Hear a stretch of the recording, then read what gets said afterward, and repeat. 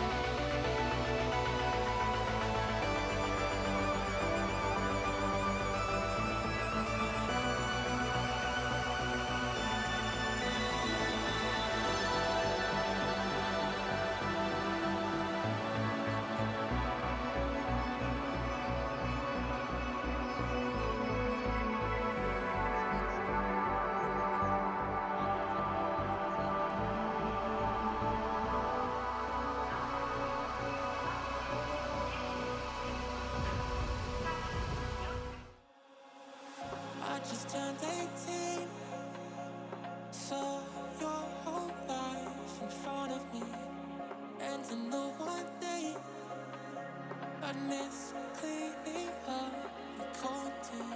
Now I'm sitting there singing broken heart, broken heart. Helplessly I'm praying, blaming God.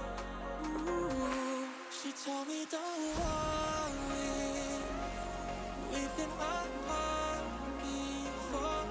The world's part of heaven, we'll be waiting for you once more. She told me don't worry, told me don't worry now, told me don't worry, told me don't, told me don't.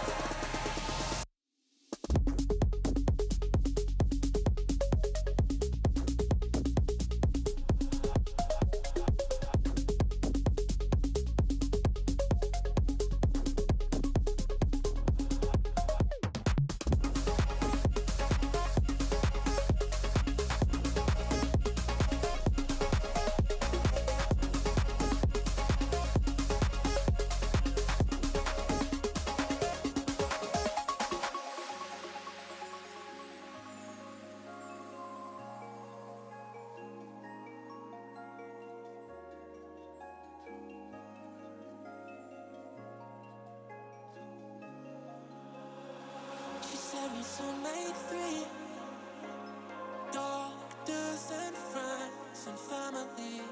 When it was time to leave, there was only one, and it was me. Got so good at working next to you, next to you. Couldn't bear the thought of something new. Ooh, she told me don't worry, we've been apart before. The world's part of heaven, we'll be waiting for you once more. She told me don't worry, told me don't worry now, told me don't worry, told me don't, told me don't.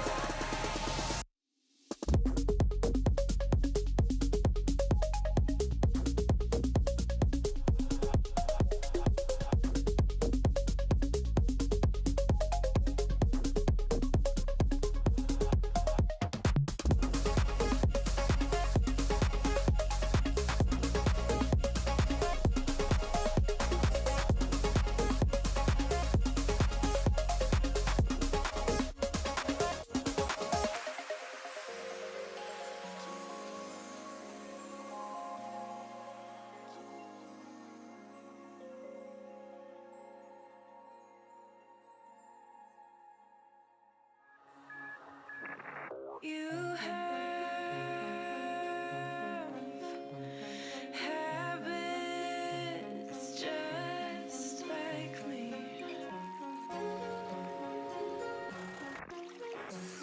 Talk too much with strangers. Get way too serious around family. And I don't have any wishes, but when I kiss you, our lips fit well. And I don't have expectations, but when I daydream, I fall asleep, and our hands melt.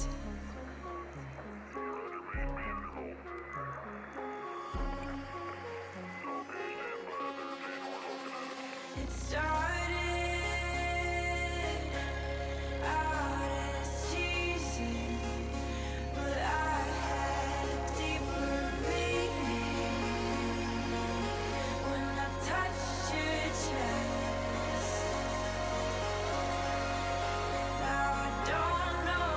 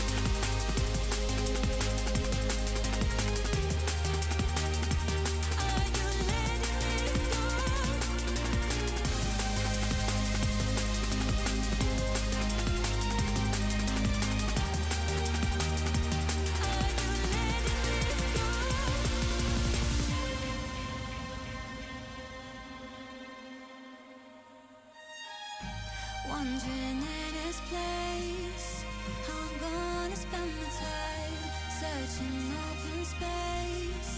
So we still come back for more, leaving it behind isn't always easy, but how we tried. No more, I see you hide. The stars aligned, and we had everything to heal us. No fear, no fight, as we decide to put the distance back between us. Take it away now. Take it away now. Are you letting this go? Take it away now. Take it away now. Are you letting this go?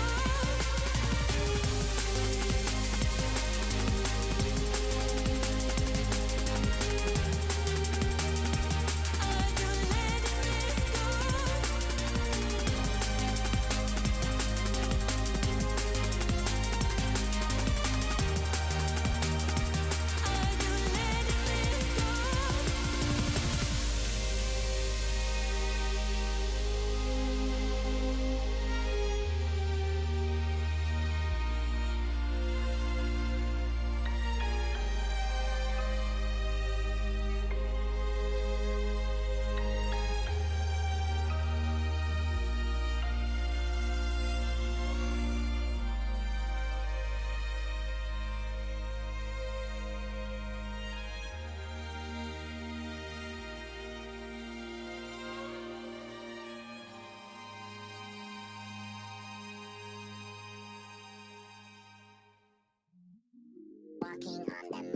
Walking on the moon.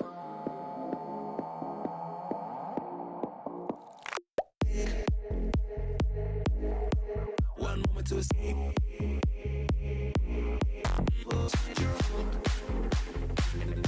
You're walking on the moon.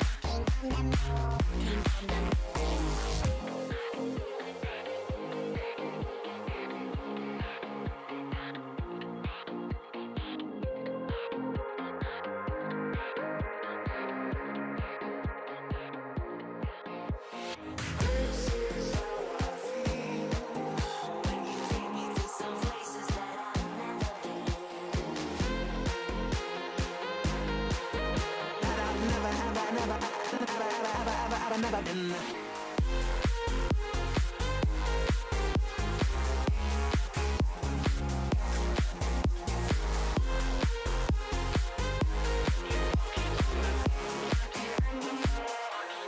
Dance again.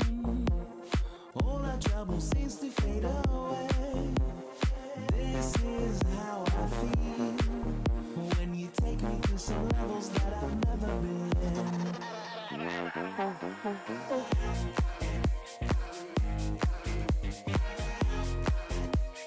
All our trouble seems to fade away. Will we dance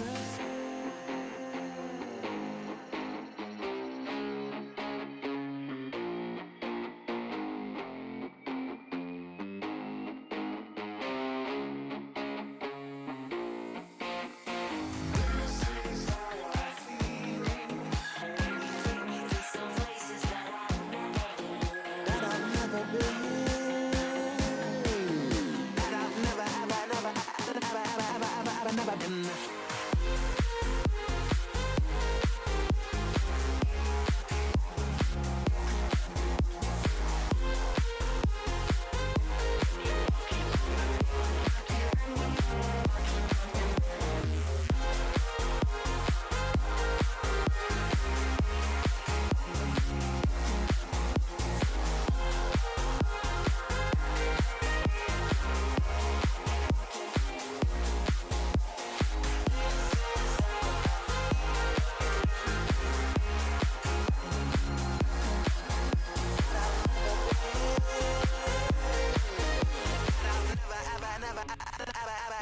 I've never been.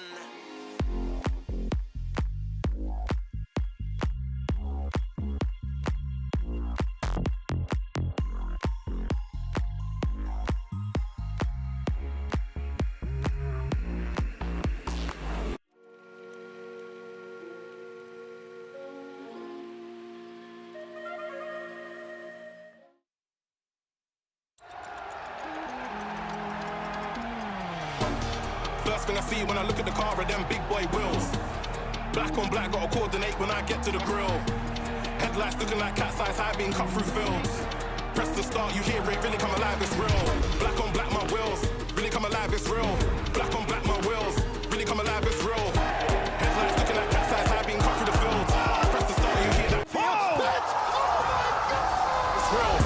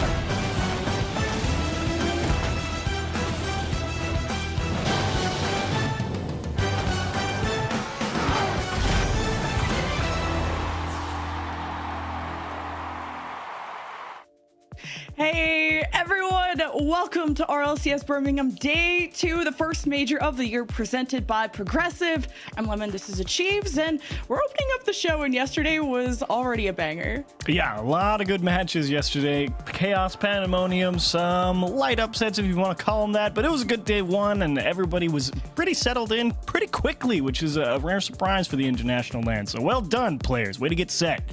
Yeah. Get set, ready to take off soon. This is the final day of Swiss. We'll be entering round 3, but let's recap yesterday in case you were under a rock. You missed out on a lot of fun. Here's Swiss round 1. Everyone's starting at 0-0, but for me, the biggest surprise match, Chiefs, was the wild card almost upsetting K Corp. They were up in this series too. Yeah, definitely winnable. Some unfortunate happenstances there in game 4 just took it away from them. That went all the way to 5. Carmen Corp able to get the job done. Happy to do so, I'm sure, but Wildcard, unfortunately, had to go down to that 0-1 round. And of course, for me, the other big one, if you see it there, Twisted Minds versus Vitality. A battle back and forth all the way through, but Vitality to the ones to come out on top. Twisted Minds would rally back, but that was all the A stream matches. Let's go ahead and show you what happened over on the B stream, because there were some good matches over here as well. And believe it or not, I actually am really looking forward to round 2. Sorry, not B stream, my mistake. But Falcons versus Dignitas. Falcons looked every bit the team that they said they were going to look like. Everyone's having them go out here, look like the favorites, and they're like, look, man, we're out here taking names. And they were beating people into the floor, and they did that yesterday versus Dignitas with aplomb.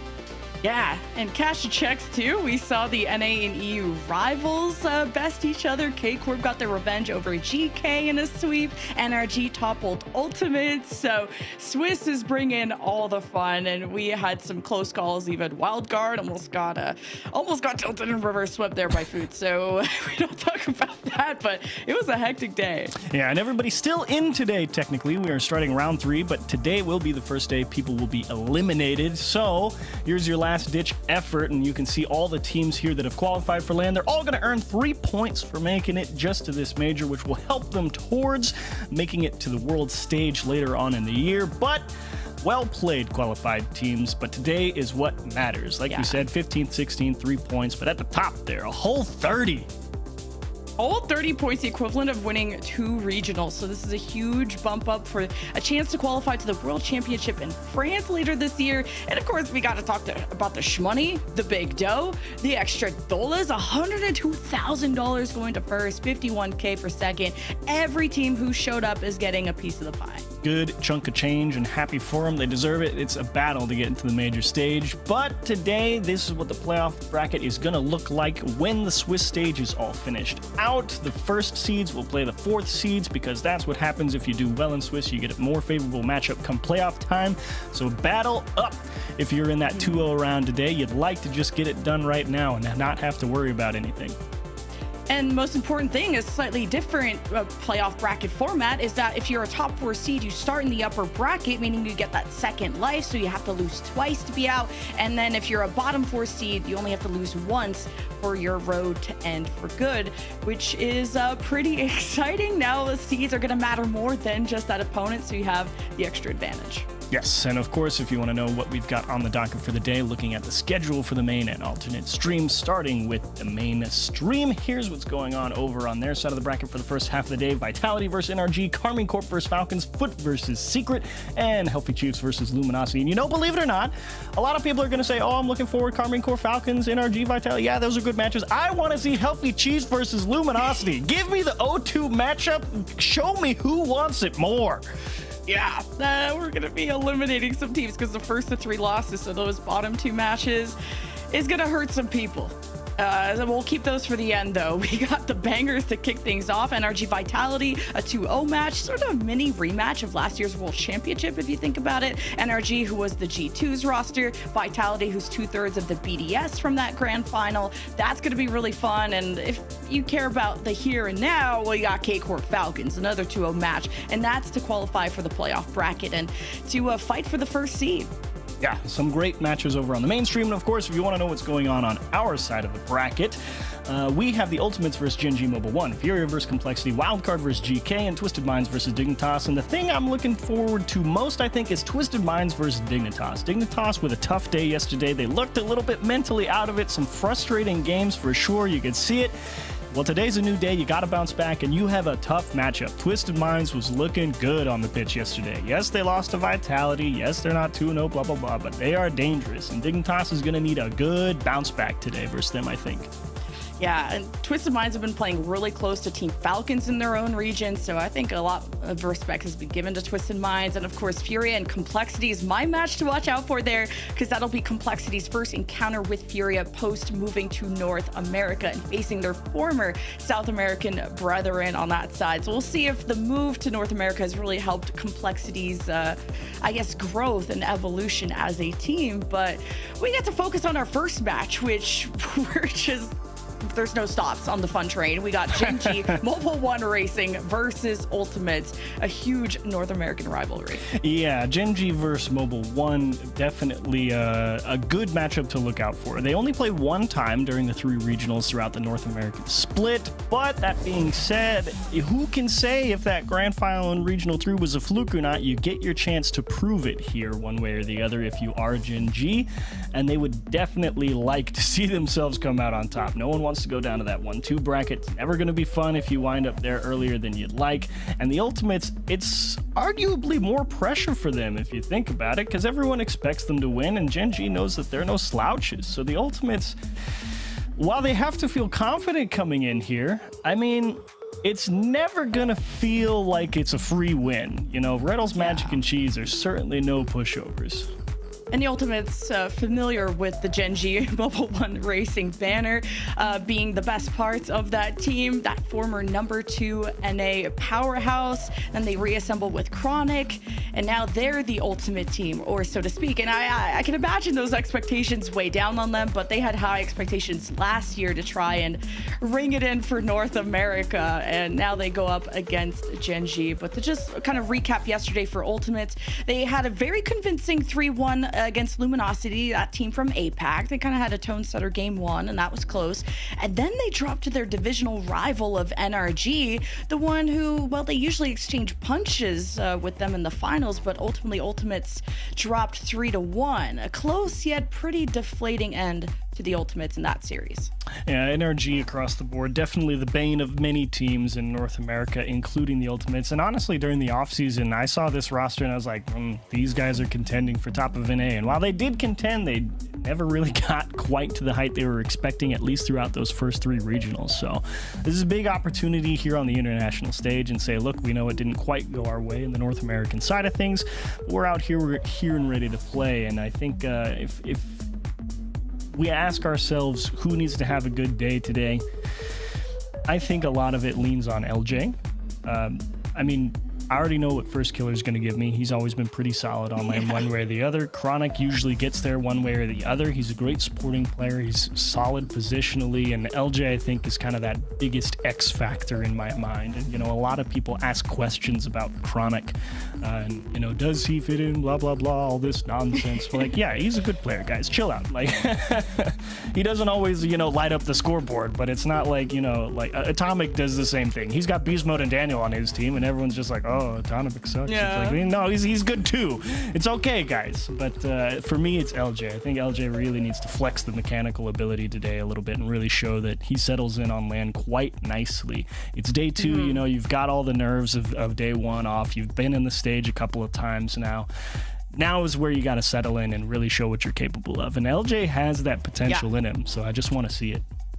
And I want to see what Gen.G have up their sleeve, because they won against Team Ultimates. That Game 7 Regional 3, is it a fluke? Well, yesterday, Gen.G lost to NRG 3-1, but a seriously close match. I thought that was a really good first match, all 1-goal games. Then they went on to have a clean sweep against Luminosity. So that first loss was okay, but very convincing against Luminosity, finding their stride. It was like a flip of the switch for Gen.G, lighting up the scoreboard. Magic Bear had an incredible game. Yeah, good for Magic Bear as well, and I'm not sure if Magic Bear is quite the player that I would pick to have the big series today. I think for me that actually leans a lot on Rlcs. I mean, I know he's got the pop-off potential every now and again, and he's definitely done it before in a live environment. I think Cheese always has a solid mechanical approach to the game. I'm not really too worried about him. It's more wondering how are we going to get openings for people, and for me, Rlcs has the 2-part job of, look, you're going to have to be a rock-solid defender. You got to be defending those backboards, really taking control away from Ultimates as they try and poke holes in you. And I think Rlcs has the skill set on defense to do that, but also, can we find those demos? Can we find those bumps? Do we have enough mechanical ability to break out of our half and really give Cheese a little bit of room to work with and let the bear come through at the end and really pound the rock if we've got that kind of time? Yeah, Rlcs, or as my autocorrect likes to call them, rentals, I guess. It's just one of the most flexible players on the pitch, and he's usually the one like serving up his team, one of the most selfless players on the field, and he makes difficult situations easier on his team. And that's why I think everyone should try to seek him out. But I like that they stay together as a team, no matter how rough last year was or how much they wish they could do more. And Cheese and Magic Bear are delivering on all fronts. They're averaging almost 2 goals a game each, especially in that series against Luminosity. Magic Bears like got 4 demos a game against Luminosity, and Rlcs is the guy who is poking holes in that defense, as you would call it, just taking all the boosts. So Gen.G, I think, have a lot to prove. I think people are not really believing in that win from Regional 3, so I think if they could do it again, that would shut everybody up for good. Yeah, for sure. And you know it's in the tank, right? Because they've done it once before. They played a decent series versus NRG yesterday. You know, yes, it was 1-3, but they were all pretty close games, all within 1 goal. So Gen.G definitely proven that they can go up there and fight with some solid teams in NA at least. But at the same time, you know, NRG has never really been a team that blows people out of the water. They always tend to play some fairly close games against kind of whoever they end up playing. So who can say if that's Gen.G playing well or NRG just making sure they did enough to get the win? But at the end of the day, Gen.G's got the ultimates in front of them. A win here gets you 2-1, a loss 1-2, and I don't envy whoever winds up in that 1-2 round, let me tell you, because it could be Team Secret, could be Complexity, could be Twisted Minds, could be GK, could be Furia. Like, I am dodging the 1-2 round like the plague if I can. That's not a fun spot. And Gen.G and Ultimates have been trying to dodge each other in the bracket too, where Ultimates had beaten Gen.G in Regional 2, and then Gen.G got the revenge in Regional 3. So I think it speaks to all of the work that Gen.G have done as a team to improve the study of the tape and to find the ultimate counter against their opposition. And Gen.G, I think, have worked on a lot of the nerves. I think when it comes to lands, you kind of wonder how consistent are they going to be off the rip, and just to play that close to NRG. And yes, it's a loss, but like you said, for how tight that series was, tells me that Gen.G, there's a lot of weight on their shoulders to prove that they're still a top team now under a different banner. Yeah, definitely agreed. Lot to prove here, but ultimately, can I pick Gen.G versus the Ultimates? Not today. Not this time, unfortunately. I don't think Regional 3 was quite enough for me to bet the house on them here, so I gotta take the Ultimates to advance to 2-1, and Gen.G gotta go battle it out in the 1-2 round. I went with you too on Ultimates. Like, I don't know if I'm expecting an upset at the start of our day, but we've had wilder things. Yeah, it's like the whole K-Corp versus GK, Ultimates versus Gen.G. Like, can the upset happen a second time? It didn't happen for GK yesterday. I don't think it's going to happen for Gen.G today. Yeah, I think I'm with you there, but the best you can hope for Gen.G, I think, is at least put up a strong show. You make it go 4 or 5 games, give yourself a good shot at the best possible matchup in the 1-2 round is what I'm aiming for. Obviously, we'll take the dub, but we got to get there first. Well, we are here because it's game 1 ready to go between Ultimates and Gen.G to kick off our alternate stream. Make sure you got the other tab open for the main stream, but we're kicking things off with a rematch of a Regional 3 Grand Final. Last time, Game 7. Last time, Gen.G laughed it away, but Ultimates are looking for revenge. Game 1 brought to you by Progressive. And I'm always curious what type of pace of play we start off with here. It's the start of day 2, you know? Does people come out swinging? Do they want to settle in, you know, now that they've got some time on the stage? They hopefully got a good night's sleep. What type of pace do we get here off the rip? That's what I want to see, how Gen.G are going to connect, right? Because they've been able to build that chemistry over the past year. And to put Ultimates, they've really figured out how to counter Ultimates in that last final. But was that just a good regional? Was that just a good weekend? And how do you translate that on land? Well, the Ultimates yesterday really looked disjointed. They were 3 weapons but needed to come together as an arsenal. And Rlcs setting up Cheese. The second touch, a little bit delayed as Gen.G get the move on.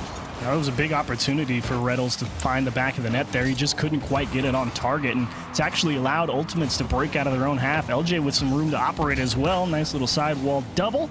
Rlcs cleans it up off the backboard. That's exactly what they're going to need out of him, as Cheese is now forced to buy a lot of time. Cost him all the boost in the tank, and nobody from the Ultimates challenging him. They just saw him pop up and said, do something. He was like, I guess I got to go to the floor. So the Ultimates just got their feet set early here, and they're stuck in at the midfield line now. First killer with a touch to the corner to keep possession to set up Chronic. LJ keeps it to the side, back pass to first killer, tries to go up the wall. Now it's a heavier touch that Cheese gets a hand down on.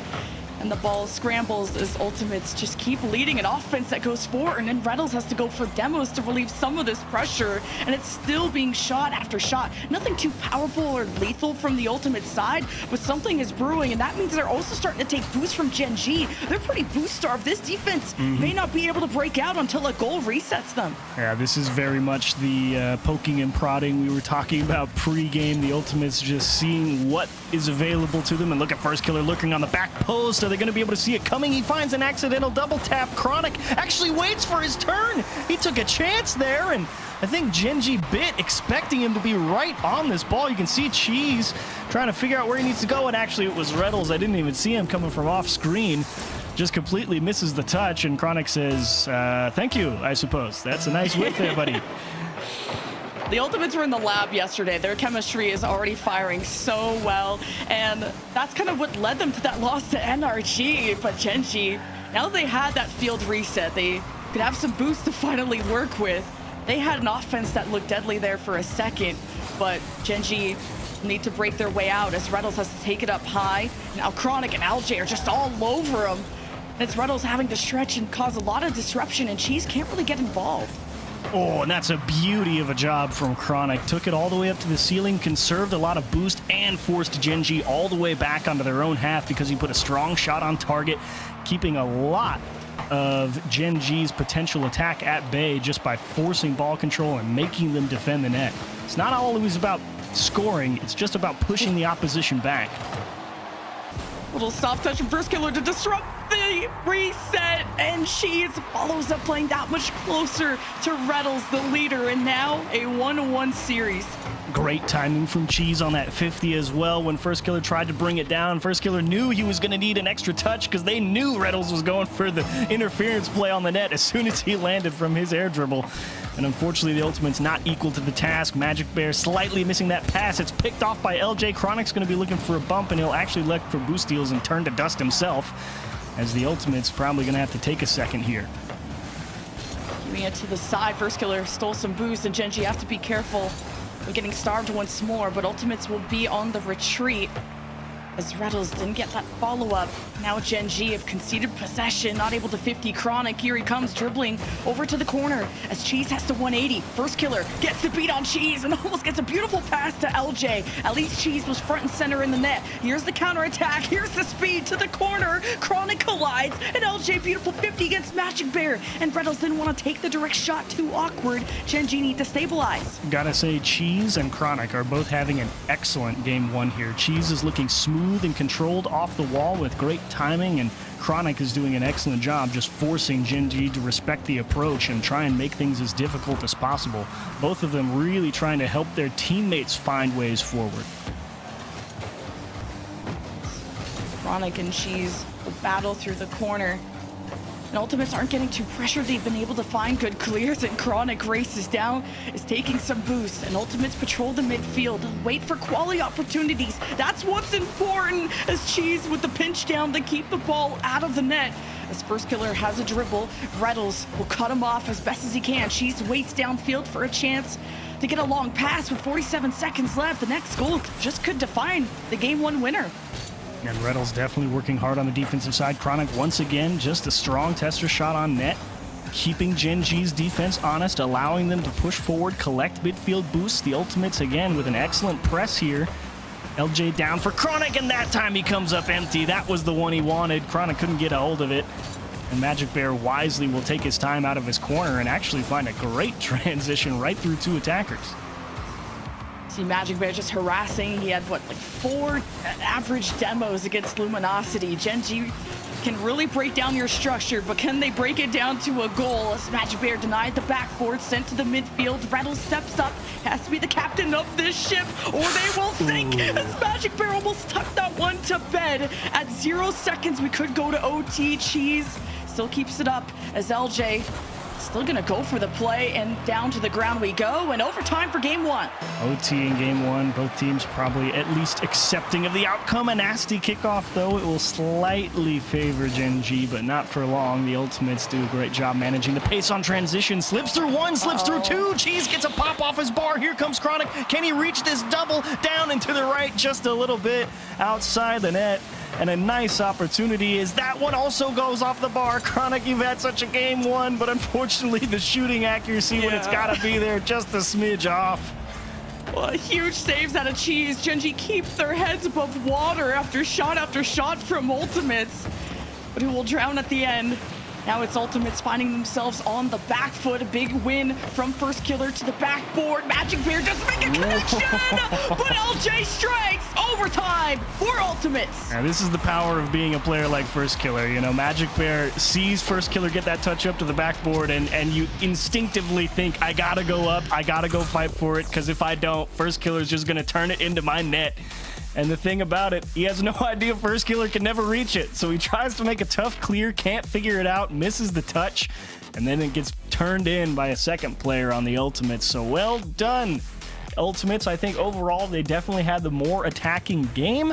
You can see it in the shot differential there. That's what, 11 shots for the Ultimates to only the 6 from Gen.G Mobile 1, but overall, pretty solid game from Gen.G, and Chronic rightly so with 6. He was definitely the one harrying the net the most there, but he would like to see that 1 for 6 turn into, 3 for 4 or 5 next time.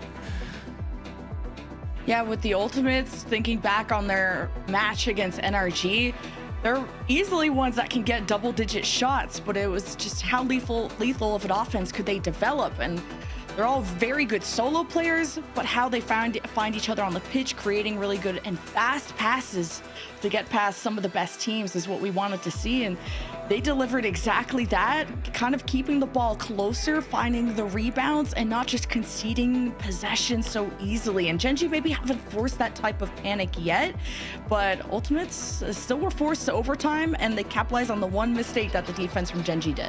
And it was very patient, you know, from the Ultimates there. They really were happy to say, look, someone clear the ball and make a big play to get us out of this offense, as Rlcs makes a great stop off the initial kickoff. And I'm curious to see if the Ultimates continue that approach or if that was just how game one played out. But I was very happy to see them kind of just camped out there at the midfield, collecting boost and saying, beat us if you can.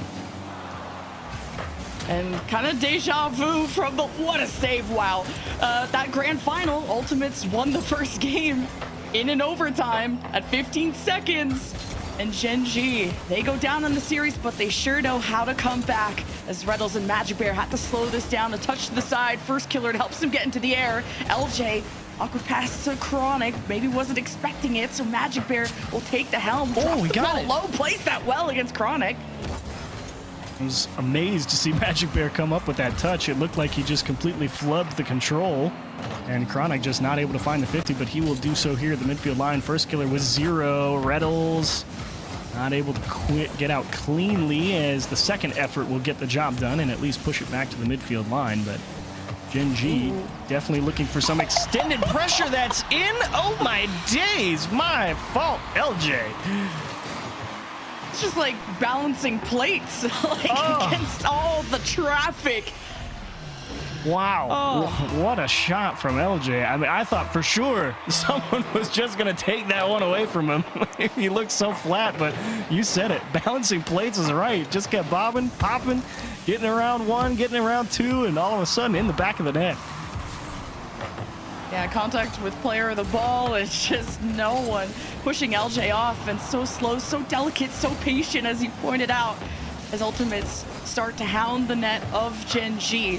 It's Rlcs and Cheese trying to keep their resources close to the chest. Another big steal from LJ. Chronic can't stop it at the midfield, so Gen.G will race and surge to put on the press, and Chronic will not be stopped. LJ starts to clear the net. Cheese has to jump to avoid the bump, and what a touch from Cheese to keep that out. 0 boost as well. Look at the pass across the box. First killer almost drills one into the net. Thought for sure they was going to get there. And I'm just waiting for first killer to make his impact felt. Here's an opportunity. Look at Cheese so quick saying, no, dude, I've seen you do that enough times. I'm not going to let you just double tap it on my head. Yeah. And you don't have to wait for playoff Cheese to activate. Like, Cheese is having already such a great series. Defensively, he's so critical. Gen.G still have to equalize and not able to steal boost from the Ultimate side. Gen.G have to fall back to their half as Rlcs gets it away from Chronic. First killer's not going to let possession go easy as Rlcs tries to assess the field, see where Magic Bear is. Weird spot here for Gen.G. I mean, they had a decent push, and now you got to see how many pieces are they willing to bring forward here, because they've won a couple of good 50s at the midfield line, but it doesn't feel like they've really been willing to try and squeeze and press out of the middle to really put the pressure on the Ultimates. That's what they're going to need.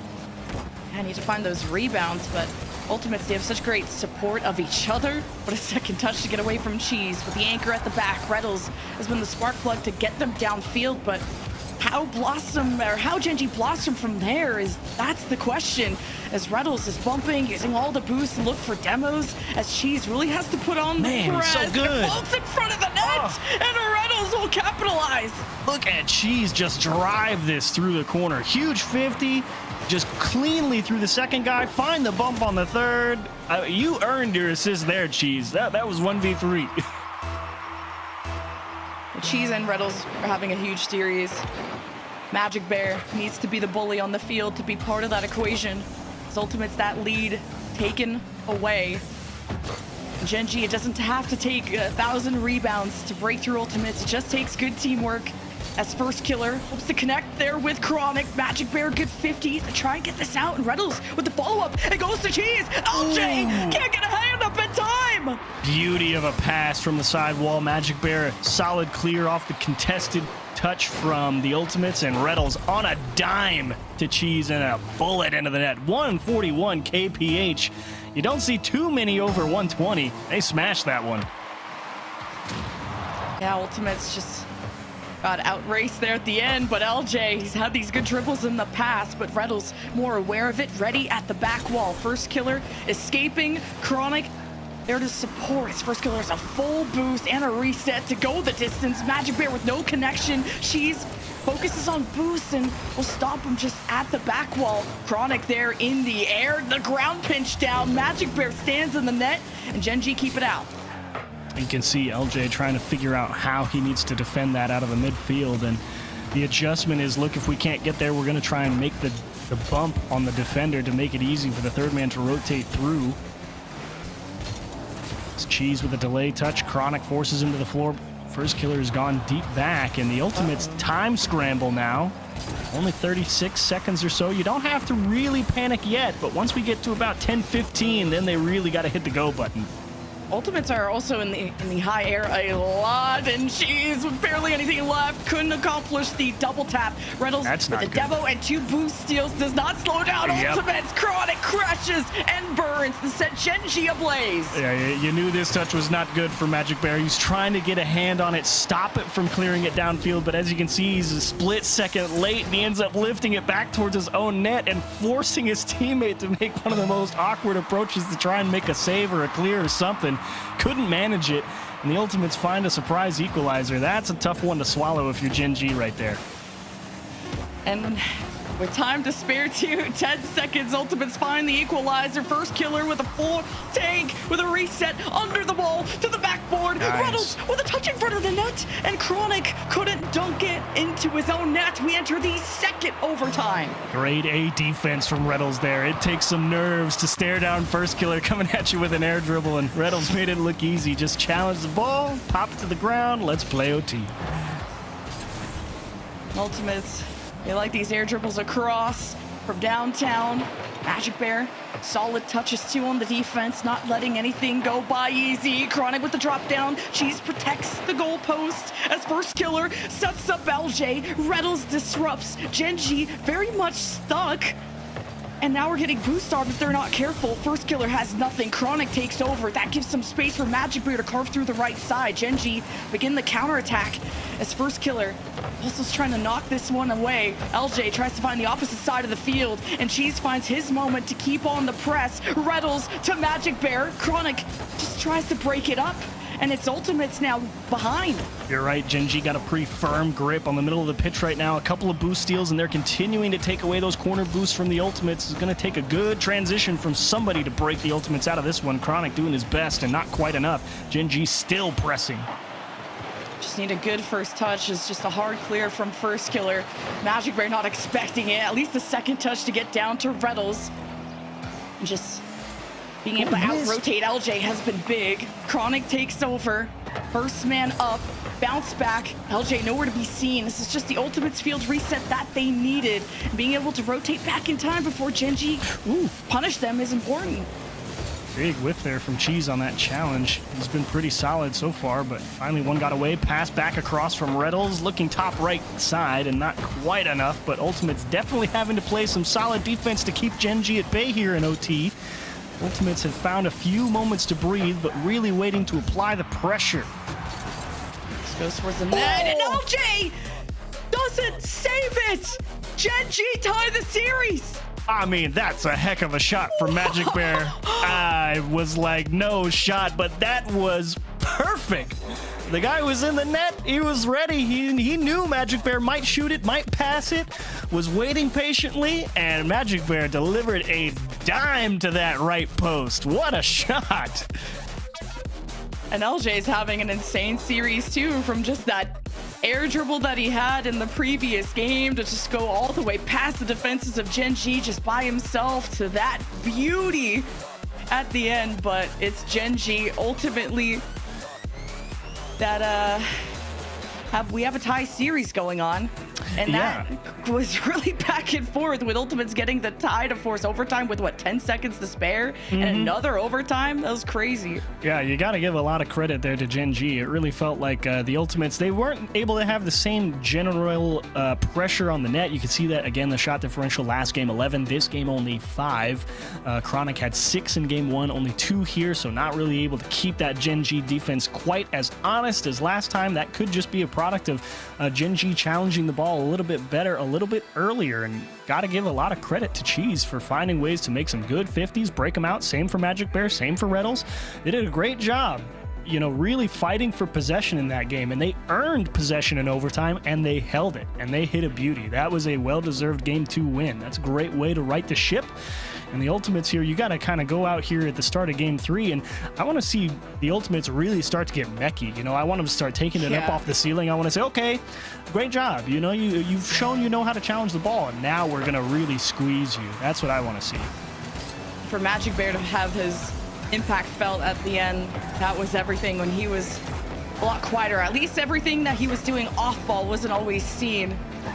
But it's Gen.G that go the distance, and they don't have to do a massive comeback this time, not like the Regional 3 Grand Final, as Ultimates really got hit just in the rotations too. First killer? Gen.G can have counterattacks that are quite swift. And speaking of that, here comes Gen.G and Rlcs with a few 50s he has to face. That pops out all the way to the orange half. Oh, that boost timing just did not quite spawn for him. He was hoping it would pick up right before he went up the wall with it. The Ultimates, unfortunately, just going to sit back on their laurels here at the midfield. The Rlcs will immediately say, look, that's a little too slow, a little too passive. It'll make your life more difficult than you'd like it to be here in the midfield. Well, this game going to overtime too. These two teams are so neck and neck, but that's awkward in front of the net. Chronic doesn't get to beat Rlcs and Cheese. Cross and keep it out. Now the shots keep coming in. Ultimates pounding the net. First killer. A big win from Rlcs to still somehow keep this a 0-0 game, and you're not out of the woods yet. Ultimates are still slapping the ball around, and Cheese knows he has to get on it quick for a clear. Yeah, LJ just didn't even touch that ball as he went for it. Now he's trying to get shifty on the ground and can't quite figure that out. I'm still waiting for the LJ impact to be felt, waiting for those cross-map air dribbles out of the midfield. That's really, it's really the distance where he's dangerous from. You take him about 3/4, it seems to be a little bit too much for him to really flex the muscles, but you get LJ attacking right out of that midfield line, give him half the field to work with, and that's where he gets really dangerous. First killer's the guy I want taking it from, you know, his own half like this. I want LJ to be coming at him from a little bit closer. I think Ultimates will have to figure out how to shut down Rlcs, who seems to be commanding a lot of these charges and also protecting the backboard as Chronic with the pop-up towards the ceiling, buying time for Ultimates to get in position for an offense. Finally, a midfield is broken through there by Rlcs, trying to disrupt LJ to make Gen.G uncomfortable. But you need to step up, and Cheese is choosing these approaches really carefully and almost hesitating, not wanting to dive at every ball like he did at the last game. And this got dangerous towards the blue net. That was very risky on that clear. He went right across the nose of a Gen.G player in front of his own net. That was taking a big risk, but it paid off. Still 0-0. And Ultimates looking for a grip at the midfield line. First killer forced to delay right to LJ. What can you do? Getting this way, that's for sure, but you have all of Ultimates sending it down with Rlcs having to back pass it, but it's now Chronic and friends going forward again. First killer up in the air. That's what he likes to do. The backboard, though, protected once again, and they're just really testing how sturdy Rlcs is on that back line, and Ultimates will have to find another way to score against them. Solid enough clear from LJ, but nobody there to pick it up for the Ultimates. Cheese takes a decent 50. All right, Magic Bear, flex the muscles. You got a little bit of room here. Look how early First Killer gets up. Says, you don't get to do anything you want for free, as Chronic will break up the Rlcs approach, but they steal some boost, and this is kind of starting to look reminiscent of how that OT in Game 2 looked. Gen.G earn a little bit of space, and then they're unwilling to let it go. Yeah, Gen.G very much slowing down, or at least their confidence isn't as inflated as before. How about now with a demo response? Ultimates on the back foot. A lot of disruption from Chronic. And Magic Bear sends it down. Ultimates demoed off their offense. as First Killer hopes to catch them rotating in. But no cigar, midfield scramble, minute to go, and no one has scored. Solid flick from First Killer. Little bit of operating room. Cheese all alone on the back end. And look at the command. He just went straight up. He's like, I'm not going forward. I'm not pressing with anybody. I'm going to make ultimates come to me. Nobody comes to me. I'm holding the ball. Good move, Cheese. Play for possession. Chronic playing for the clear too, but ultimately spat back, and Reynolds was downfield to take a shot, and Ultimates get there just in time. A demo though, and that means the ball floating towards Chronic and LJ as Reynolds is just ready to bulldoze them into the net. Magic Bear keeps it in, and Cheese adds to the sandwich, and Ultimates still group up the 2v2 as Ultimates stabilize, stacking with each other, good support. And now Gen.G are just throwing every 50 their way. They want to build that pressure. Reynolds is taking boost. Chronic has a good first touch, gets under it. LJ below, and Magic Bear intercepts the pass. Not the best hit for Magic Bear, though. First Killer would pick it off and will just drop it to the floor. So full reset here, and honestly, a bit of a stalemate. Nobody really able to make anything happen. Welcome to the 0-0 OT Playmakers ball game. These are often decided by one person just deciding they're going to hit a worldie. Yeah, Gen.G definitely trying to challenge a lot more as LJ with the pass to Chronic, not on target. First Killer up, Reynolds not there to beat him this time. It's just a lot of stifling from the Gen.G defense, but can they really get themselves out of dodge? Ultimates are fighting with everything they have, something with nothing up their sleeve. And First Killer just keeps Gen.G's backs against the wall. A backboard, LJ, fake second touch, heads back, and Ultimates, they gotta keep this going, and it's Chronic that gets beat by Reynolds, and a decent clear. Magic Bear downfield, and Gen.G can't make anything out of that.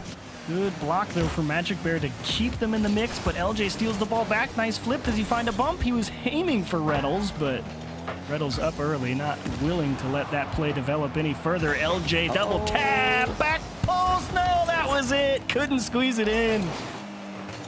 A lot more backboard available for Ultimates. They may want to keep trying that again and again. Just has to actually hit the net, and Reynolds makes a save. LJ with the follow-up, and she's not there in time. Ultimates break OT game 3. You can see Magic Bear trying to pick up that ball around his corner, went for the wall dash, was hoping he would be able to keep it close on a dribble, but it just popped off his car way too far ahead of him before he could get back for the second challenge. Dished it right into the waiting hands of an Ultimates player, and ultimately LJ had a pretty smooth line into the net there. Just Gen.G not really able to get their feet set on that play. Ultimates win game 3, 1-0, leading in the series, and the threat of the 1-2 round looming over Gen.G's head now. 6 demos for Cheese. Like, Gen.G were out for blood on that, constantly having troubles getting out of their own defense, getting out of their own heads. So Force kind of removing Ultimates by force has been great. Kind of uncharacteristic series for Magic Bear. Yes, he had a huge game-winning goal last game, but still, you know, 168 score. I mean, for only having one shot on the scoreboard, it's not ideal, but it's also not terrible. You know, a lot of players who put up 0-0-0 score lines, it's very easy to have lower score than 168. Like, he only got 10 shots, or 10 points for that one shot, you know? So, like, he put up 158 on just clears, centers, ball touches, and stuff like that. So she's definitely out and about and around the pitch, just unfortunately seeming to never quite be in the position to have that high impact save or shot or assist or whatever. But that's the way the cookie crumbles. I'm used to Magic Bear being the guy with 6 demos too. Like the guy that having all the shots. That's what I mean. Like, we got to see the bear out, and I'm excited. Let him eat. Yeah, let the bear eat. But LJ too is having loud series at that big game winner. Did take a 0-0 overtime to be broken though, as this series could easily go to Champions Field once again, just like it did in that final. So it took a lot of blood, sweat, and tears for Ultimates to get that done. Reynolds with a little bit of room here in the midfield. Magic Bear pressing the net, finding a bump on First Killer. Cheese, this is definitely just taking the best 50 he can find. And pressing the net, looking for that demo on LJ. He will bob and weave his way out. Does he pass? Yes, right to a pre-jumping Chronic, and they drill the net. Gen.G going to be frustrated to allow that transition. And to set up Chronic with that much speed, Chronic is always in this midfield, ready to push up, drive up towards the net, towards the box, and receiving any pass. And it's been difficult to set him up always for success, or at least an easy shot. And now this one with speed, and it's lightning in a bottle against Gen.G. We're not able to slow that down. Usually it's more of a fight in the midfield, and even through the demo, the fire and the flames, Ultimates hoping to add to the tally. And what's deadly about that offensive Ultimates, it usually carries a lot more shots, but Gen.G are firing back. That smoke cloud right in front of the net, though, with those demos coming in, never fun to deal with. And Gen.G doing a good job just to keep the deficit to 1 right there off that chance. Magic Bear aiming back post, first killer all over it. Great defending. First killer has a lot less boost to work with than usual, so he's gonna go take everything out of Gen.G, and that's how Ultimates have been able to lead what minute-long offenses at times and easily getting to double-digit shots. But it's quality that we look for.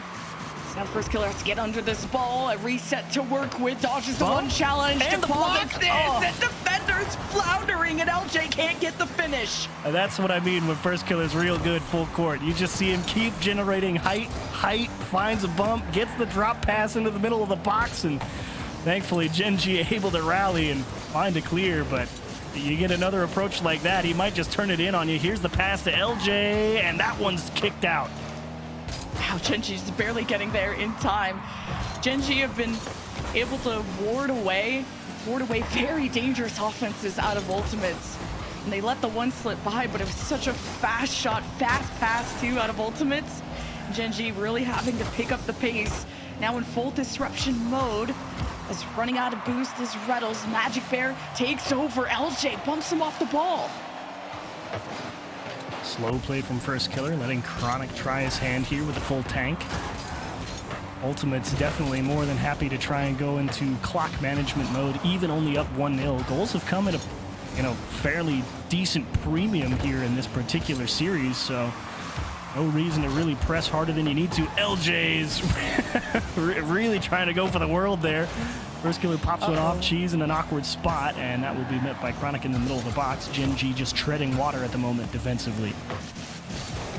Yeah, speaking of water, it just feels like Chronic is always just searching on like a shark, and you just gotta have really perfect touches on defense or Chronic will punish it every single time.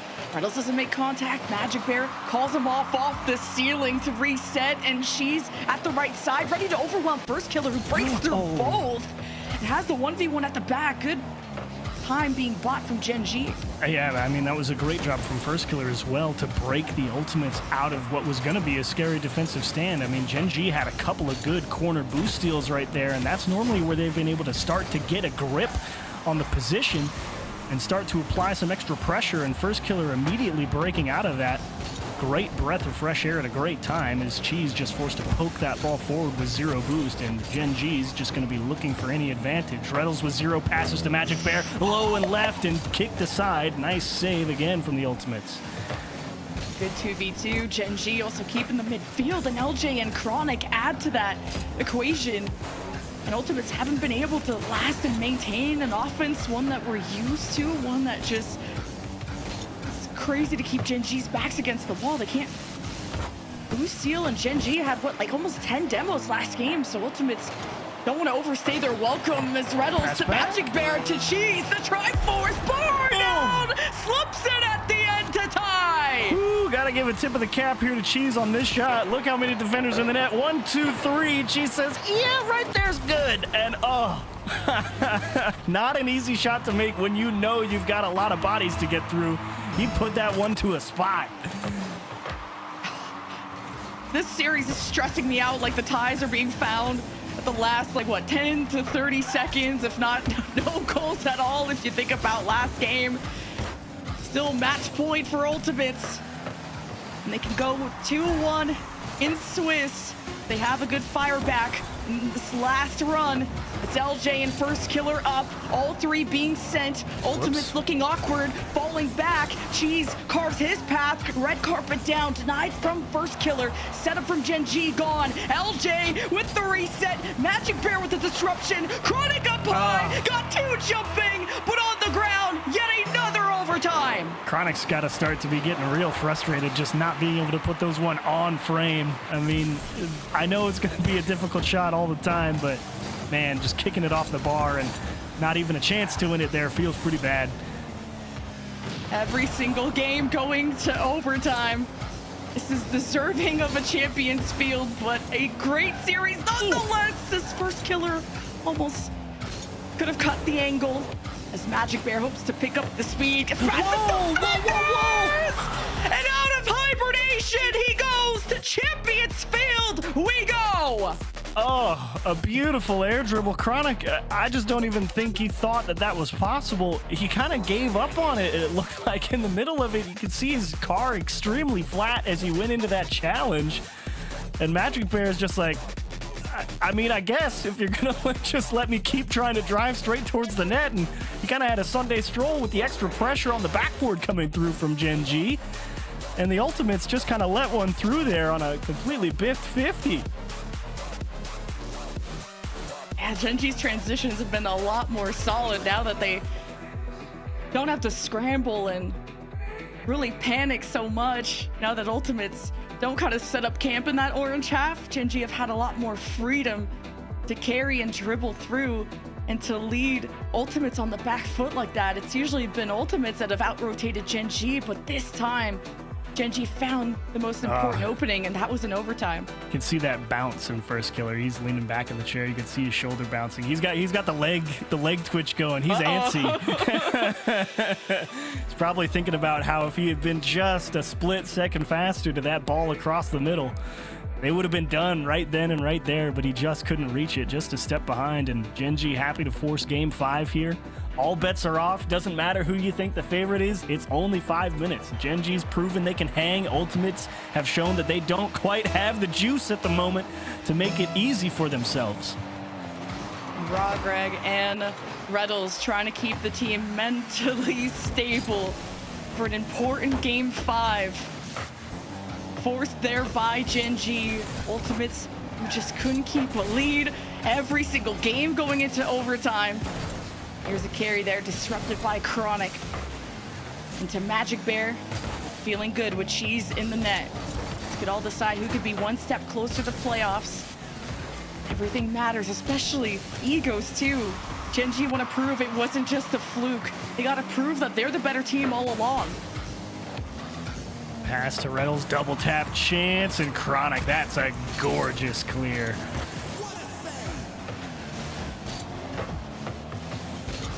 Ultimates building up. LJ goes for the 50. Cheese is so good at dodging those, but Magic Bear with a long pass and First Killer ready for it this time. Ultimates may just keep that safer third back there in case of a counterattack of Gen.G, which has really killed them in the past.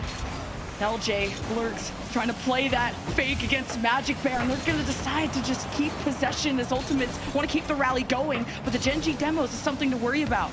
You're right, the Gen.G demos is exactly what Ultimates is having to worry about. They're doing a great job when they have to rotate out of that Ultimates half, keeping tabs on who is in the middle, ready to receive the pass. They've always got one guy looking for them, harrying them, not letting that pickup be easy if that pass comes out. It's great awareness on defense. Rlcs 50 just in time. Recovery. Magic Bear goes downfield, but how easy are these transitions going to be for Gen.G? She's already bumping and demoing the net. Look at the chaos it's caused for Ultimates, and she still can't get the gap. LJ recovers in time. And First Killer, just a punt there to reset things a little bit. Magic Bear and Chronic and neutral 50. Nobody really able to come up with possession. First Killer trying his best. It's going to be an expensive in terms of boost cost, though, transition. LJ will steal the corner, try and equalize. Go to work, big dog. Flip reset, top right corner. What a series from LJ. Yes, he missed on saving that game-winning goal out of Gen.G, but what a reset. The mind games against Magic Bear against the two defenders in net, and Ultimates We're getting kind of used to them having leads, but this early, I think, is a good statement to make. Keeping it is a whole other discussion. And hopefully LJ is finally, cracked open that Gen.G defense for the first time, and that hopefully gets the engine turned over for him, and you start to see the threat generation ramp up and really put the pressure on Gen.G here in this final back half of Game 5. He's trying to do just that, wants an air dribble bump, really trying to try Gen.G in a knot. Ultimate, so LJ with a full tank and has to bring the ball down low to just delay or get away from the challenge. Just Chronic takes over. And that's the position you're in. Chronic, what a shot from First Killer. And the post will not be on his side this time. But round 2, as Ultimates add on to the pain of now Gen.G, who get a chance to break out of their own half. But as soon as you try to get a hand and a good stable control of the ball, Ultimates just stuff you.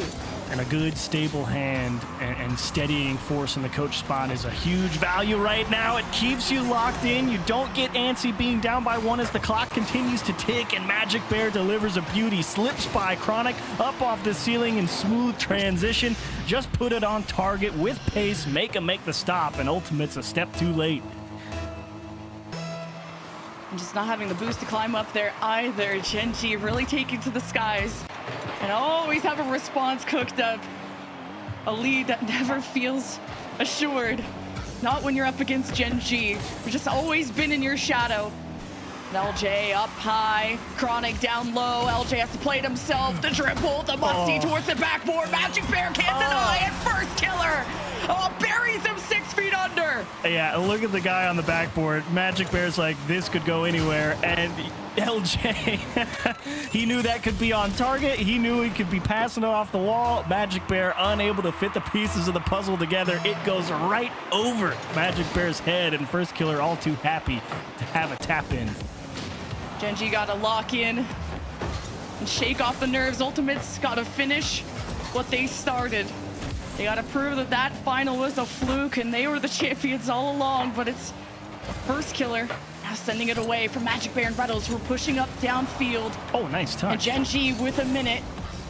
Can't get up into the air. They're low on boost. They got to reset, and this is the time for Ultimates to get insurance. And a minute left on the clock. You're actually going to get 4, maybe even 5 looks at the net here, or at least chances to get on the attack. So Gen.G, not too bad of a spot, obviously.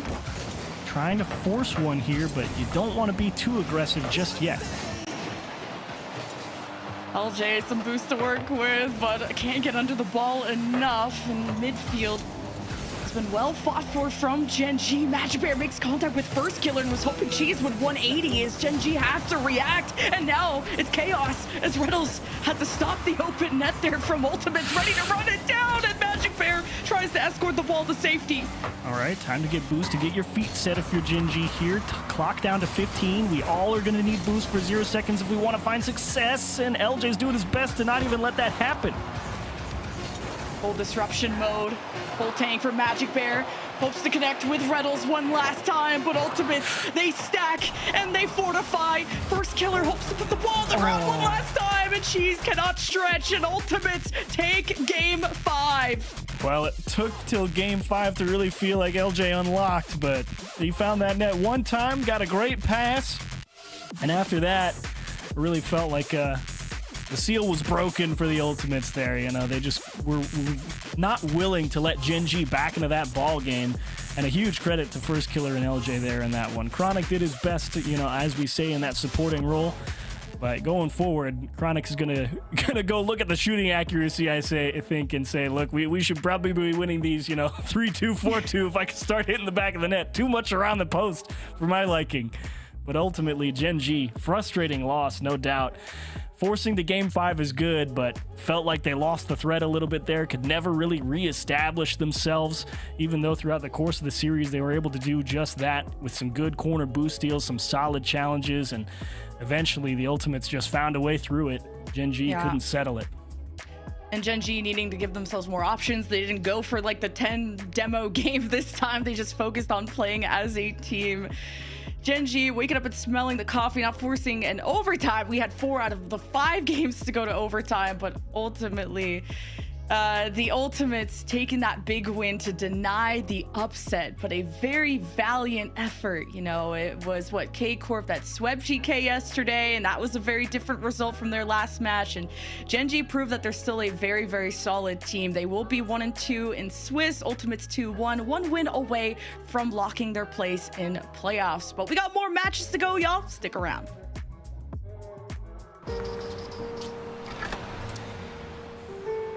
There's a reason they don't call them clean bikes, am I right? Yeah. Because it's dirt bike. Gas stations. Whew. You gotta start at the top and work your way down. You want me to do yours next? Oh, you're from Oklahoma. They have to fill the silence. The bathroom code's 9914. Progressive can't protect you from becoming your parents, but we can protect your home and auto when you bundle with us. Look at this hot rodder!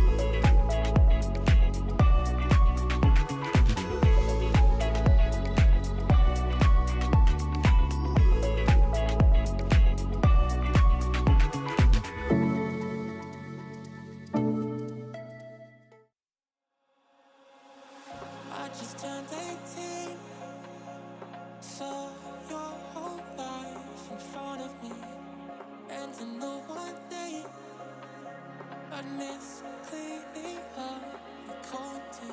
Now I'm sitting there singing broken heart,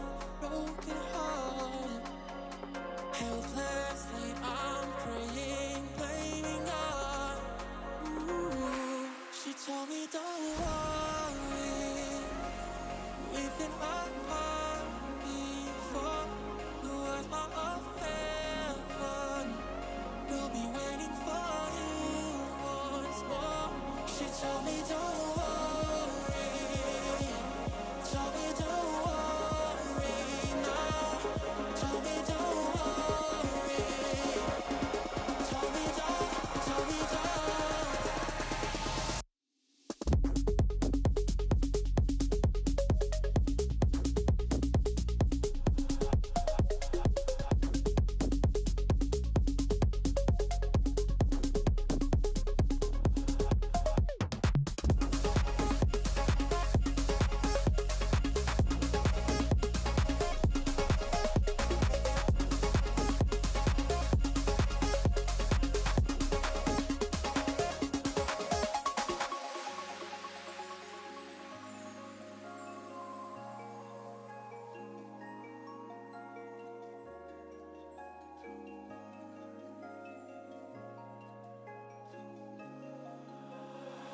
She said we soon made three, doctors and friends and family.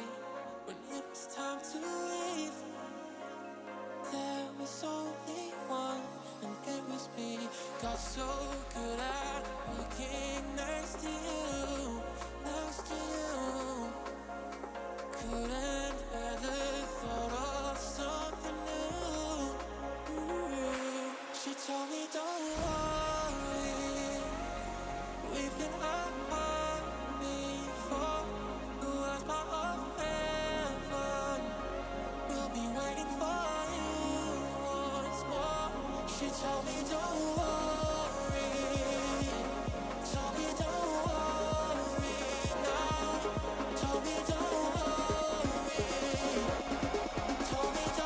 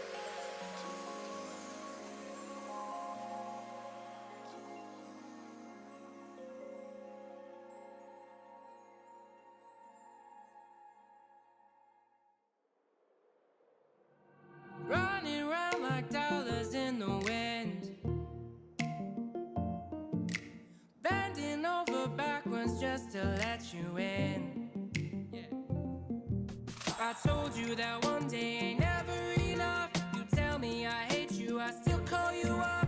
If we don't got trust, we can never have love. I was putting in the hours, I was. But you were calling me a liar, liar, liar, liar, liar. I've been putting in the hours, I was. And it's coming down to now and now and now and now and never. I was putting in the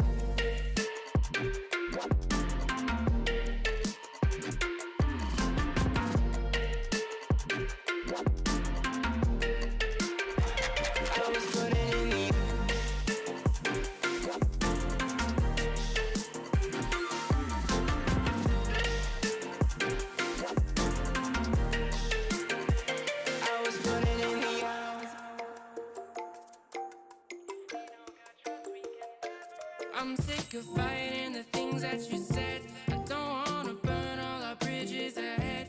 I'm tired of going to bed when you left me on red just to turn up the noise in my head. I told you that one day ain't never enough. You tell me I hate you, I still call you up. If we don't got trust, we can never have love. I was putting in the hours, I was. But you were calling me a liar, liar, liar, liar, liar. I've been putting in the hours, I was. And it's coming down to now and now and now and now and never. I was putting in the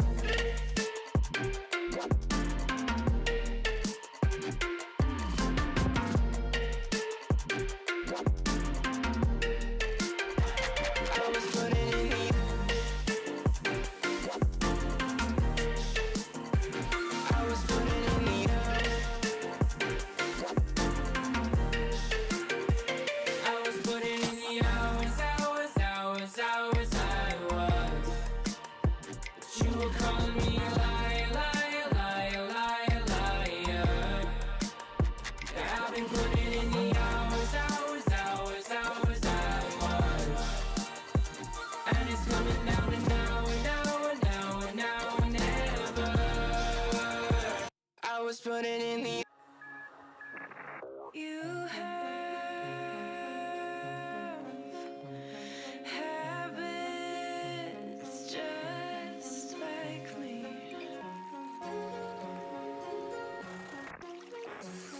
Talk too much with strangers.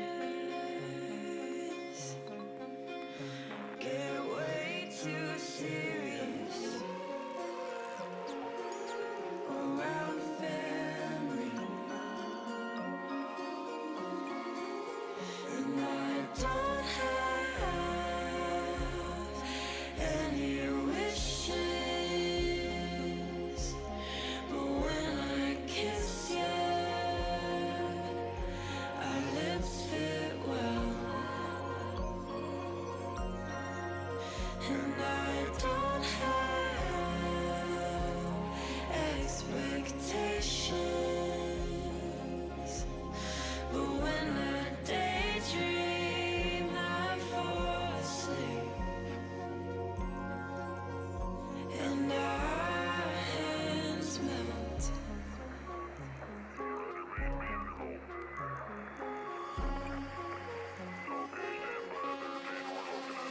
It started out as teasing, but I had deeper meaning when I touched your chest. Now I don't know how to act, but if I did,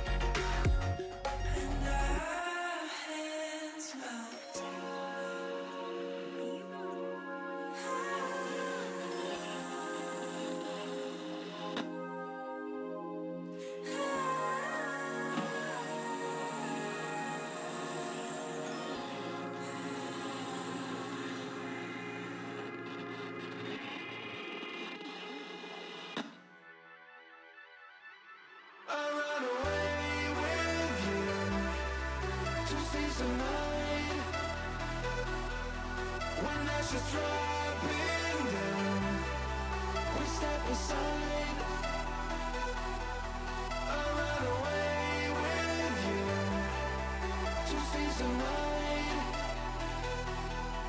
When ashes dropping down, we step aside.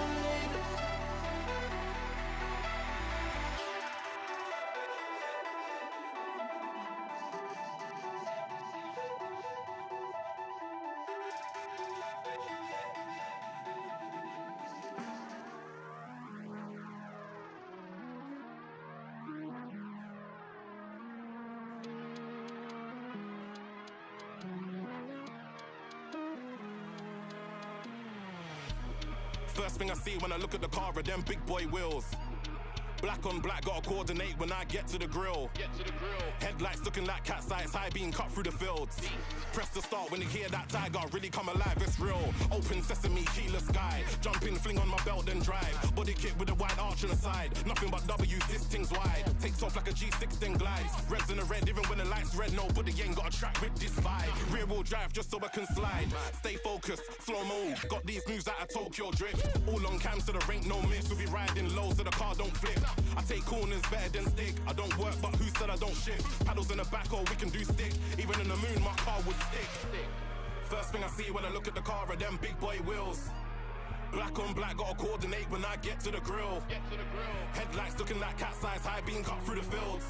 Press the start when you hear that tiger really come alive, it's real. 99 octane, I got the juice. I got goals to reach, let me loose. I got horns I can lock with a moose. Every time I turn, I just get a boost. Wheel spinning, rubber spilling, way ahead, boy, I'm proper chilling. If I tried, I'd pop a piston. You don't know what you're doing, you should probably listen. I'm really that guy, spinning that wide. Give me targets, I'll hit him with the backside. Whoa, better move when the backslides. Go wheel to wheel, 2 cars, that's high. And we can keep going all night. We can go 2 wheels, we can even do bikes. Stop for the feds, psych. Left and right, car swings like mine. First thing I see when I look at the car are them big boy wheels. Black on black, gotta coordinate when I get to the grill. Headlights looking like cat's eyes, high being cut through the fields. Press the start when you hear that tiger really come alive, it's real. First thing I see when I look at the car are them big boy wheels. Black on black, gotta coordinate when I get to the grill. Headlights looking like cat's eyes, high being cut through fields. Press the start, you hear it really come alive, it's real. Black on black, my wheels really come alive, it's real. Black on black, my wheels really come alive, it's real. Headlights looking like cat's eyes, high being cut through the fields. Press the start, you hear that tiger really come alive, it's real.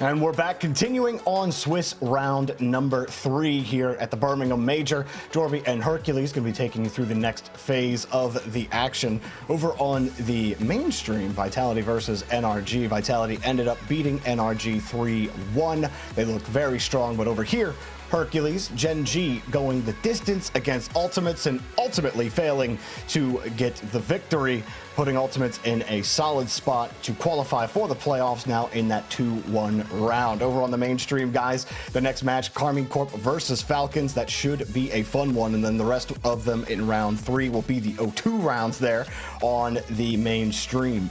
But over here on the alternate stream, we got all of the 1-1 rounds, or 1-1 matches, if you will. Furia versus Complexity is up next, followed up by GK and Wildcard, and then Twisted Minds and Dignitas. So Furia versus Complexity, definitely going to be a good one. But Hercules, you looking at any of the ones we got here on the alt stream that you're still excited for? Oh, I mean, honestly, I want to see how Wildcard competes, and I get to. So yesterday, of course, if you guys missed it, Wildcard had some really interesting series. They got a win on land, by the way. But outside of that win, they had taken KC all the way to Game 5 and technically could have won in Game 4.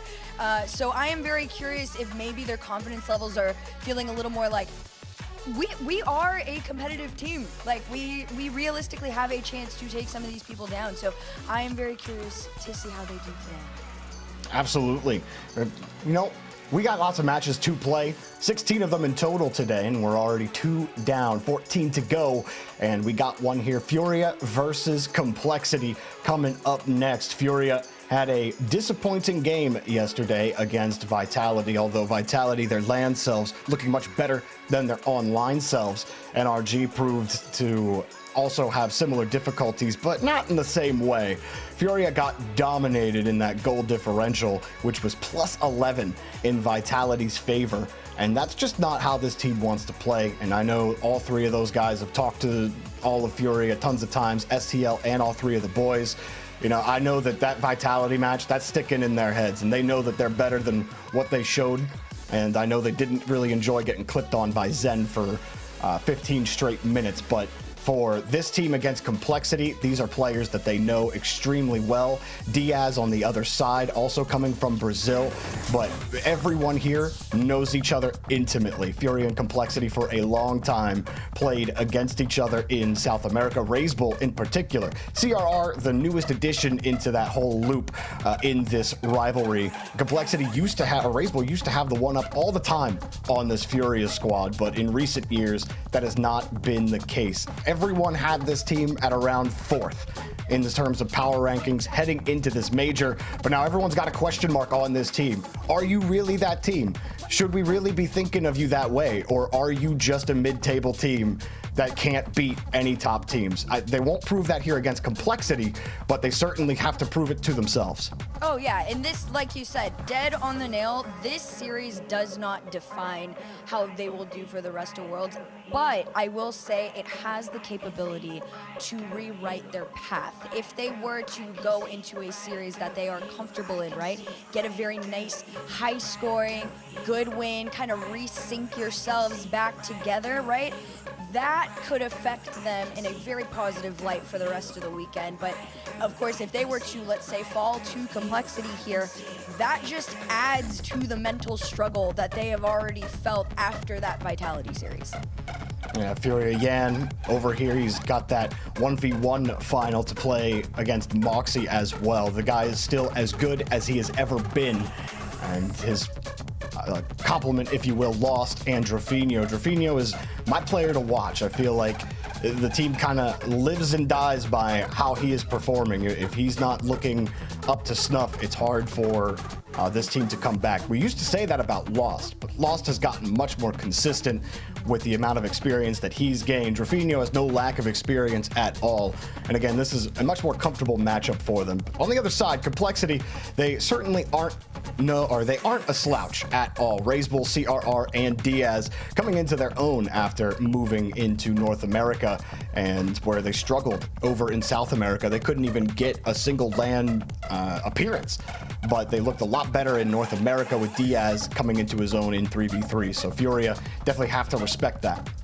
Oh yeah, and of course, if you guys missed that day one, just results-wise for Complexity, they fell 1-3 versus Dignitas, and then they got a 3-0 over Team Secret. So there is a lot for them to prove, but like we've been saying, these two teams are very familiar with themselves, and I think the same storyline kind of falls for this Complexity team, right? As incredible as Furia is, and as they always have been, if Complexity could find their win here, right? This also changes things for them mentally. They will absolutely feel better headed into the next round, but there's a ton of pressure all the way around. Of course, their little VO right there was all positive, all happy, but in real life, it is so serious. They are very locked in. They understand how much pressure there is to get this win. Yeah, Razebull looked pretty good when we saw Complexity yesterday. He's also been able to stay a high-level player at the pro level. CRR as well backing him up, but the star of the show on Complexity absolutely is Diaz. Diaz started his journey in high-level Rocket League as a perennial 1v1 player. Whenever he would get himself into a 1v1 tournament, you'd find him competing for a top spot. And the big question was, especially in South America where Complexity finished 5th, is Diaz able to make that transition into 3v3? And can he actually make that next step? And you had the feeling that if he could, that this team could be deadly. And I think they showed a little bit of that yesterday with Diaz being at the forefront of this roster. So this new Complexity team with a new Diaz behind it is certainly going to not be the easiest task for Furia. It's a bit of a different Complexity than Furia are used to, especially from what they got in South America. I don't think they're going to face the same type of Complexity team they did last year in those online regionals. Oh, I absolutely agree. This is two different versions of both teams as well, which is what makes the predictions that much more intense. We don't really know what version we're going to be getting from who this time, especially on LAN. Things change so much. I'm not going to lie, I'm kind of scared to go first, and that's why I jumped in talking, because Dorby's going to go first, guys. We're going to see if he sticks with Furia or not. I'll be honest, I peeked at the sheet just to see, because I'm always curious how people vote, and I think it's actually across the board on the mainstream and the B stream. Everybody, I don't know what yours is, Herc. I didn't look at yours, but everybody else has Furia here, and I also have Furia. I think Furia will absolutely take this one. I don't think that team is as bad as they played yesterday. I think every team can have a bad day, and I think Furia had a bad day yesterday. Maybe on a better day, they still lose to Vitality, but I don't think it's by that kind of margin. But I think they are a better team than Complexity, and they still are one of the top teams at this tournament. So Furia have this one 100%. All right. Well, honestly, I'm right there with you. I didn't falter. I think Furia absolutely can take this one. And like I said, this is the confidence booster that they need. They want a 3-0 sweep at the minimum, but we're going to see how competitive this match can possibly get. Well, I think we're about ready. Both teams have taken their sides of the pitch. A South American matchup with a little bit of Spanish on it. Furia versus Complexity. Razebull versus Yan, a tale as old as South America itself. Let's get this one started. Well, guys, there's only one way to decide who is the better team, and that is to face off against each other time and time again. A rematch of two very iconic South American teams about to go down out in the UK. Game one brought to you by Progressive. Winner moving on to that 2-1 upper round, and you'd love to have the extra playoff qualification life, if you will, in this Swiss round. The longer it gets, the more tiring it feels. Furia's MO has always been speedy play, being faster than you, and being able to out-mechanic you as well. Complexity had a lot of those tools in the kit.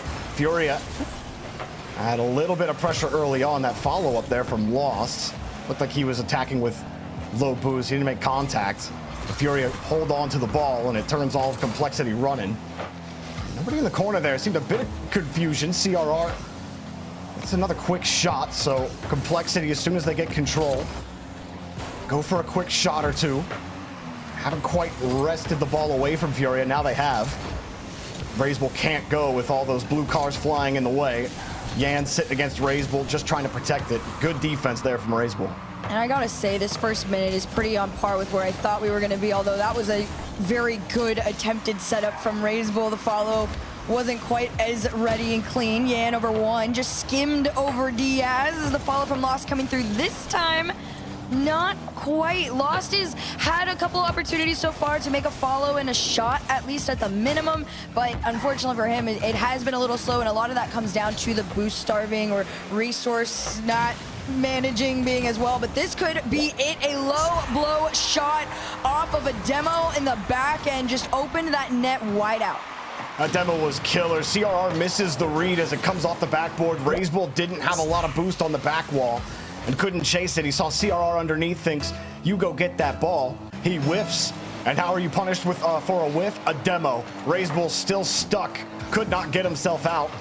and Furia will take advantage of it. A killer demo for sure, but the whiff is really the backbreaker. Oh, yeah. And honestly, I expect a crazy level of aggression from Furia as well. They are frustrated. Diaz off the backboard, though, because that aggression is also going to come out of Complexity. CRR, an amazing catch. This was almost a full team effort, actually. It started with Razebull. He went to the sidewall. Diaz said, dude, I got you off the backboard. And he goes, I got all the time in the world off this one. Tied game at 3:10 on the clock. We went from a minute completely scoreless to now the quick responses are coming in. Jaffinho to the back. This one sent to the corner. Well, it was an immediate breakdown in discipline off the kickoff from Furia. You saw Lost and Jaffinho double commit, and Lost couldn't recover. And now the same is happening again as Complexity with CRR. He held his flip, threw a little musty on it, and then Jaffinho gets faked out by Diaz. Diaz looking like he's gonna push towards the back wall, try to air dribble. So Jaffinho goes up way early, and Diaz is like, I can see you, bro. I'm not going any farther. I don't have any boosts. Psych! And the ball's in the net. So a good look sold by Diaz as Jaffinho got caught out. Unfortunate. And of course, if you can make Furia feel a little antsy on defense, those opportunities are going to present themselves a lot more frequently than you would have to work for them. Yan 1v1. We'll see that later on, but now not quite as successful. They throw it back towards mid. Diaz, nice clear field. Yan's going to slow it down. You can see, again, in the back end of it, Jorby, that these Furia players are trying to go for a bumper here, but a clear is more than enough to find your way in. Yeah, they weren't expecting Yan as he chain dashes across the corner. Razebull, you see him expecting a 50-50, and he didn't get anything from his teammate. That's the sneaky OP nature of that chain dash, is deceptive speed traveling across that wall, and two little dashes across the corner, especially around the corner. Your perception can be a little harder to see how fast he's going to get to that ball, but Diaz was in the area, or not Diaz, I think Diaz or CRR, can't remember which one it was. I was looking at Razebull. Either way, you don't get it, you get caught out. Every single goal scored so far has been a mistake, and has been less each player. Well, I guess Diaz, he had no boost, so he had no real way to push the ball towards the back wall. So I'm definitely saying overcorrection from Jaffinho on that goal as well. By the way, not the clean gameplay that either team surely wants to play with. And cleared out downfield. We are all tied up as both teams continue to try to stabilize. Still tied, just over 90 seconds to go in this game number one. Like Joey said, not the cleanest of gameplay from both of them, but of course, when you are familiar and then you had a rough time, things can start to pick up. Great read from CRR, just stopping this in its tracks. Jaffinho can't get a beat on CRR. Instead, it's a breakaway opportunity that gets sent back out mid. And Furia, even on low boost, still making plays. As they find their way into this orange side, CRR is going to deny them the chance to take any more shots here. And I got to hand it to Complexity defensively. They've done a great job of slowing down Furia and not allowing them to at least get confident with their offensive push. Lost. Good slowdown on the play. Just could not get by all three members of Complexity. Furia, solid hold of the midfield line and a free pass. Jaffinho, it was a light touch. And the changeup works out. I'm surprised this one gets through. Yan got a nice touch here. Razebull doesn't have a ton of boost on the wall, and tough. Jaffinho hits it underneath and says, fine, Razebull, make the play. And just too awkward coming off that wall. That was a pretty good prediction from Razebull, too. I gotta hand it to him, because he could have placed that a little further to the right, and he still was like, ooh, I think he might play the mind game on this one. And 30 seconds left for Complexity to find a mind game of their own and tie things up here, but they are stuck in their own half. CRR clear out. Razebull low boost means this goes straight back into the hands of Furia. 2 up for this ball. 1 touch on it sends it back down to the ground, but Furia still continue to prevail. Reset towards the net, but way too wide to be on target. 10 seconds left to go. Jaffinho shot on no boost. The bump doesn't allow it through, but that's not going to stop them here. The double from Lost gives Furia their first win. And CRR no boost just avoids the bump to get the touch, but it doesn't matter. Beautiful touch from Jaffinho. Diaz with no boost, but Jaffinho still put that in a perfect spot. Diaz has to try to chase it down, and impossible to do in the air. Lost was ready for it. Easy double tap. And game one will go to Furia after what was not a pretty first half of this game, or first 4 goals of the game. Furia started to turn the screws on Complexity. We're able to find a way to win this game up by 2 as it drops to the ground, and we head on to game 2. Not a bad end showing from Furia. I think a little scrappy in the beginning from both of these teams. They were kind of starting to just get their footing against each other. It had been a minute. I'm sure both of them expected something, you know, of a trick to be up their sleeves in the off chance that, you know, they needed to be a little different to get a win. But Furia, no, they stuck to their game, and it was very clean at the end too. I gotta hand it to him, and more importantly, I gotta hand it to Yan. He's all over the pitch right now. I mean, 5 shots alone to him, and the team in its entirety is nearing 11. So Complexity gotta find a way to slow them down, not allot them the space as much as they are claiming. Yeah, Yan involved in 3 out of the 4 goals scored. And Trofino at the end looking a little better, making up for his mistakes as well. So I think Complexity, as they started to look good at the start, and then Razebull expecting a challenge from CRR, it didn't come to fruition. I actually think Complexity have been a little bit more disciplined than Furia. But at the end, when Furia, that fast gameplay gets to you, you force the other team to play high on defense, you get to steal the boost. And I mean, at the end there, how often do you see the defender in net? With Diaz had no boost, CRR had to make a save with no boost. Well, that's that fast gameplay. And Furia can beat you in your own corners and force you to play a vertical defense. It becomes difficult to protect those corner boosts. Complexity, you can be as disciplined as you want, but if you run out of gas, you're not going to go very far. Let's see what they can do here in game 2. Well, Razebull pass over to CRR. High wide shot, but still very clean.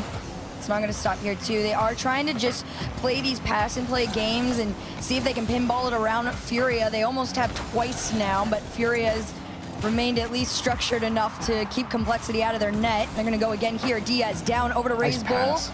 That shot completely denied off loss, but they go again, this time successful. I think that was, what, 4 attempts at a passing play, 2 of them drop downs. And finally, Complexity, the plan is in motion. Yeah, lost. He was battling for the boost, and then he gets bumped out of the play. Yan in net, he had nothing. And there was a couple of passes that were solid there from Complexity. Furia had to adjust a couple of times. They'd done enough work. Didn't matter that Lost had won that corner boost, because you saw that pass from CRR was beautiful out to Diaz, making sure it goes in. Doing a little bit of that. It's good play, good pressure on offense from Complexity. They weren't able to generate a lot of that in game 1. Really good clear and a catch from Diaz on top of it. Right now, Complexity, the goal is just don't look like you did in game 1. Don't get boxed in as often as you were before. Yan already a crazy cheat up, a demo on the back end, double demo too, but the clear already came out, and now Furia is saying thank you for the demos. You got us back in time to defend. And there's nobody to follow up either, so you can take your time, let that ball come back to the wall. Razebull just has to hold for a 50, needs some support. Not gonna get it. Diaz was cheating up a little bit, expends a lot of boost just to get this touch. Furia sending numbers to the back wall. Trofino, a setup off the ceiling, bouncer shot, and he finds his way through. Yan, a bit awkward on the pass. Trofino gets this one. Diaz can't chase that one down, and CRR has to backflip towards it, and poor Razebull, nothing he can do to make that save. I mean, you talk about a team being controlled. I feel like that entire situation was like, oh, they're zoned in. Now a tied game. 3 minutes left in regulation here. CRR and Razebull are going to try and work together. The pass completely intercepted, but still 50's back into that Complexity half. Lost on no boost. Still able to make a touch off the ceiling, and I do like that from Furia. A lot of what they've been doing is, even when they are low on resource, they manage to at least get this ball pushing forward. They try again here, Yan. Bounce up, and the amount of times they've done this, Jorby, where they opt to just bounce it up instead of just sending it forward. I don't know if this is supposed to be some mind game on Complexity, but Complexity is starting to read it a little too frequently. And it's just to give themselves a chance at the ball. You put it into neutral space. The vertical space is a valid opportunity to do it. It can also create space as well. You force the complexity defense to use a little bit more boost. They have to go up and challenge those attacks. In complexity, they haven't been able to really control the ball out of their half. Furia always finding a way to get behind the ball there. Good setup from Lost on the pass. Yan stuffed the ball. Drafinho just going to throw bodies at it. Yan again tries to control this. Actually gets through one. Lost fakes the challenge, and you saw the double commit. They all bit. They're going to get out, but you have to extend the tank.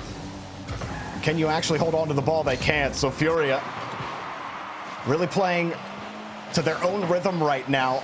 Complexity can't find a way to actually dictate pace. CRR had to drop that to Diaz. He had no boost, so just gotta hope that that clear went successfully. And it semi did, although the 50 not as well. Just under 90 seconds left. It's another tied game at this point. This is where things kind of start to ramp up for Furia. This one back down. Yan stayed a little bit further back, and that was the right call. Can he get over one? He does. Flick takes his time. The 1v1 game helping the team get through, but finally Complexity able to put at least a hand up enough to slow him down, but it's not going to end the pressure. The bounce play finally in motion, but Complexity, I mean, you talk about a team to stay calm. They're staying calm enough for the amount of pressure being thrown at them, although this could end it right here. Yeah, looking calm. I gotta be careful with their positioning because they keep positioning like they're winning these challenges. You see them close up. Even third man will play a very close follow-up on these challenges, and that's all good and fine, but you're not winning a lot of them. As Yan actually expends the tank. Complexity's defense starting to run low on the tank. They're not winning their corner boost. Yan felt like that one should have been on target. CRR was in the net, and without seeing from Yan's perspective, hard to know exactly how he saw it, but the pass, looking for Drafinho. Drafinho was looking for a bump instead. Furia a bit disconnected here at the end of regulation. Will it cost them on their push? They maintain possession. Is Yan looking forward for a bump? He's got two, and it sets up Lost. Yan turns himself into an aerial battering ram. Well, we were waiting to see who was going to be the most composed in a high-pressure situation. I think a double bump and a 0-second goal speaks for itself. Furia go to match point in an incredible ending. Not once, but twice, Jorby. Did they take that from under the feet of Complexity? And I mean, if you are a Complexity fan right now, you just got to be shaking your head like, man, we have kept up this entire time, but once Furia just ramps up the speed, it feels like there is just too much space in between the two to catch up. It's so hard to get the game back into a favorable position. Like once they start losing those first few boosts in the corner, and you get forced into the dump and chase game. Like even Razebull tried several times. Diaz tried several times to keep that ball close off their own wall. And then they just get challenged because Furia always had more resources to play with. And like that's just got to be frustrating for Complexity when you feel like you are trying to adjust, but there's always a blue car challenging the ball in your face. And then when it's not, Furia, they let off the gas, they bring it back to their own half and just reload another one. Only 3 shots from Complexity in that entire game. And for you want to talk about the difference, 13 shots from Furia, and absolutely felt like that. That was the Furia that they want to be, where you are high octane, super fast, oppressive, and the other team is unable to do absolutely anything. Complexity had no control in game 2. It was all Furia all day, and a much cleaner game 2 from them. Furia look like they're going to be taking this one in 3 unless Complexity can find a way to slow this team down. Well, one last opportunity for Complexity before they could potentially be sent down to their last chance of the Swiss. So you really got to step up here. And this is one of the more composed teams, and I mean that in a sense that they have always had a very clean, cutthroat game. The problem is when you go up against a team that isn't as, clean with their play style as you, and they just opt for the run around as fast as you can, but we do know that it is on purpose. It is very confusing for Complexity to kind of get in and keep up with that level of style. And Lost already upfield. Razebull and CRR working together to try and just throw Furia back, but that's not going to happen with Yan in your face. I mean, there's the difference, though. Like, Complexity, they were on offense for a second. They're able to get the ball to the back wall, but they don't secure Furia's corner boost. And then the ball gets immediately cleared out because everyone has to retreat beyond the midfield line. Then you see Furia get on Complexity's half. What do? They put the ball up high. They prioritize getting that boost out of the way. If they're not on the ball, like Lost has to be here. And then even there, corner's still available. And now Yan can just pitch it. Drafinho and Lost both have boost. And as long as Lost doesn't run into his teammate, Furia get to stay on offense. Those corner boosts so crucial to this quick gameplay that Furia love to play. Another 50 as Lost gets in front of it again. Double tap underneath. Or not a double tap. Just trying to set it up around Razebull. It was a second tap off the ground. A different kind of double tap, but not the actual word for it. Shot from Complexity, finally breaking through as Furia couldn't get reset. Diaz picks up the first for Complexity. I love that. The boost steal too just really allowed Razebull to make that cut and that play, and once everybody on Furia was back on virtually nothing, you throw that third man into the mix, there's no stopping him. Complexity take the lead here in game number 3. Can they hold on to it? They might even extend off the kickoff. The demo just allows it to roll in. And I mean, it may not be all smiles on the end of Complexity, but it is a sigh of relief. Drafinho trying to get around the ball. He runs into Razebull. Drafinho's in a hard place there because if he takes the path on the right side of the ball, Razebull likely beats him. So he has to take Razebull's side of the ball to try to beat him to it. And of course, Razebull's racing towards it. So he runs into Razebull instead and kills all of his momentum. And they tried that fake kickoff. Yan tried to slow it down. Drafinho was cheating up. It was a disastrous kickoff for Furia. And that's 2 plays in a row now for Furia. I was saying at the beginning of the game, my eyes were on Drafinho, and I felt like if he wasn't playing well, or if things were going wrong, I'd probably be looking at Drafinho as being the reason why, but it's actually Lost. And Furia haven't dropped a game yet, but when they are getting scored on, that first goal, Lost double commits despite Drafinho being in the area, and then he couldn't recover for Diaz's shot. He did that in game 1 as well. Not two double commits, but one where Lost, he cheated up on a play when he shouldn't have, got burned on a play. It's like Lost kind of going back to an old form that we saw from him when he first joined this Furia team against Complexity. At least at times. I gotta fix it here with 2 minutes to go. No, you're definitely like nail on the head on that one. But you know what? That doesn't even matter. Diaz said, look, I know you all saw what we did in the last 2 games. Forget about it. We know this team. We can push our way through. That's just nasty. That's the only... See that extra little touch from Diaz in front of the box as Drafinho's going to challenge. Drafinho thinks he's got the line of the ball figured out, but then Diaz gets the catch, and he pushes that ball just slightly to the right, completely changing the angle of the challenge. You're talking about a challenge that either goes up and away to save, but Diaz, that last little catch, like he puts almost no momentum on it, but he does enough just to change the direction of it, and that's what helps get that through. That was deceptively close on that challenge. Lost gonna get one back though, lines it up, saves his dodge, and picks up the first goal for Furia. It's just a good catch from Yan too, and to leave it for him. I think last 2 defenders were like, all right, there's 2 ways this goes. He either tries to redirect it in, get another little touch, or it's faked, and they pick the latter of the option. 2 down with 1:35 on the clock. Can Furia catch up here? Pass over to Drafinho. And Complexity's doing a better job of at least trying to anticipate a couple of these passes out from Furia. Oh, whoa. Discombobulation in the mid from CRR, and Diaz leaves Razebull in an awkward position. Thankfully for them, though, he had enough boost to get them all the way down to this end of the field, but that is not a sign you want to be seeing in the last remaining moments of this game 3. Diaz looked a little shaky on that last sequence. The double commit almost costing them another goal and putting Furia in position to win. Furia stacking up in the corner. Lost needs boost. He's got to go back. Yan protects the retreat, allows Lost to come forward. Drafinho behind him. Yan going to look for boost. Lost bumps one. Drafinho doesn't get the touch. And Yan seeing Diaz will let him hit that one. Diaz is thinking Yan will try to challenge him. Maybe he'll get a bounce, but he didn't have a lot of boost. Not a lot of options for Diaz. Doesn't matter though, Complexity have wasted a little bit more time. Yeah, decent catch, Lost, no redirect. Drafinho shot right in front of Diaz, and he gets a piece of it. And Complexity hold on to the lead and protect themselves from getting swept out of the series, but Lost isn't quite done as he bumps one out. And the layers are there for Complexity. You see Yan getting bumped on the back, has to recover. Lost was going forward, but Razebull in the area. Complexity redirect.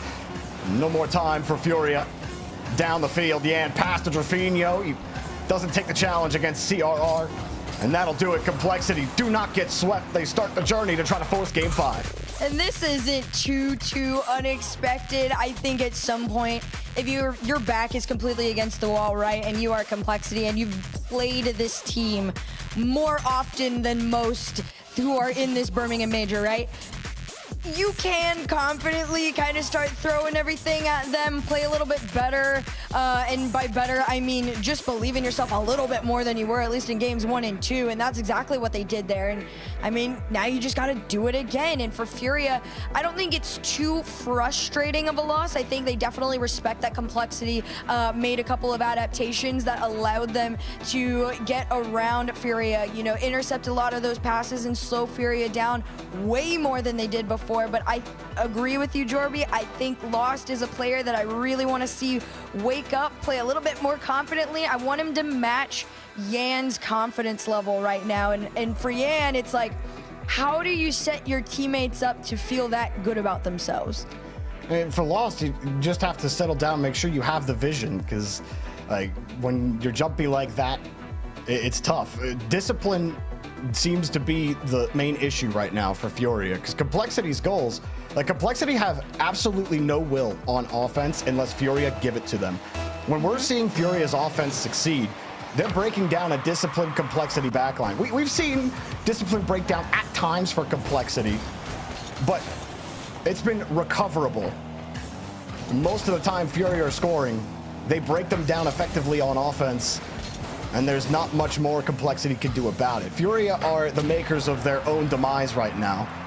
And so, if Furia are disciplined, they win this series, 100%. But if it doesn't even have to be Lost who ends up breaking down in discipline. He's just been the one that he has broken down.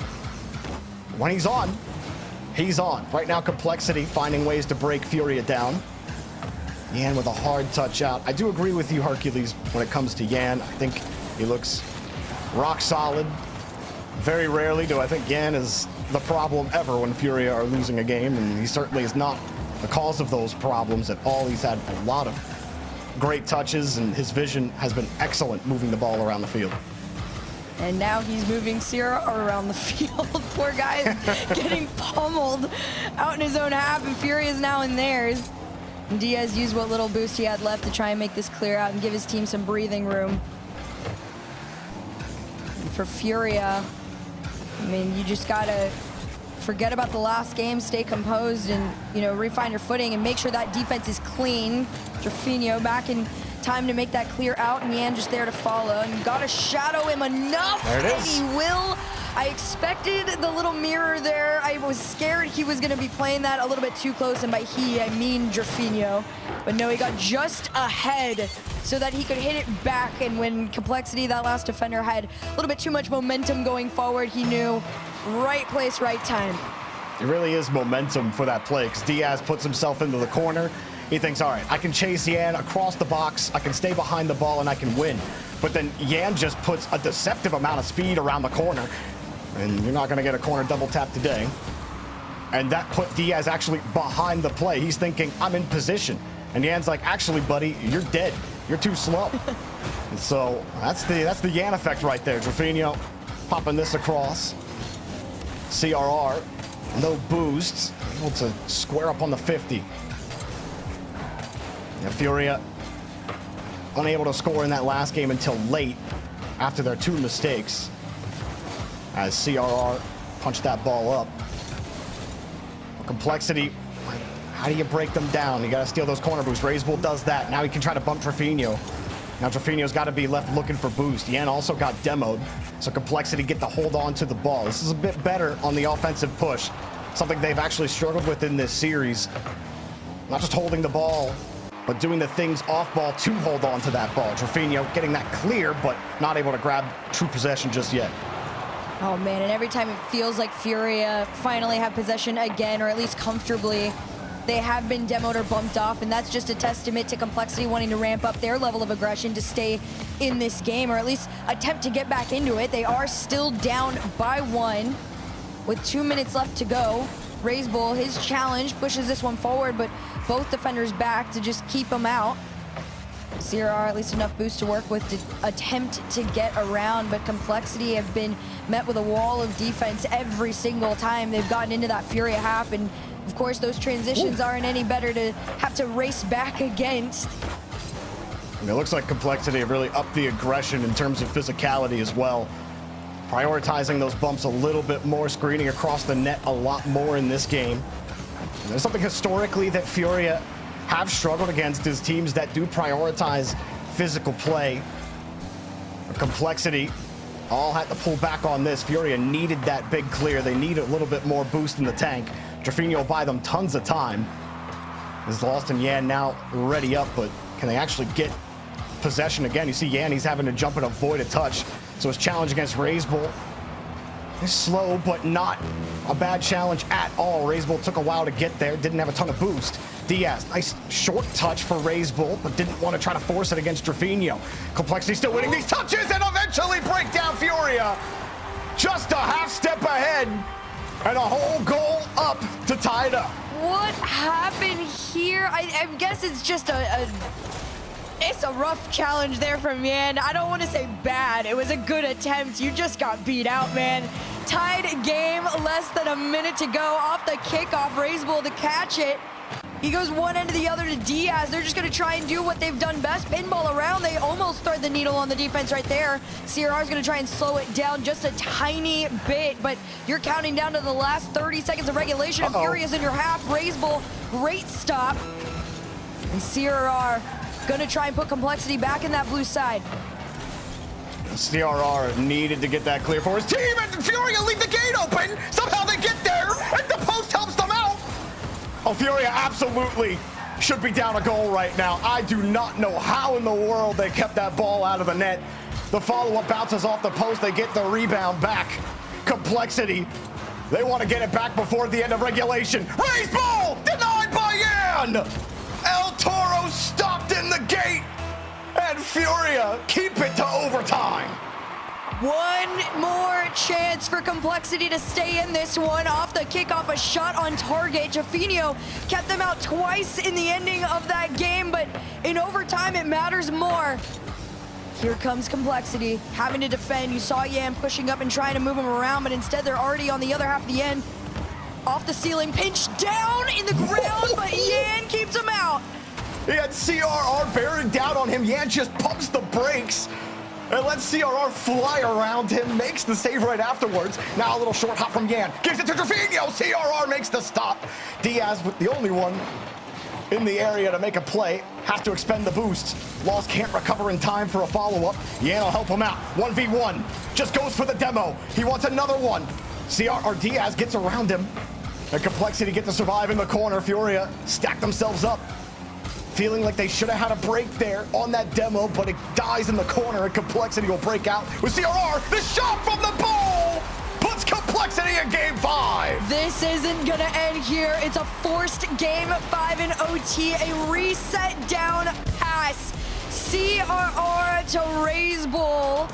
Just a beauty of a duo play. It keeps Complexity in this. Well, if it was discipline that was Furia's worst nightmare in not just the games that they lost, but even in game 1, that where Complexity were able to score a lot of goals. Complexity found ways to make plays at the end. And that was what I wanted to see from that team if they were going to break down Furia. Is sometimes you can rely on Furia's discipline breaking down reliably, but it didn't look like that was happening in that game, especially near the end. Furia did have to make some desperate defensive stops when it looked like they got burned, but Complexity started beating them to the punch, started getting those soft touches, giving their teammates chances at the ball. They started winning those challenges instead of losing them, allowing them to do the stuff after the stuff. Take the boost, get into position, be a half step ahead of Yan. Force Yan to have to make a decision when he sees CRR going for a redirect, being like, I can try to dive back with no boost. I'll probably lose, or I can just try to take the challenge and win it. And then you're still trying to make defensive stops. Excellent stuff from Complexity at the end of that game. And of course, El Toro ripping a heater on net at the end of the game. Puts us into game 5. And this series started slow, it started ugly, but it's gotten fast and it's gotten fun. Let's go. Last game to find out who's going to be going down to the 1 and 2 round. Complexity fighting tooth and nail to stay out of it. Couple times we've seen goals straight off the rip in a game. This time, Complexity, at least with the pressure and the attempts. Razebull calls himself off as CRR takes this one challenge, sends back out mid, and Complexity still fighting for control of this mid line.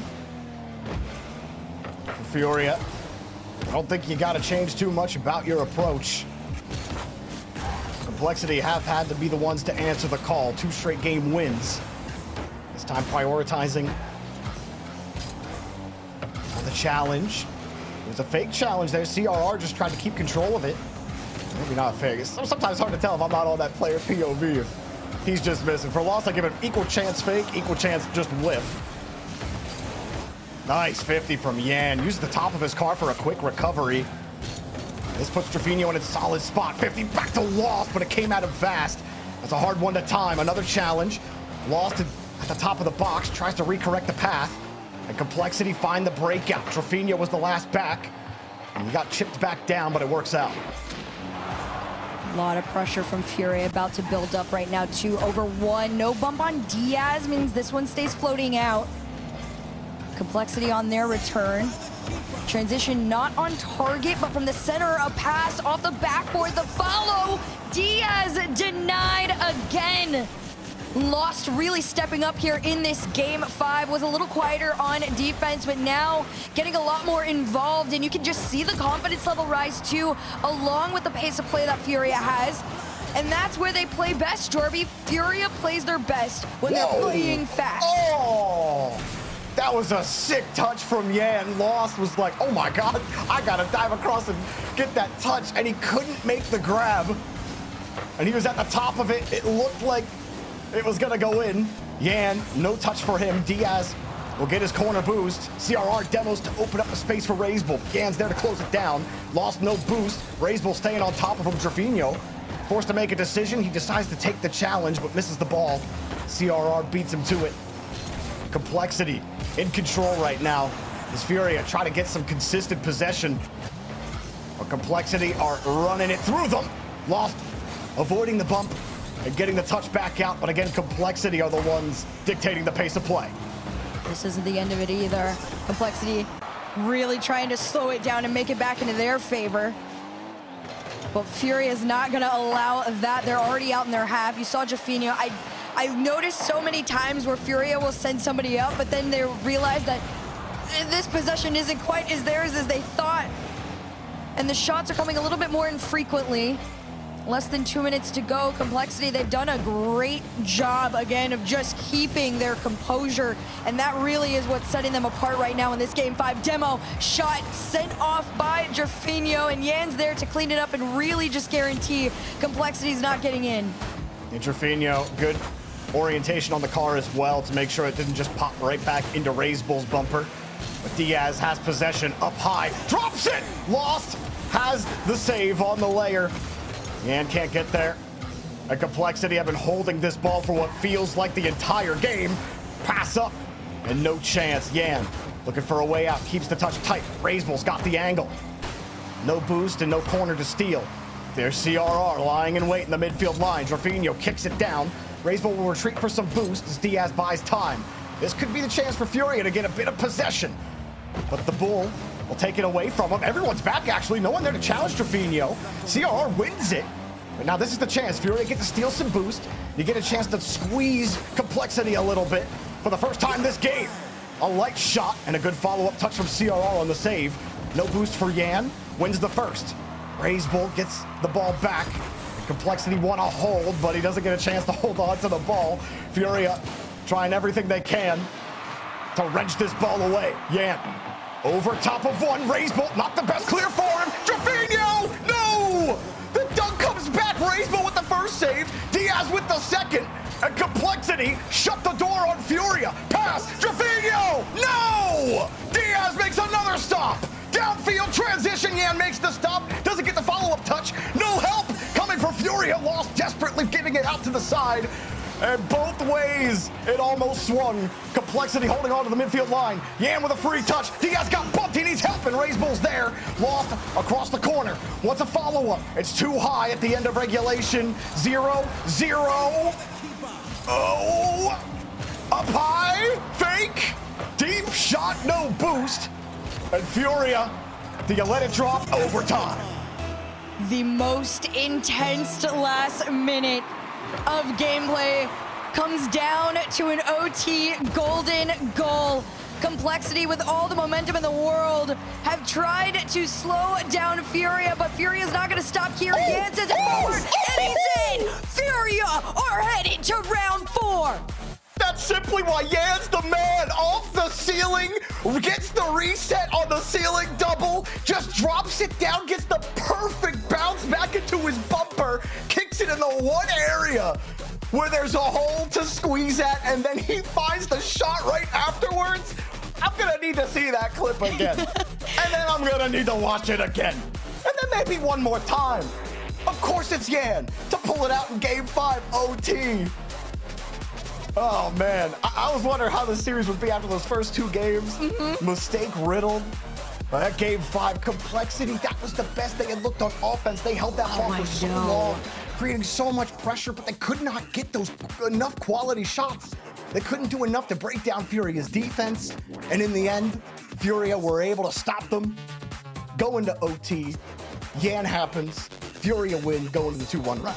Oh, that's gotta be so frustrating because they looked so good at the end. Those double saves out of Raisbull and Diaz, not once, but multiple times. And you just gotta sit back and be like, dang, all right, we take it to the next one. But you can't hold your head down too low if you're Complexity. That was an incredible warm-up headed into this next round here. But if you are Furia, this is what I was talking about at the beginning of the series. They desperately needed a win like that, even despite the fact that it went to game 5, with how consistent and powerful they were. In that last minute of play, in that overtime, they're gonna be looking really good headed into the 2-1 round. And Complexity headed down to that 1-2. Definitely feel like they maybe should have had something there.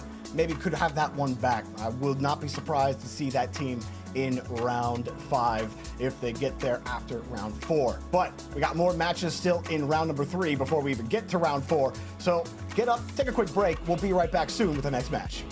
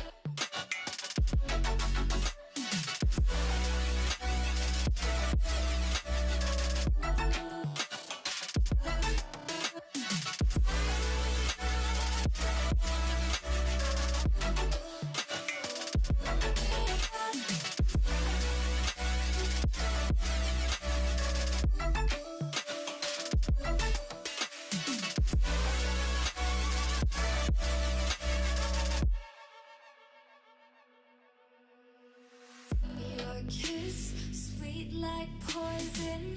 You know you make me reckless.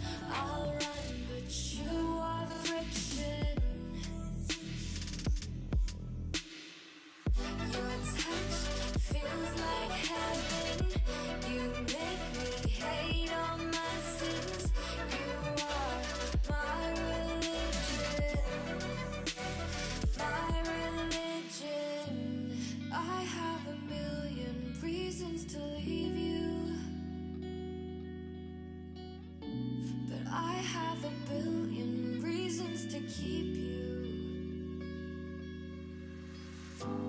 I have a million reasons to leave you,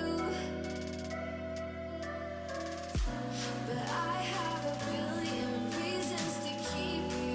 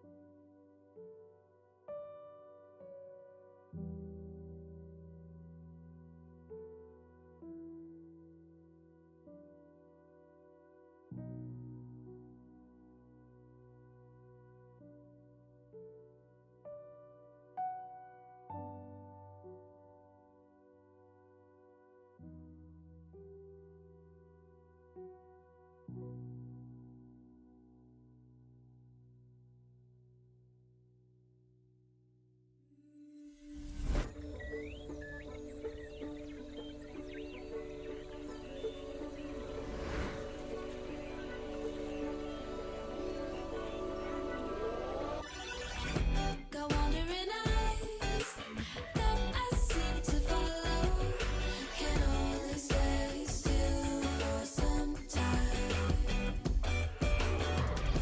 I've never aligned with the city's pulse, so that makes it easier to leave behind. I just wanna get to know brighter lights in Tokyo. Somehow hear it whispering that could be the one you're missing. I just wanna get to know brighter lights in Tokyo. Somehow hear it whispering I could be the one you're missing.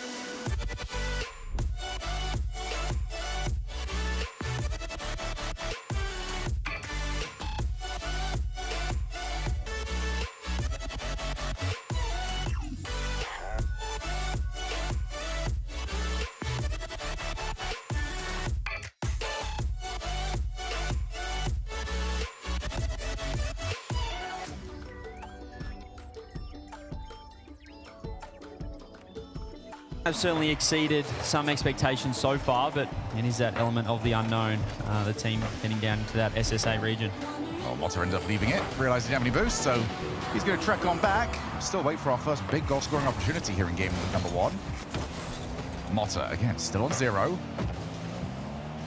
It's very ping-pong sort of Rocket League at the moment. Nobody really wanting to take full control, take ownership of the play. We'll get a little bit more of that from here. Bounces out. Yodro underneath. Can he go the whole way? Yes, he can. Okay, Leoro, I see you.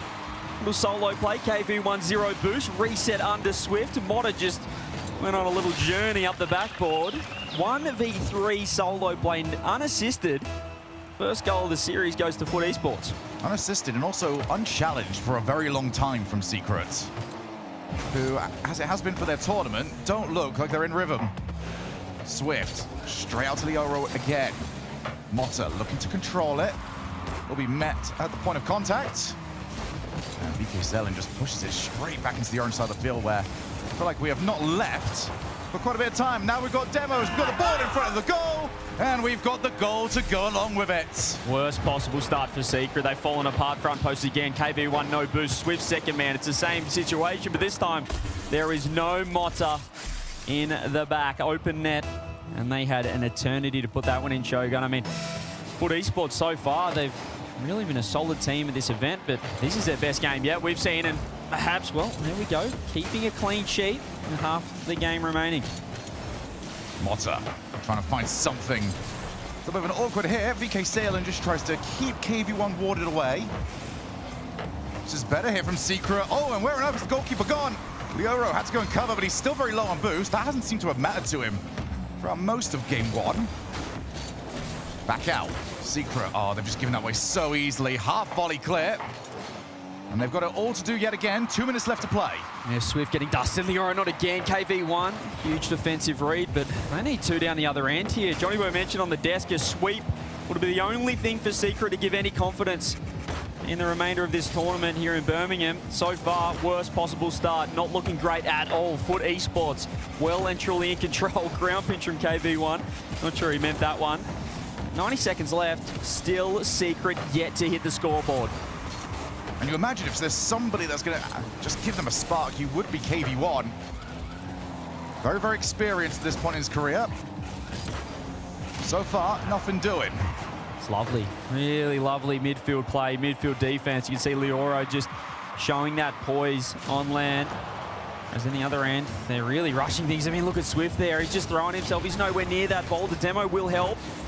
Maybe across net, but they're really not in sync in this offense. They have had the pressure, though, perhaps in this final minute. Can they find it here? Swift beats two. Can you find an infield, perhaps? No. There's just no pace. They are waiting for the ball to come to them. Now the infield. KV1 from the demo. It has to be. It isn't. Torres this time keeps them out. That's two saves for him. 45 seconds. Still a clean sheet. Foot Esports trying to take this first game. Here is Torres. Takes it across. KV1, but I mean, look at that. He's just baiting in the challenge. Swift throws himself in 100 boost. They're out. Foot Esports down the other end. Lioro with the pre-jump. Two men went. Perhaps they don't want to be over-committing too much, Shogun. They are up a goal. If they cost themselves, he dodges the demo. They might have won the game. I mean, Torres has been incredible in this last few minutes. It's Lioro to start with, but Torres has had the defensive ice. And time is ticking away. They're going to make anything. It has to be from this. And it's rattled the cross with the hits the post. It's just not happening. What are they doing? They're overcomplicating it, Shogun, and they are going to be scoreless after game one. Team Secrets, maybe some momentum. American Foot looking for their third. VK Salem flicks it across, not to Lioro's head, but somewhat to keep that up. Stat padding if we can, but Swift sat of it. He's unhappy. Game number one, going against expectations. Wow. And it's the exact same as the desk said. That Secret ended yesterday. Just towards the end, they started to pick the pace up a little bit. But it seems to be baked into the DNA of this team to only start going when the game's out of reach. I mean, this is just red alert everywhere. This is danger, danger for Team Secret. You're in the 0-2 stage. You've got the matchup of dreams in a way, the 16th seed in the tournament, with high expectations from some coming in. But right now, I know they had 8 shots there.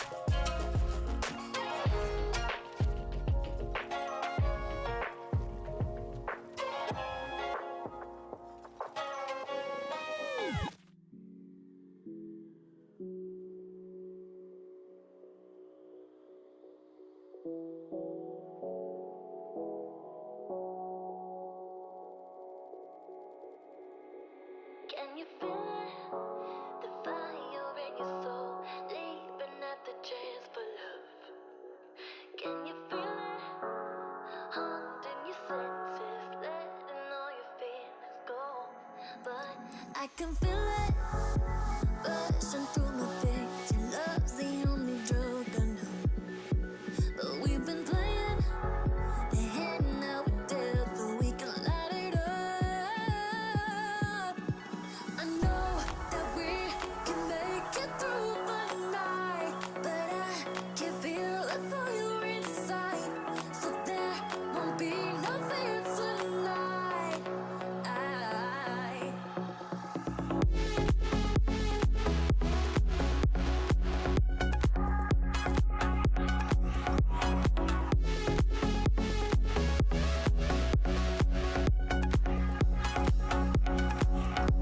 We crossed the line, and now it's clear to see the light behind the suffering. Believe we'll finally be free.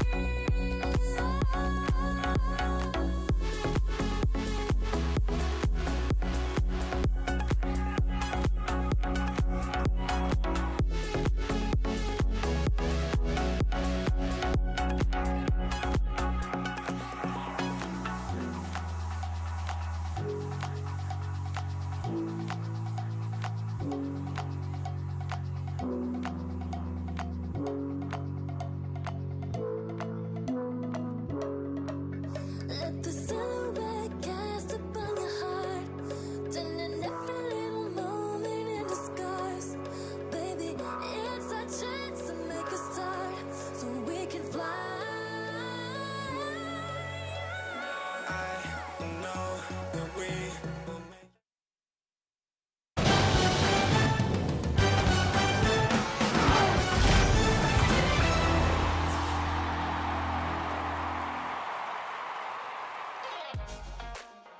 Hey everyone, welcome back to the stream. We're on the alternate side of things. We're almost done Swiss round 3, and there is just some absolute bangers nonstop. We've had so many game 5s achieved. The mainstream's going off too. Yeah, Furia, Complexity all the way to Game 5. Chaos and Pandemonium here at the start of Day 2. We had our own Game 5 match to start things off, Lemon, so wild start to the day for sure. And no crazy upsets. I think most of us went Furia over Complexity, not expecting that to go the distance. And Ultimate's still winning over Gen.G, but that kind of expected that to follow the script. The mainstream, though, K-Corp winning over Falcons. I've been kind of saying that that's like the first look to a possible grand final later down the road.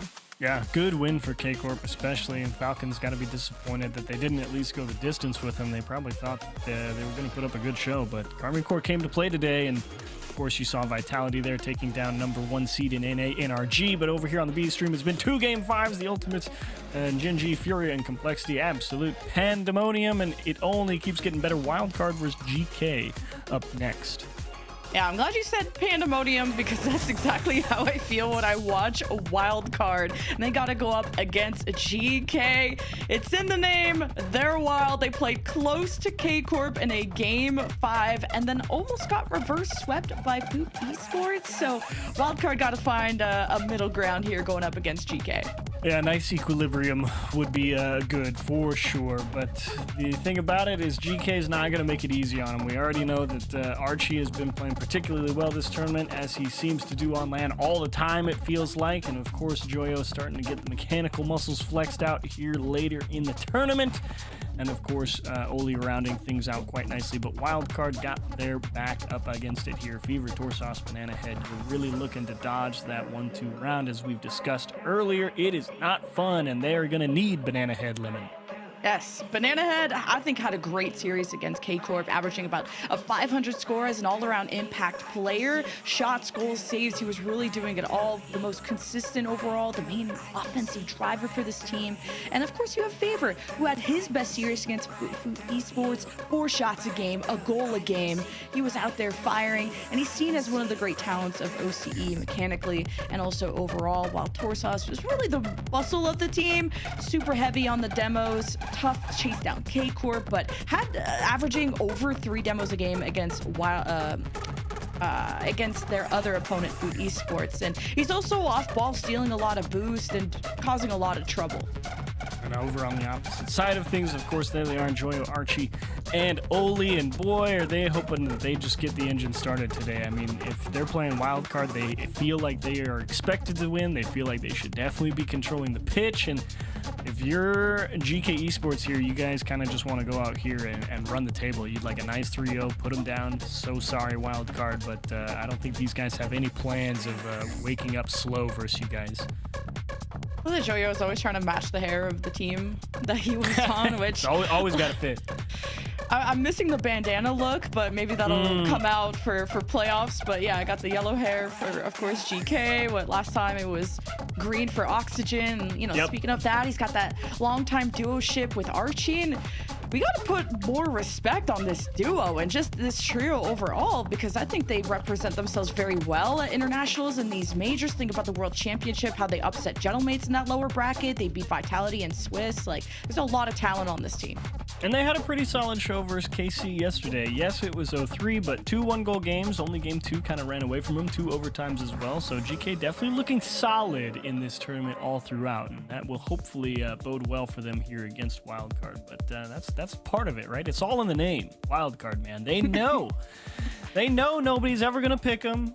No matter what, it doesn't matter who they're playing, and unless they're playing like SSA or something, then we'll probably lean Wildcard's way. But anybody else, they all know we're playing the upset game, and that will continue. I'm picking GK.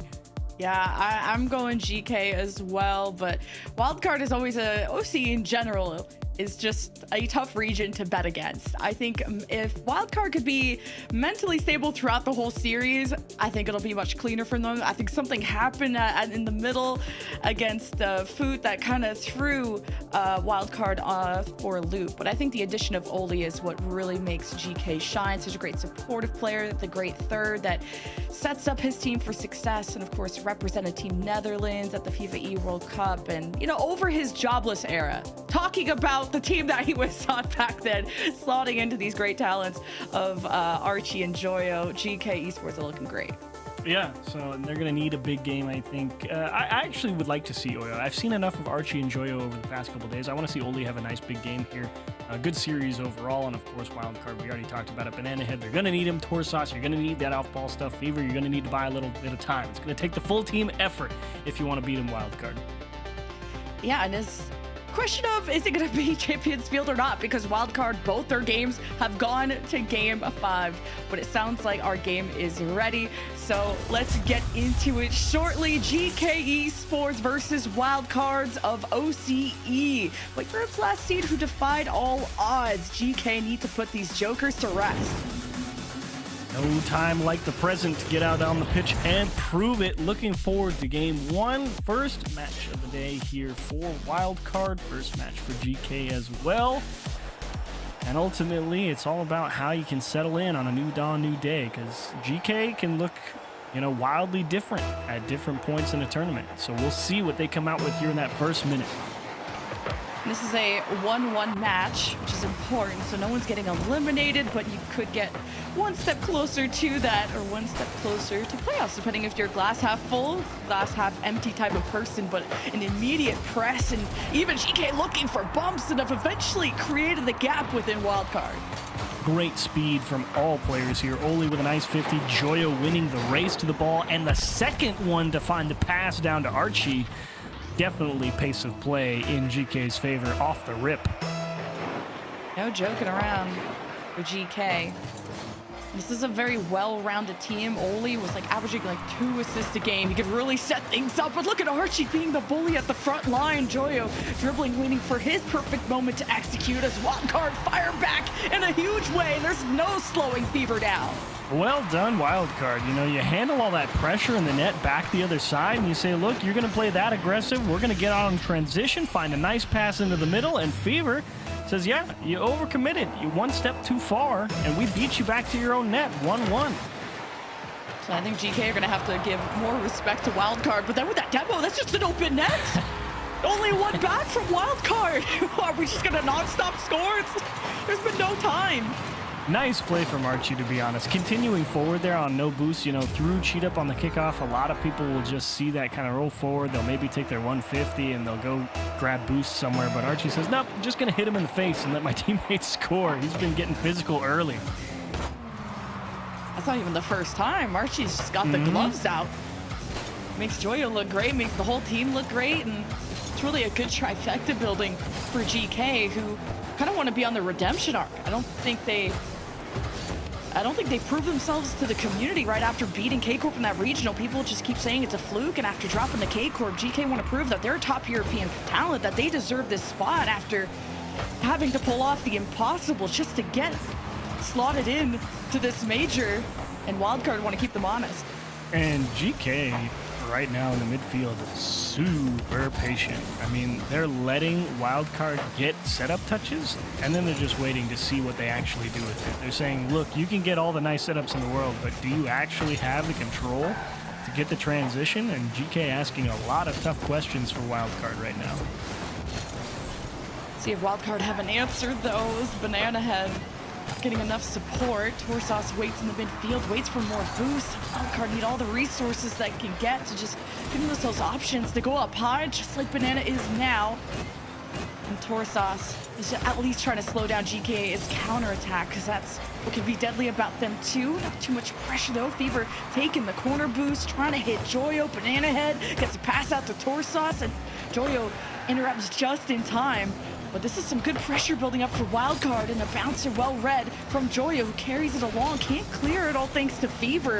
And GK could be stuck as Joyo has to take the ball high and long, and Archie can't stretch that far.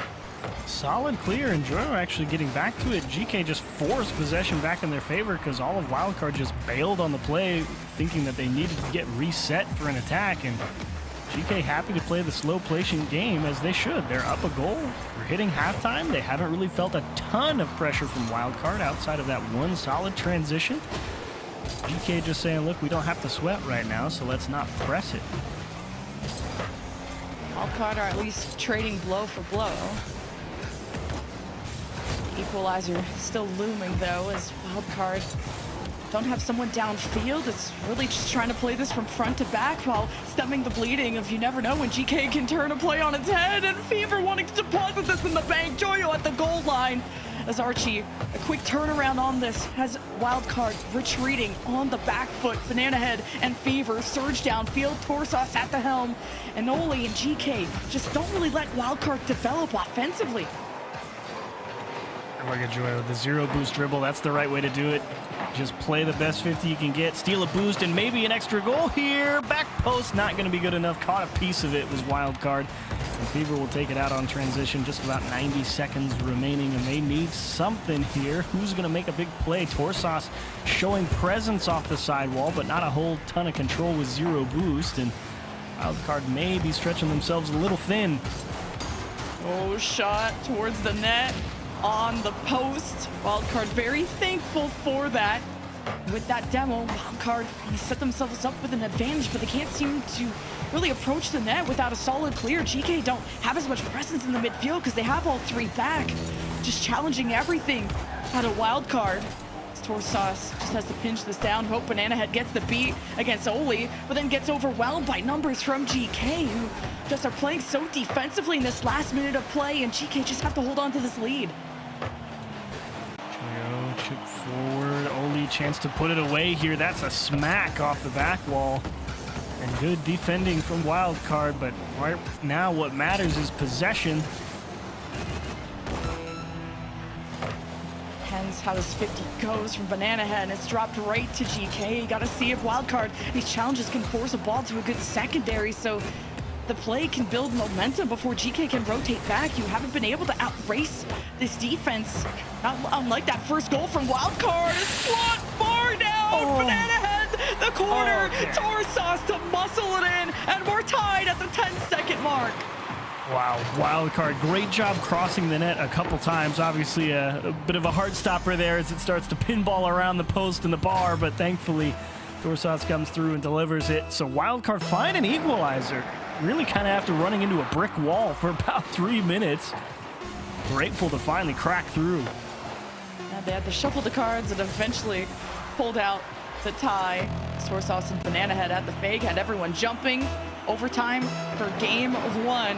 Wildcard needing to stay composed in this moment, but a demo will set them behind. Joyo towards the backboard. Banana Head with some delay. 2 caught on the defense. Only strikes. A double commit to save as Archie is up next with time and a space. Only on the right. And now you got Wildcard circling the drain. They got to get out of here.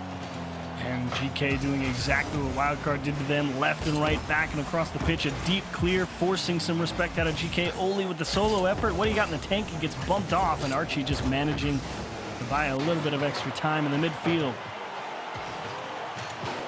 Okay, it's just gonna float. Torsos wanted to see what Oli was up to, but Oli couldn't climb with no boost. So Archie has a long send towards Joyo. You got double commit, and Archie has it for free. GK, game 1. Look at the speed from Joyo. Archie pumps this one deep across the field. 2 people up. Joyo wins the race. That's a 2-pronged attack. 1 great speed from Joyo. 2 great pass from Archie. And the gentleman's agreement. Hey, nice pass. You can take it. And Joyo off the ceiling right back to his teammate. Couple of those risky double commits from Wildcard, but with the lethality that GK was starting to build towards the end, like, I don't blame them for hectically going for the ball and slipping up in moments where if he would have given any more up to GK, either overtime would have been over or they would have gotten a lead with that last 30 seconds left. So unfortunately, Wildcard, that double commit doesn't keep the ball at bay, and GK sink it and punish that mistake. A 508 score for Fever. 1 goal, 1 assist, 3 saves. Definitely moving around the pitch. Banana Head at 380. Torsos at the bottom at 354. I mean, Wildcard had a pretty solid game all throughout across the board there. They just couldn't find any consistent pressure against GK. That's their big sticking point at the moment. I mean, yeah, they found a couple of nice transitions, pushed GK back, but it was that inability to find those follow-up challenges to really push GK back into their own half. GK, excellent job managing those, secondary challenges and really just finding a way to get the ball out to open space where they had a little bit of time to recover and get themselves set again. And Wildcard, that's really the only place you can look to tighten up here is got to be willing to either take some risk or just accept that, hey, if we give the ball up, we give the ball up. And then we go reset on our own terms and just get set on defense earlier might be the way to go.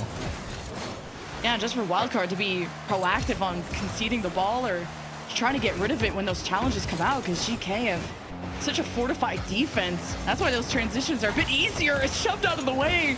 GK almost made space to score first. Archie pretty overwhelmed in this corner too, as GK have now thrown themselves body after this ball. Last one back. Archie with an important touch to the side, and Wildcard couldn't keep bulldozing through.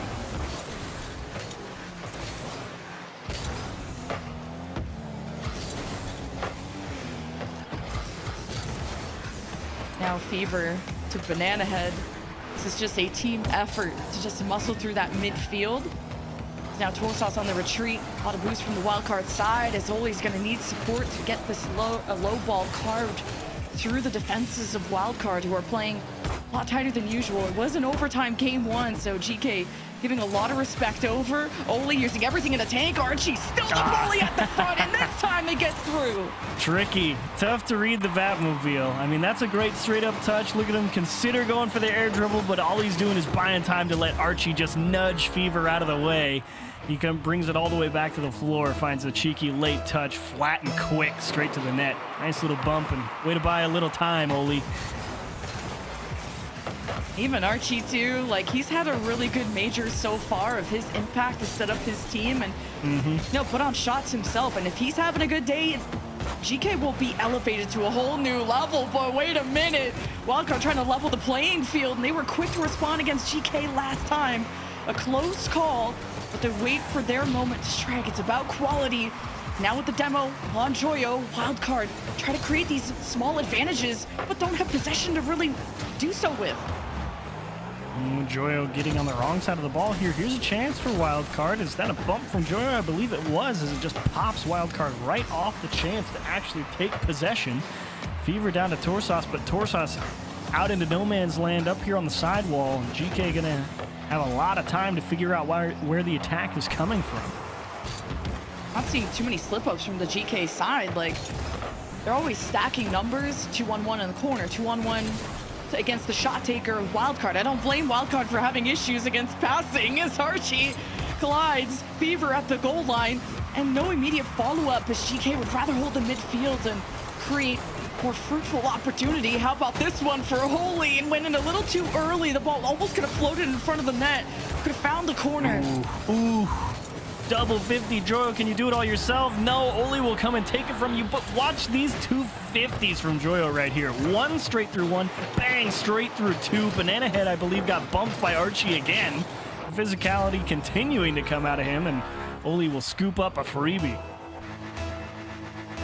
Yeah, Archie only got one demo. It's been all bumps and disruption. Something that is not always noticeable until the goal goes through, as Joyo with a great catch up high. Fever and Banana Head getting in his way as Oli tries to catch in the midfield as Fever keeps the ball high, drops it to Banana Head, who tried to jump, and Oli getting in the way as here's the Wildcard resurgence. Coming back with more boost though, they're gonna need it, and Joyo will capitalize. Don't think he even knew Joyo was there. You could see him get caught out by this touch from Archie. Fever, a little bit lean heavy. He's like, yeah, my teammate's gonna win that 50. Archie's backward, it'll be oh, we lost. And then he was already one step too far. Man, when it rains, it pours. GK are just an army at all times. Like kind of deathballing towards any objective, it feels like. When you have two slamming into the net, Joyo can muscle through the 50s. That's been the big difference, is being able to keep yourself into that blue half.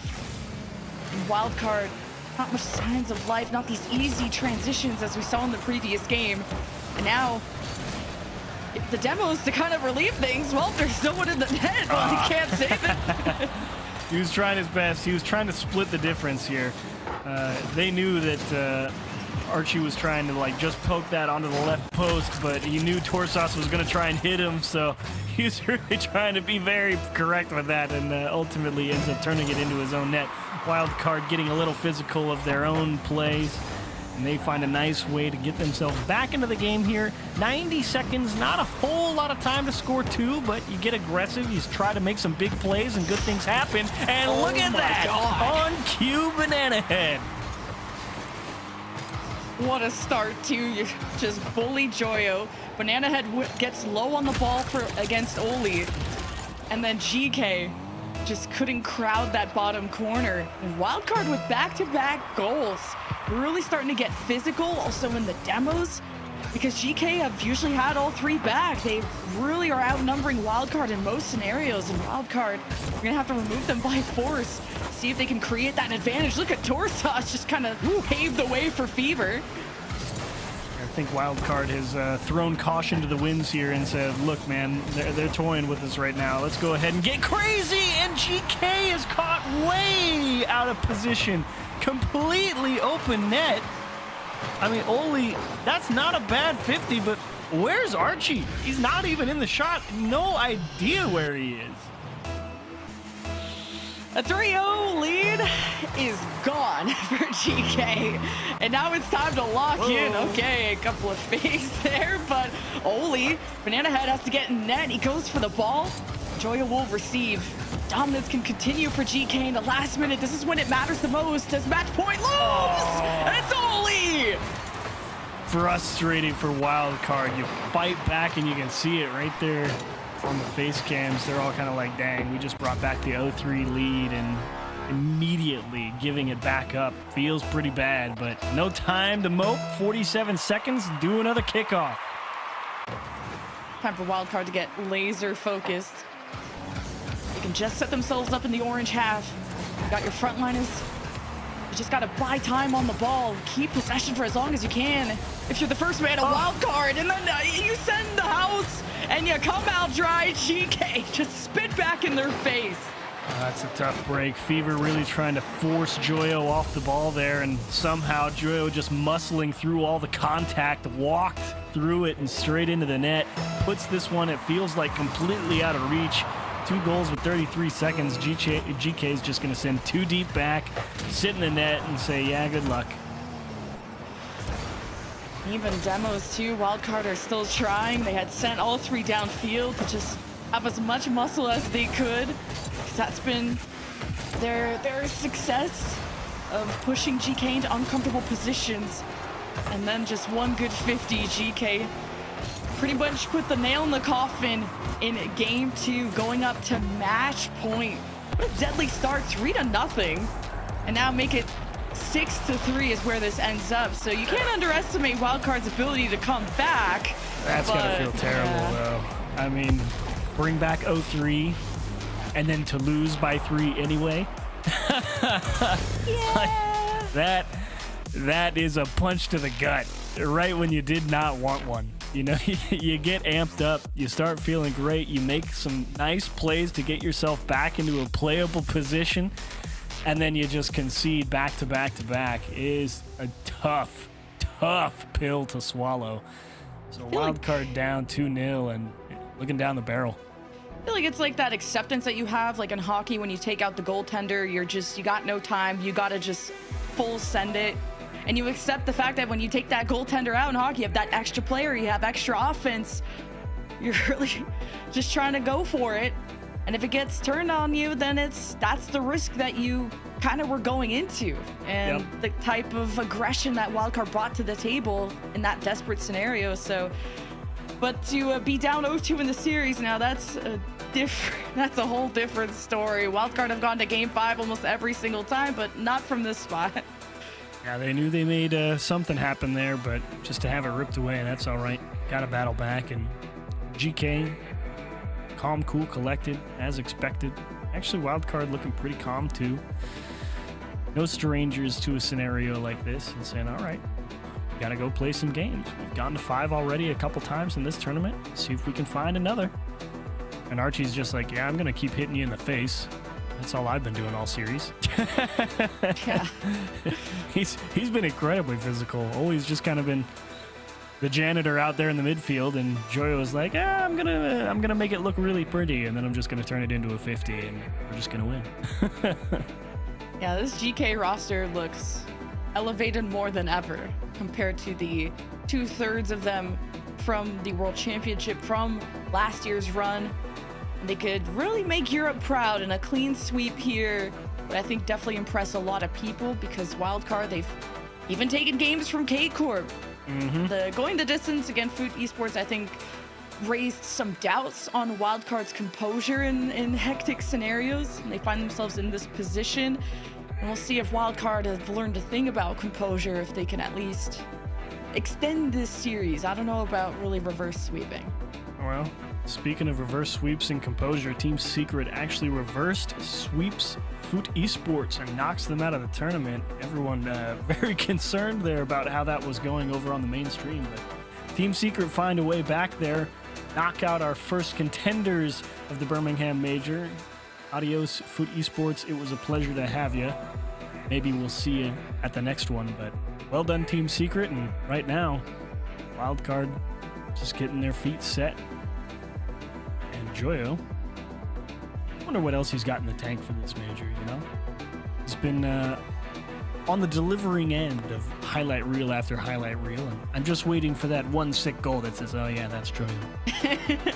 So we can get the wave, you know, that's what I want, the wave. Yeah, and imagine when he's got a crowd behind him too. He's definitely a big fan favorite, and this is a really stacked major too, and only 8 move on to playoffs, so it's going to be really competitive because even North America has really stacked a couple of super teams, and as some teams have stuck together, like even Falcons and other teams like that who have just built on the chemistry from previous years. So it's going to be tough to see if GK can make playoffs. I have no doubt with how clean today looks that they could do that. They certainly could, but as we all know, foolish to count the chickens before they hatch. They still have to close this one out. You already know Wildcard's going to give them their best game here. As look at the physicality from Banana Head, trying to bait Joyo into a bad challenge. Wildcard definitely seeming like, hey, we're going to go look for that guy just camping in the midfield. We're going to poke a hole in that structure. They're willing to accept some risk here to put a little bit of pressure off ball on GK early.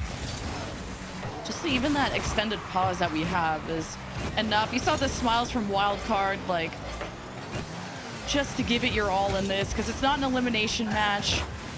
but it will get you into the danger zone for sure. GK hope to close things out. Joyo versus Banana Head. Another good win for Joyo and Oli to clean it up. Tough, irritating start to game 3. Oli, that's a great 50, just back side of the car. Everyone thinking he's going to try and push it towards the wall. Ends up hitting it with a delayed touch back out into the middle, and GK sweep right through. These challenges, Joyo was winning them more than not. It's almost like Wildcard. No one's back, and now GK are playing at a pace you just can't keep up. GK are up in the air. They're soaring, they're flying. No contact for Wildcard to stop this play at all. Yeah, I mean, that's a solid flick, but you got to get a hand on it if you're Wildcard, because you know that's a pass. You know it's headed to someone, and if you don't get a hand on it, look what happens. Joyo strike to the top right. Archie on the retreat. Look at Joyo already harassing them, and he's not even making possession, and these clears easy for Wildcard. Archie removed, and even with these several 3-on-2 advantages that Wildcard have, it's not turning into anything. It's that lack of ball control. Yeah, you can find the demo, but if you get bumped off the ball like that, or if your first touch is too heavy and you can't chase it back down, that bump starts to mean a lot less. Okay, good win for Torsos, but no boost, and Banana Head doesn't know if he's being called off, called upon. Wildcard needs to organize, because you're not going to have a huge window to strike from against GK. It's GK that even robbed the ball from you, and Joyo sets the ball towards the net. Banana Head kind of waits, and Fever, a delayed touch that just barely keeps this out, and GK are going in for round 2 off the ceiling. Oli needs a double commit, but Torsos quick to recover and try to get this out. I like to see that patience from Oli. Yeah, it's a nice pass out to him, but he's not confident that who's going to be able to put a good shot on target. So instead he says, look, I'm going to take it up the sidewall, turn this into an air dribble, take my best 50, waste some time up the clock. We're already up 2. All we kind of have to do is squeeze just hard enough here for GK, but you definitely don't want to be forcing anything, because when you force it, that's when you get into trouble. That's exactly what happens to Wildcard here. Fever looks for the big pump. Banana Head is ready to go upfield. His teammate loses the challenge, and just like that, Banana Head's not ready in the net. So many layered challenges too from GK of Joyo and Archie. That duo-ship that has lasted through thick and thin. They work so well together on the front side of things, and Wildcard need to have those same connections, because they have same amount of chemistry as those two, and we need to see it on the field. It's a familiar 0-3 spot that they're in, and familiar. Oh, jeez. Nice. Fever and Banana Head heat up, and this is the comeback you got to worry about if you're GK. That's a great play from Wildcard. Yeah, they sent the house, but they know they need to get on the board quick. They'd like to have about a minute to score 2 goals each, so they give themselves 2.5 to find 2, which is great. But man, that felt like the top edge of the pace that they were going to have on the attack, and it had to go just right to find its way into the back. But at the end of the day, it's 1-3. They're making it a ball game. At least the 1 goal is something that can hype up Wildcard. They're a team that seems very vibes-based. They know that they're the underdog coming into this, so expectations on themselves. We'll see where they sit and how they hope to close the gap here and now. Banana Head wants to keep this offense trucking. Archie and Joyo breaking through. Banana Head to Torsos, right back to sender. And GK always have one back. You're never going to find an open net against them. Deep clears right into the waiting arms of GK. Oli continuing, just buying time. Whatever touches he finds. Archie with another demo, forcing Banana Head into a deep clear to push GK back. Here's where you gotta find these next couple of challenges if you're Wildcard.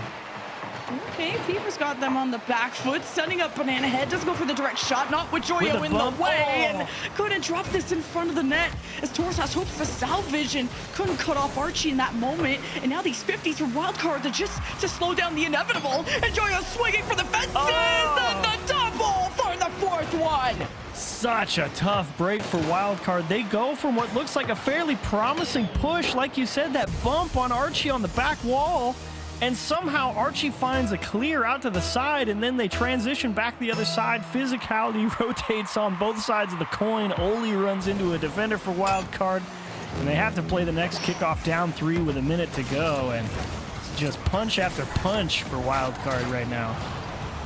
And just no Guardian Angel, even off gosh. the kickoff. Like, that would have helped things if that gone through.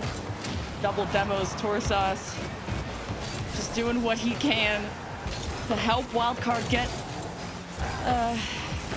their head on their shoulders, to breathe a sigh of relief that GK are not all over them at all times. Like a Torso is just out for blood. Is it open? And then, yeah, this just rolls on in. I think GK is going to say, okay, fine, you can have that one, but you still got to score 2 in 30 seconds. But yeah, absolute maximum chaos for Wildcard right now. Like you said, Torsas has turned himself into a wrecking ball. And that's about all they can hope for right now. You need something. Got these fun kickoffs too, but Wildcard didn't benefit from it last time despite a very close call. 23 seconds, match point for GK. A 1-1 series. You set yourself up for success in playoffs, and you're just burying Wildcard deeper and deeper into the ground with no chance of resurrecting. Yeah, you can see Wildcard again, just like in that K-Corp series, a small little team bump as they rotate through their own corner and delays the ability to get to the challenge. GK will put this one out of reach. Nice job, GK, keeping Wildcard at arm's length pretty much the entire series. There were a couple of nice tries, but ultimately the physical play from Archie early on, I think a big tone setter helped him. Really kept Wildcard off balance early. They had the mechanics to build the lead and the consistency to really hold on to it. So credit to you, GK. We said we wanted you to go out there and take care of business. You did just that. Nice clean 3-0. Clean sweep for GK, who go 2-1 in the Swiss, 1 win away from getting into playoffs. And remember, a top 4 seed means you start in the upper bracket. You have to lose twice to get out. If you're a bottom 4 seed, you only have to lose once to get out of playoffs. But getting to playoffs is a whole other ordeal with how stacked this major is. But man, GK are really starting to look like a more suffocating team to go up against. When Joyo, who can be solo mechy and crazy, Archie, who's a physical guy, Oli, who is integrated so well on this team as a great supportive cast, but also threatening in his own regard. I'd like to see more confidence out of Oli, but other than that, I'd also rather see a more patient player than one that makes too many mistakes. So this is only a team that's going to get better with more time. Yeah, good solid showing from GK. You can't fault it. They earn a spot back in that 2-1 round, a chance to qualify for playoffs, and they got 2 runs to do it, whereas Wildcard on their last life here, but they're down but not out. That is for sure. If anyone's got a shot of fighting out of the 1-2 round, it's not a bad pick to put some chance money on Wildcard for sure, but at the end of the day, that's all she wrote. And yeah, we're going to be rounding out Swiss round 3 very, very soon. We have Dignitas versus Twisted Minds coming in up next, and you won't want to miss it.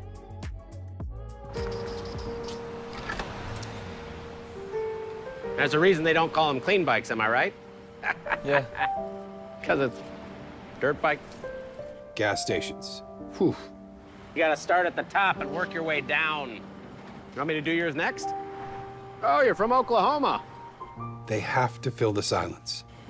The bathroom code's 9914. Progressive can't protect you from becoming your parents, but we can protect your home and auto when you bundle with us. Look at this hot rodder! First thing I see when I look at the car are them big boy wheels. Black on black, gotta coordinate when I get to the grill. Headlights looking like cat's eyes high being cut through films. Press the start, you hear it really come alive, it's real. Black on black, my wheels really come alive, it's real. Black on black, my wheels really come alive, it's real. Headlights looking like cat's eyes high being cut through the fields. Press the start, you hear that. It's real.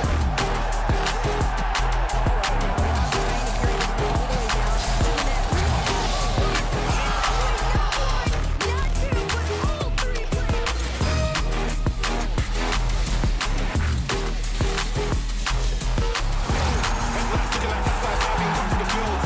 Press the start, you hear that. They don't really come alive, it's real.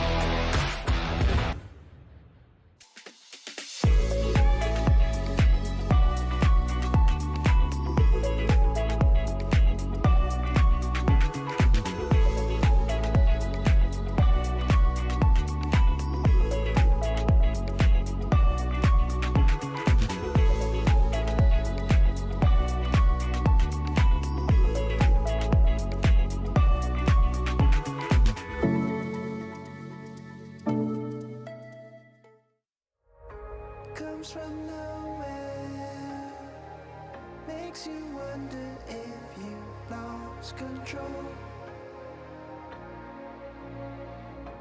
Leaves you breathless, changes what you think is possible.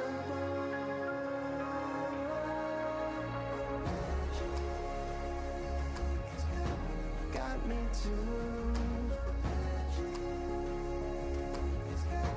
Brought me to you. It's got you too. Your magic's true. Your magic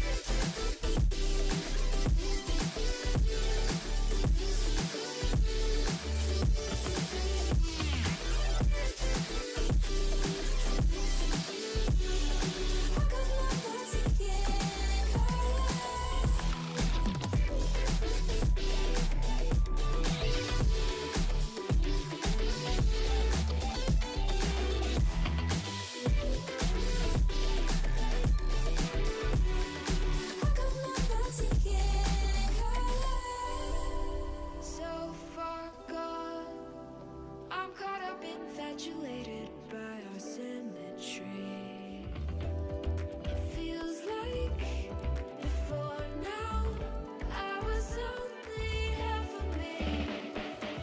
Thought that I had figured it out, never felt it rationally, but this sense of urgency has me wondering. Thought that I had figured it out, nothing could get through to me, but this kind of chemistry has me wondering.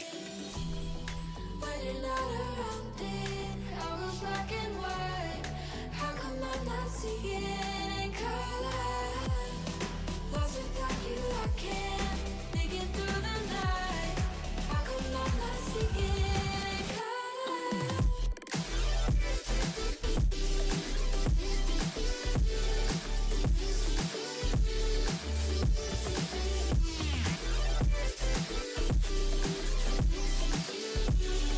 How come I'm not seeing in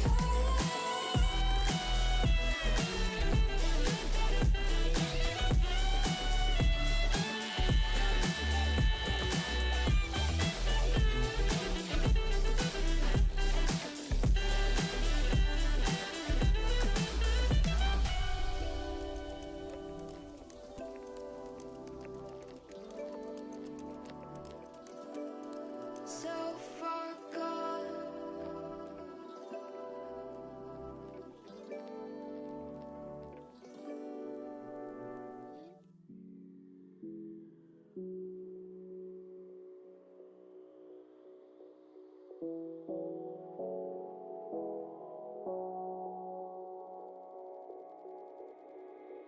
Can you feel it? The fire in your soul, leaping at the chance for love. Can you feel it? Haunting your senses, letting all your feelings go. But I can feel it rushing through my veins. Your love's the only drug I know. But we've been playing the hand now we're dead, so we can light it up. I know that we can make it through the night, but I can feel the fire inside, so there won't be no fear tonight.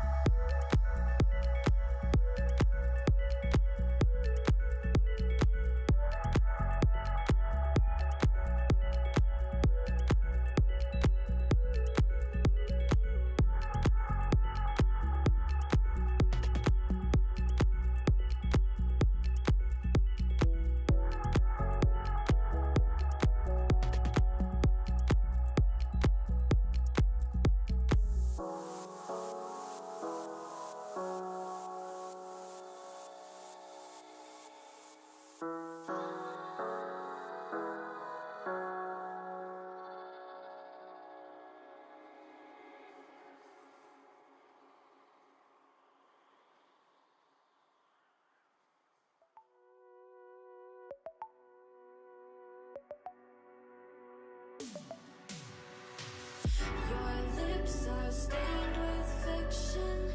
You always have your reasons, and I spell you rotten. Your hands are sealed in pockets. You fill them with your secrets. To you, I am nothing. I am.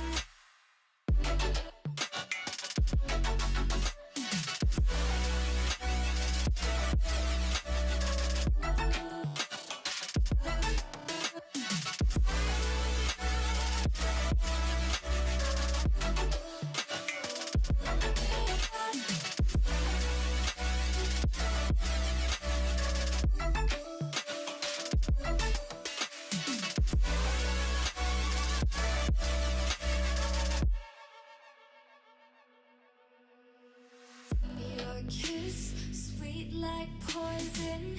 You know you make me reckless.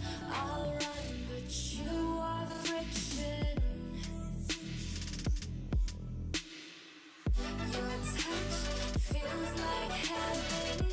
You make me hate all my sins. You are my religion. My religion. I have a million reasons to leave you, but I have a billion reasons to keep you. I have a million reasons to leave you,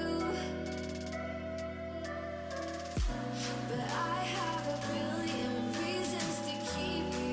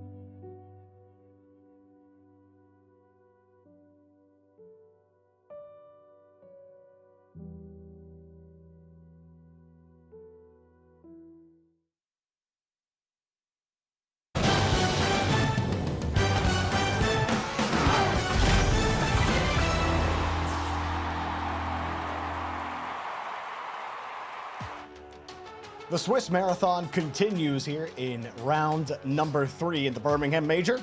Jorby and Hercules will be taking you through the end of that. You saw Healthy Chiefs versus Luminosity on your screen. A nice little musty goal on the kickoff was kind of sick. That's happening over on the mainstream, twitch.tv/Rocket League.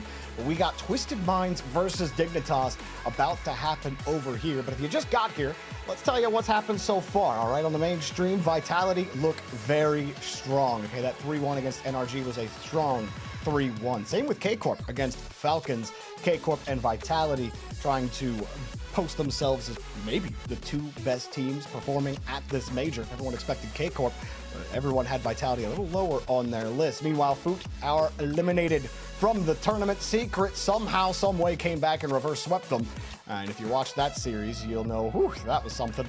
But we got Chiefs and Luminosity going on the mainstream. Over here on the alternate stream, we had a couple of matches as well. We had the Ultimates beating Gen.G in 5 games, a close one, a couple of overtimes in that one. Same with Furia and Complexity. All the fun matches have been on the alternate stream. Keep that in mind when you're deciding which one to watch, especially when we get into that Swiss round 4 and we get going on the distance of this Swiss. And like I said, Twisted Minds versus Dignitas coming up next. Hercules, earlier I asked you which one are you looking forward to, and this was the one. This really was. I am excited for this. If you guys missed it yesterday, Twisted Minds, I think, probably was involved in, if not probably the best series we're going to be getting of the Birmingham Major. They faced off against Vitality. It was a literal screaming match. Napo and Zen were going at it, and unfortunately for them, they ended up falling to Vitality, but that just meant they became that much meaner against everybody they have to go to next. And then, of course,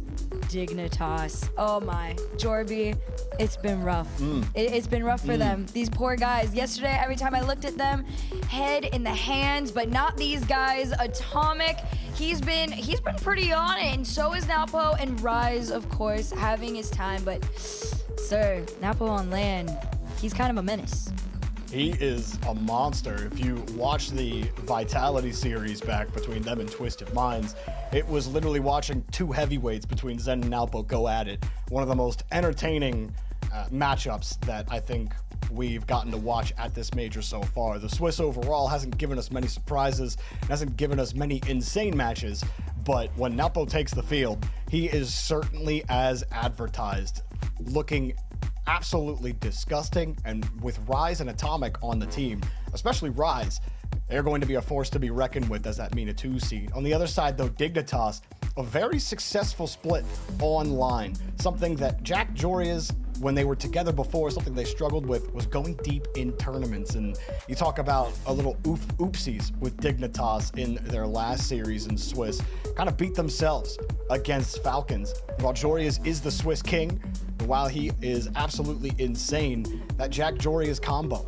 getting deep on LAN, has always been something that they haven't been able to do. A top 8 is the farthest they've ever been able to get.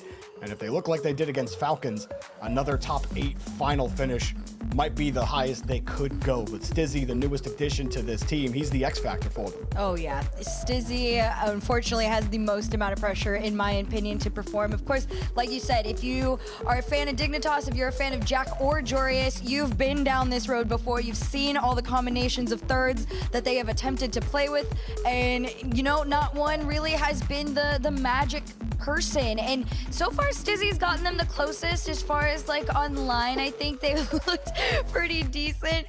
But like you said, on LAN is where it matters most. And unfortunately for them, they are going up against a very intense Twisted Minds who, I mean, like everybody is saying it, they will be handing zero respect. All right, I see you, Jorb.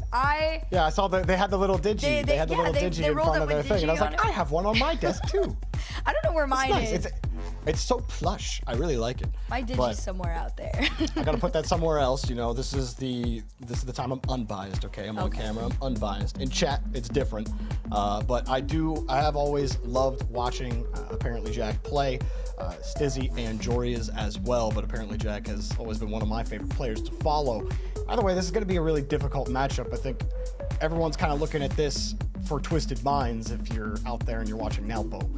For you best player in the world fans out there, or people competing to be that best player in the world, this is the next step for Twisted Minds. You know they can absolutely do it, especially when you have Rise, so consistent, so reliable as a rock in this rotation. And then Atomic, who can be a bit of a wild card, but very good on offense, has always been good on offense. And Atomic, on every team that he had played on when he was in Europe, I would have said that he was the best player on those teams, usually on those fully Spanish rosters. And this is a different makeup for him. These are the two best teammates that Atomic has ever had. And I think that that's going to help unlock him and get him more consistent. I think we are seeing a little bit of that. But I also don't think Twisted Minds have truly been tested outside of that Vitality match. I absolutely agree on that front. They haven't had too many people really be able to like force them to work for wins. I think that was a really good experience for them to have though against Vitality, because it sets them up even better to not be, you know, kind of complacent, a little chill, or a little even overconfident in some of their matchups. I hope they're not headed into this one being like, all right, this is an easy win. You do gotta respect the fact that Dignitas has found a fair amount of success, not only in the split, but even on land. Despite the losses, they didn't look too rough to where I would count them out. But it is time. Predictions on this one. It's an interesting match. Yeah, I got Twisted Minds. I'm not going to pick against Nelpo, not with how he looks, and Dignitas just was not convinced in their match against Falcons. Even if they don't get in their own way in this match, even if they do keep it close, and I think they can, I think Twisted Minds had the advantage here, 100%. Fair enough. I'm kind of with you on that one. There's this tiny part of me that's like, oh, maybe Dignitas like sneaks in and surprises, but no. After that Vitality match yesterday, I think there's a lot of anger coming into this series. Well, let's get right into it. Enough yapping over here. Let's get some gameplay on the screen. Our face is gone. Digi and Brain in. Twisted Minds versus Dignitas. Napo and company trying to get that MENA 2 seed ever closer to the playoffs and get into that 2-1 upper round of Swiss. So let's get underway here as we start with Game 1, brought to you by Progressive. Well, you guys, if you're a Dignitas fan in chat, you're going to be sitting on the edge of your seat for a minute. But if you are a Twisted Minds fan, girl, get ready. We're about to see some action. These two teams are going head-to-head to see who gets to avoid match point in round 4. Quick start already off the kickoff. Napo gets a shot within the first 2 seconds of the game. Easily saved. Dignitas, big question for me watching them is defense. Discipline from defense, and Stizzy in particular. Back when I had casted that Dignitas team stream when they were in North America, Stizzy was on that team. They kind of lived and died by him. And Rocket League, a lot of players that get on LAN, might be, you know, their first or second LAN. One thing that's hard to do is keep your emotions level. And even when things are going well, but this is a great start and a great pass to Stizzy from Jorius. The Panda special. If you've kept up with Dignitas since the OG days, you know the MO for this team are going to be those low ground passing plays. And sometimes you'll see them in the air, but again, on the ground, that is where they kind of thrive. So that being the opening goal, wouldn't have expected anything less. It's more Dignitas' defense is where I'm a little curious how we are going to see them compete against this Twisted Minds. But it doesn't even matter. If you are sitting in that Twisted Minds have taken shots at their net, you at least get to play a little bit more comfy. Twisted Minds on pulling back as Dignitas looked for a way in. Apparently Jack was headhunting. 50 a bit slow to get to it. Joria's shot was cleared back out. Jack, maybe not the touch he was looking for, but it was also followed by another not great touch from Twisted Minds. The team's looking for that rhythm. Maybe some consecutive touches. Dignitas slowly grabbing that possession. Had midfield for a bit. Jack gets the demo! And Joria's, and you send the missile, and it's got Jack's face on it. It's going to be hard to avoid. This is a very nice play, too, because even off the attack from Rise, Jorius was right there ready to go. This is a team that you're going to see very, very quick follow-ups as well. And Twisted Minds has to be prepared for that, especially if Dignitas are feeling good, which they have to be feeling amazing right now, right? You got a 2-goal opening lead in the first 2 minutes. I mean, Twisted Minds, you haven't even taken a fair amount of shots. This is one of the better ones, but still sent off. One up Jack. It's one of those, again, if I saw from his perspective, maybe he saw him coming and went down, was like, not going to happen, but it looked like a clean whiff. Either way, Dignitas don't have to worry about any shots coming. Get reset on the midfield. Even when they don't get to that touch, Rise gets demoed. Atomic still had the space to get there. This time Jack does double commit. Rise only 12 boosts. Twisted Minds get a chance to get set up as Rise held the ball for a bit. Now Atomic past the elbow. Easy goal.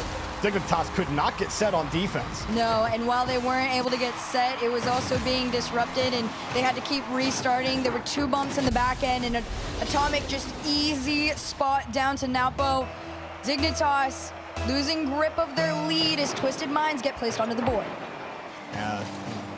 You called it, with Jack getting bumped, unable to get back into the play, and then Stizzy didn't have any boost as he went to go for the touch. Unfortunately, all of the onus was on him to try to protect that ball with all that action going on behind him. Didn't think it would take too long for Twisted Minds to find a way in. It's been a physical game so far. Dignitas, Jack, always been a physical player, always loved being downfield as either an option or a plow, if you will. And he continues to be that for Dignitas. Served them well so far in these opening 3 minutes, but when Twisted Minds start shooting back with demos, how do you respond? Well, Atomic lets it drop. They were expecting the touch, and that gives the free out into the midfield. Twisted Minds get the set up in the midfield. They end up sending two there. Stizzy gets back just decent touch. Jorius avoids the bump. It's very awkward on defense. Dignitas have to keep their cameras on a swivel, not just keep track of the rotation behind the ball, but also what blue cards are flying at them in the net. Open here, Jack gets back in time for the touch and put it into safety, maybe turn it into something on the transition. Very awkward moments for Dignitas, but they almost created some magic there. Oh man, they've tried so many times to really just gain control of this ball, but Twisted Minds, even when Dignitas has the ball, they are sitting there cheating in their half, demoing, bumping, frustrating the absolute heck out of the Dignitas defense. Now Pope pass one. Jorius is like, I'm just gonna wait for this one to come down to me. You can waste your boost trying to make a challenge on it, but Rise is right there on the return. Atomic up next. Less than 1 minute in regulation. Napo trying to solo play it, not gonna find it there. And here comes Rise. It's just one turn after the other, and Dignitas has yet to be able to slow the Twisted Mind attacks down. Ooh, now Poe. A couple of times he's trying to be tricky with it. You saw him on the pre-flip air dribble attempt on the bump. The Dignitas were able to narrowly avoid it. That time the window a little too tight for Naupo to grab that touch off the ceiling in front of the box. Dignitas have held on to this lead. We said defense was the question mark at the start of this game for Dignitas. They're gonna have to play a little bit more here at the end of regulation, and you're not gonna get away from it this time. A demo and a threat of another gives Naupo the opening for a second goal. The one player everybody has been so curious would look like on LAN is proving himself again. He is a thriving person out in the space. In 2-2, 10 seconds on the clock, off the kickoff. Jack's gonna take the opportunity, and Dignitas steal the lead. Well, the pop-up is perfect for apparently Jack. Jorius with a beautiful 50, Rise with the quick cheat up. Jack ready for the pop-up. It's over Rise's head and past Naupo's car into the net. What a response on the kickoff from Jorius and Jack. The duo linking up when they needed it, but hang on, they're giving the kickoff right back. Rise through, and Jorius finds a way to make the stop. Ball in the air. Dignitas can't quite get it on the ground. Flipped up high, everybody crashing forward. Dignitas hold on for the game one victory. Oh man, last heroic efforts. I mean, those kickoffs can be deadly if they are planned and ready to go, and that's exactly what Dignitas had in their backpack. A planned kickoff ready to go. Twisted Minds, a insane fight. I truly felt like they had majority control, but at the end there, when it started to slip away and the pressure was amounting to those last few seconds, they just could not keep up, and Dignitas was just a little bit too composed for Twisted Minds to upset them. Dignitas and those the defense that we talked about several times deserves one more mention again, that there was a couple of awkward opportunities for Twisted Minds where it looked like the net was finally open, and there was one play in particular where I don't think it's going to show up on any highlight reel, but Jack came back to the top of the box and defended a potential double touch, and wasn't just getting a touch on the ball, but hitting it out with power, out onto the side towards the midfield. I mean, Twisted Minds had to reset their rotation, and it gave Dignitas time to get reset on defense. That touch in particular saved the day for Dignitas, but Jorius getting a perfect pop-up for Jack, who played a little slower on the cheat up.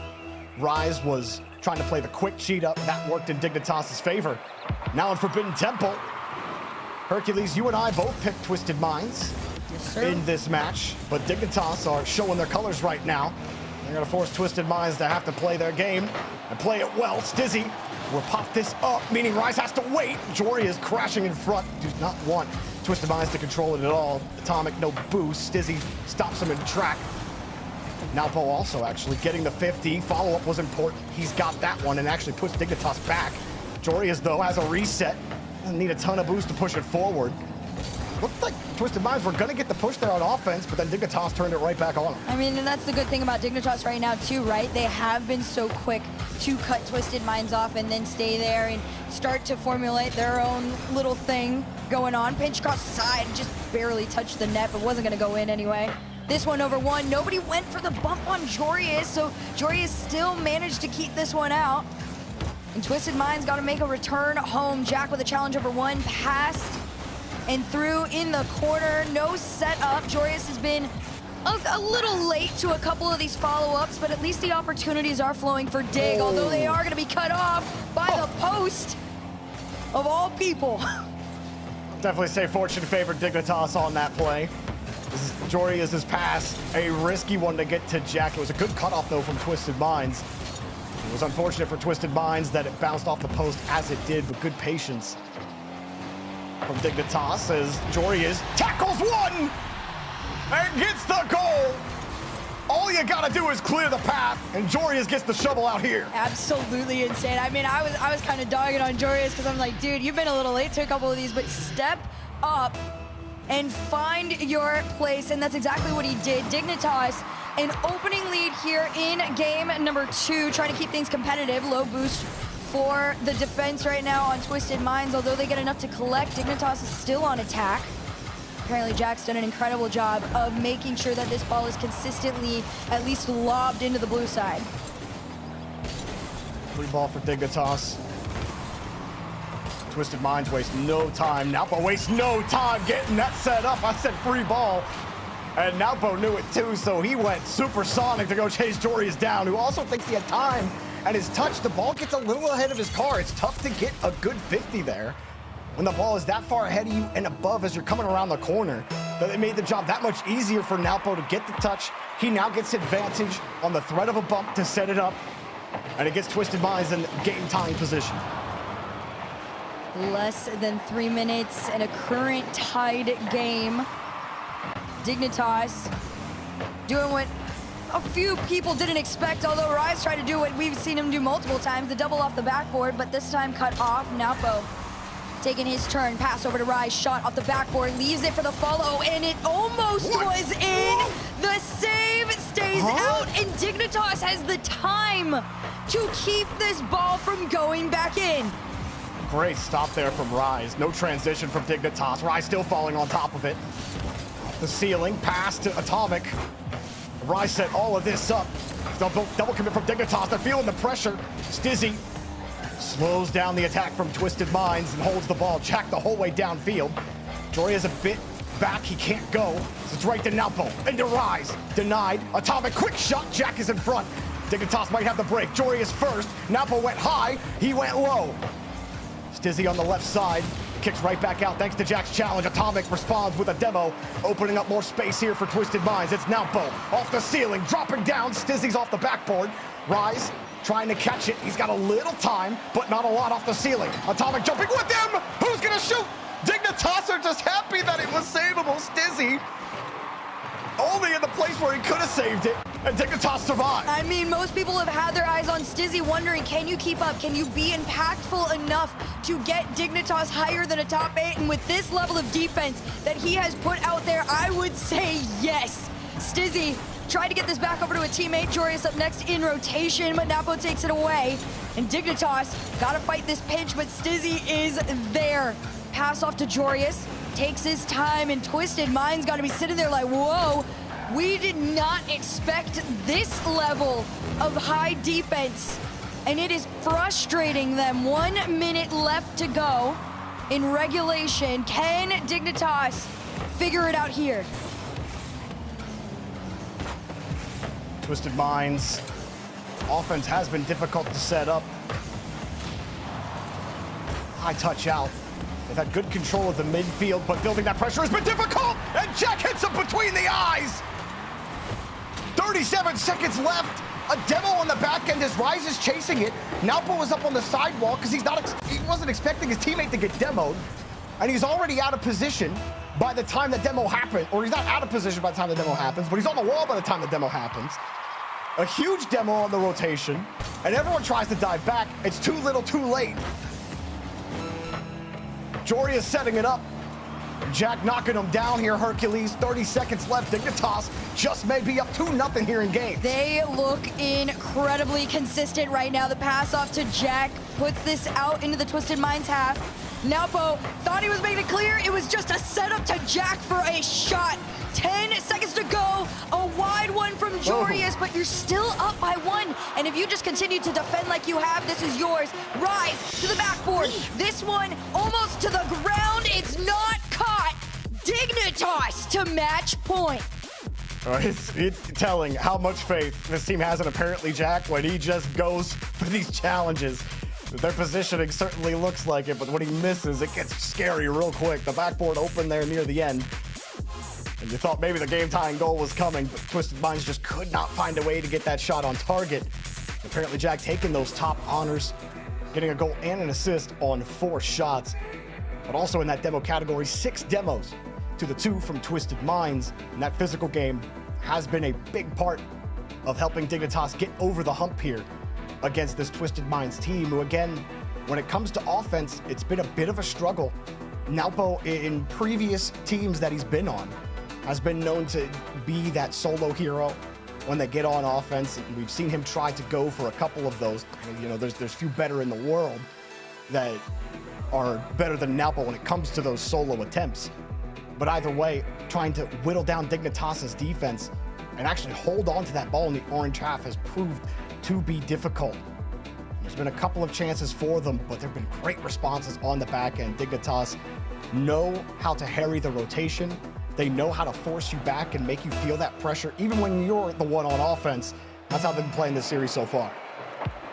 Dignitas 1 away from taking down a team that had such a high-level performance yesterday, and everybody was wondering what really was going on with Dig yesterday. Well, they said it's fine. It was just day 1. It was a warm-up Swiss day. We're back to ourselves and beyond.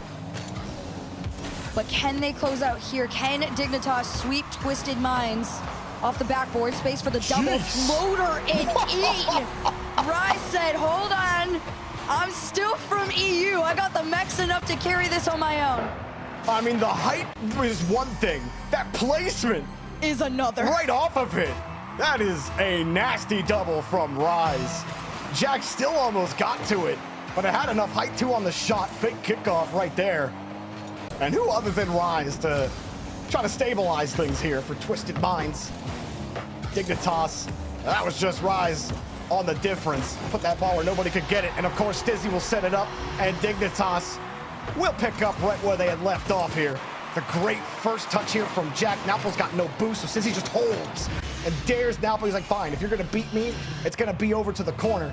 But if I win, you're dead. Anywhere else, my team is ready. Dignitas got it. I gotta hand it to Jorius. He was a little quiet for me in the beginning of this series, and now his timing on a lot of these cleanups have been impeccable, but so has Naupo off the kickoff here. Straight into the nose of his car. Yeah, good luck trying to get to that ball, Jorius. That one, like you said, you don't get a much better kickoff than that. If you're Naupo, on the nose, perfect speed heading down the other way, and Jorius certainly thinking he had time and the space to actually get back to it, but instead he ran into a blue car. Dignitas want to strike right back. Jorius beating the first defender. Not a ton of boost for Naupo, and not a great touch. Whoa, miscommunication. Jack coming up. Jorius thinking to give it to Jack.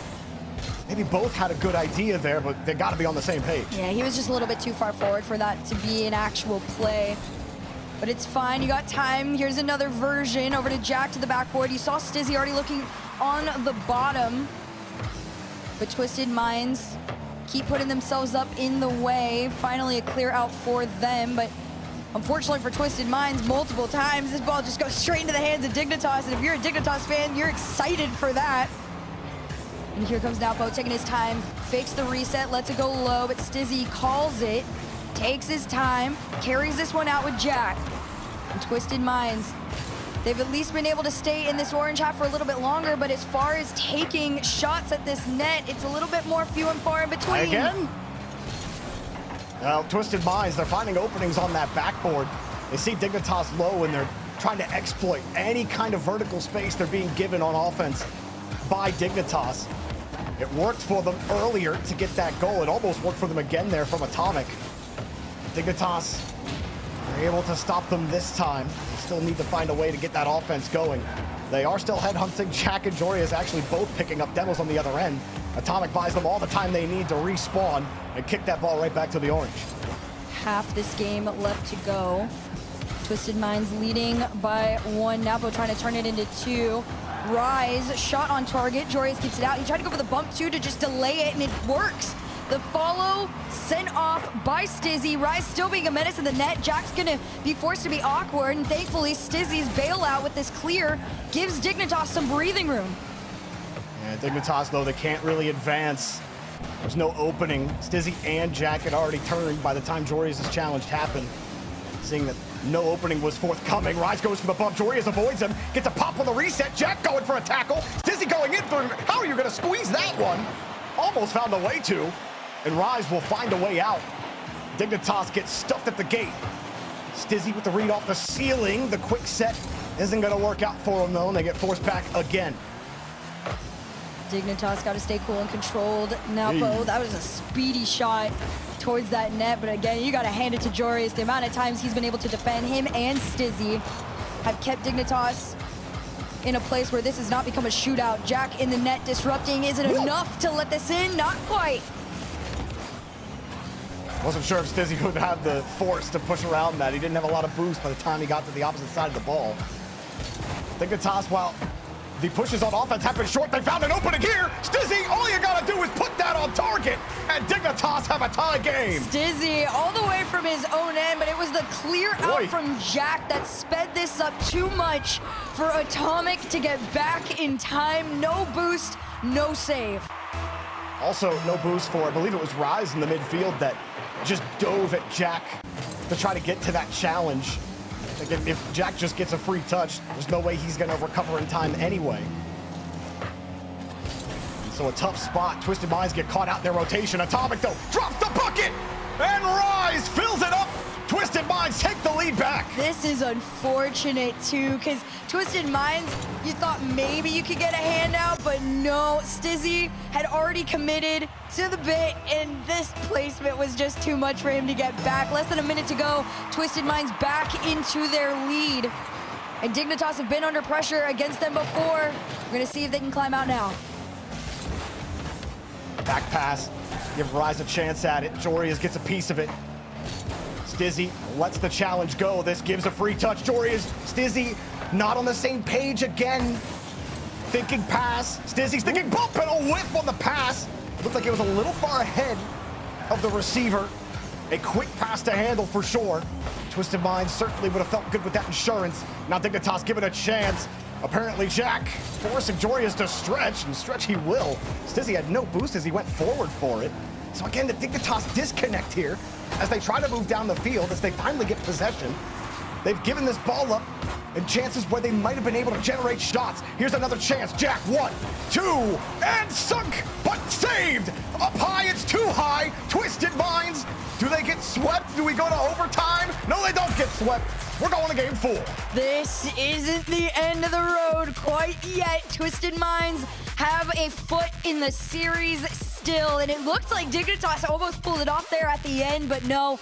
Twisted Minds, I mean, the experience to be able to keep this one going is very much proven. Rise had an incredible game, in my opinion, leading with 653 over his teammates. 2 of those goals to his name. I mean, you just got to commend them for even coming back on this one, because Dignitas look insane. Dignitas, had they been on the same page, had their brains been linked up, this might have been a sweep, but failed pass between Jack and Jorius early on in the game, or rather Jack not expecting the pass, Jorius wanting to pass, and then it was Stizzy going for a demo when Jorius wanted to tee it down to him. Those little things made the difference. And there was even one where Jack had Jorius in the corner. There was also a defender in the area, so he tried to find the sweet spot to force the defender to stretch, but also give Jorius a chance at it. And he had Stizzy on the other side who was pushing up like he had boost, and he didn't have boost. So it's like there's just a lot of disjointment happening when Dignitas get on offense in that game number 3. But they joint up in those situations. Twisted Minds probably don't win that game, or at least you're going to force Twisted Minds to have to make the save. So here we go in game number 4. They pull off the reverse sweep. We've had one today. Granted, maybe not one you would have expected between Twisted Minds and Foot. But Twisted Minds, not Twisted Minds, between Foot and Team Secret, excuse me. But now Twisted Minds trying to pull off a reverse sweep themselves here against Dignitas. Right now, with the way Dignitas were playing, at least in that game 2 and 3, or excuse me, game 1 and 2, they look like they are capable of ending this here, but Twisted Minds are slightly starting to get their footing off the backboard. Jack just shadowing this ball to keep it out, but Napo takes it back. Atomic looking for the bump. Jeez. Nope, you're not, you don't even need it. Napo can do it on his own here. And look at this one, just the power off the ceiling to himself, the reset over Jorius. Looks like we're gonna have a series on our hand. Well, that was G's because Atomic, he had first, instead of even going for the read off the backboard, he saw Jack and was like, well, I know you got to stretch for this, so I'm going to force you out of your path. And then he just whips back around and is like, hang on, I got a right hook too. And then make sure that nobody else can make the stop and give Nalpo the space. Dignitas, quick transition, double commit from Twisted Minds. Stizzy with a good first touch. It was tough to get that place anywhere. Jorius, another short touch, keeps it close. Jack playing tight. No midfield boost for Stizzy, and he's forced the whole way back. Jack will hold the ball. Jack will just go over the entire team here. Hey, do your thing, man. That's OG Jack stuff, too. Off the wall, the control, too, to get just over not only Rise, but Atomic. And Atomic had the boost to try and get up there, but no. Composed enough to get on in tied game with less than 4 to go. Atomic's approach was kind of weird considering how much boost he had. Yeah. In one of those, I could see from his player POV, at least for me, I'd probably have a better understanding. That's pretty easy to understand the bounce on this one. Rise slaps this off of Jorius's car for the challenge, and it bounces right off of Stizzy. Jack is whipping his head back and forth, well, bruh. Okay, 2-1 here for Twisted Minds. Dignitas just got to do it again, and that's what they're going to try, but so is Rise. This one falls back to Stizzy. He's going to try and make up for this one. Down to the ground. No connect. He wanted the follow-up from Jack. He has the space. The double is wide, but at least they're in the area. Wow. Jorius with all the time, though. Off the ground, in between a laser of a shot to tie things. Holy rocket pitch, Stizzy. Jeez, I don't know if any other type of touch would have generated an immediate shot for Jorius, but that was the one. There might have been 100 different ways to play that ball, and that's the only one that gives you a shot like that in an opening. What a crazy pitch from Stizzy.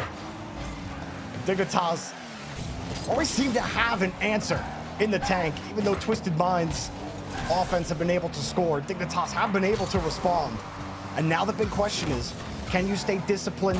Can you all be on the same page for the length of this? Because as it's gone, when they have been on the same page, Dignitas have looked like the better team. Twisted Minds right behind them. But if they give Twisted Minds an inch, or a millimeter, if you will, you know, they'll take a kilometer. There you go, European friends, rejoice.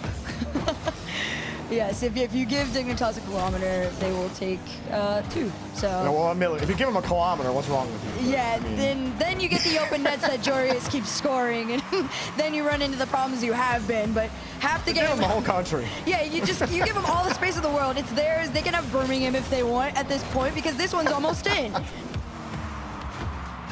High ball for Nalpo. Challenge actually gave a shot.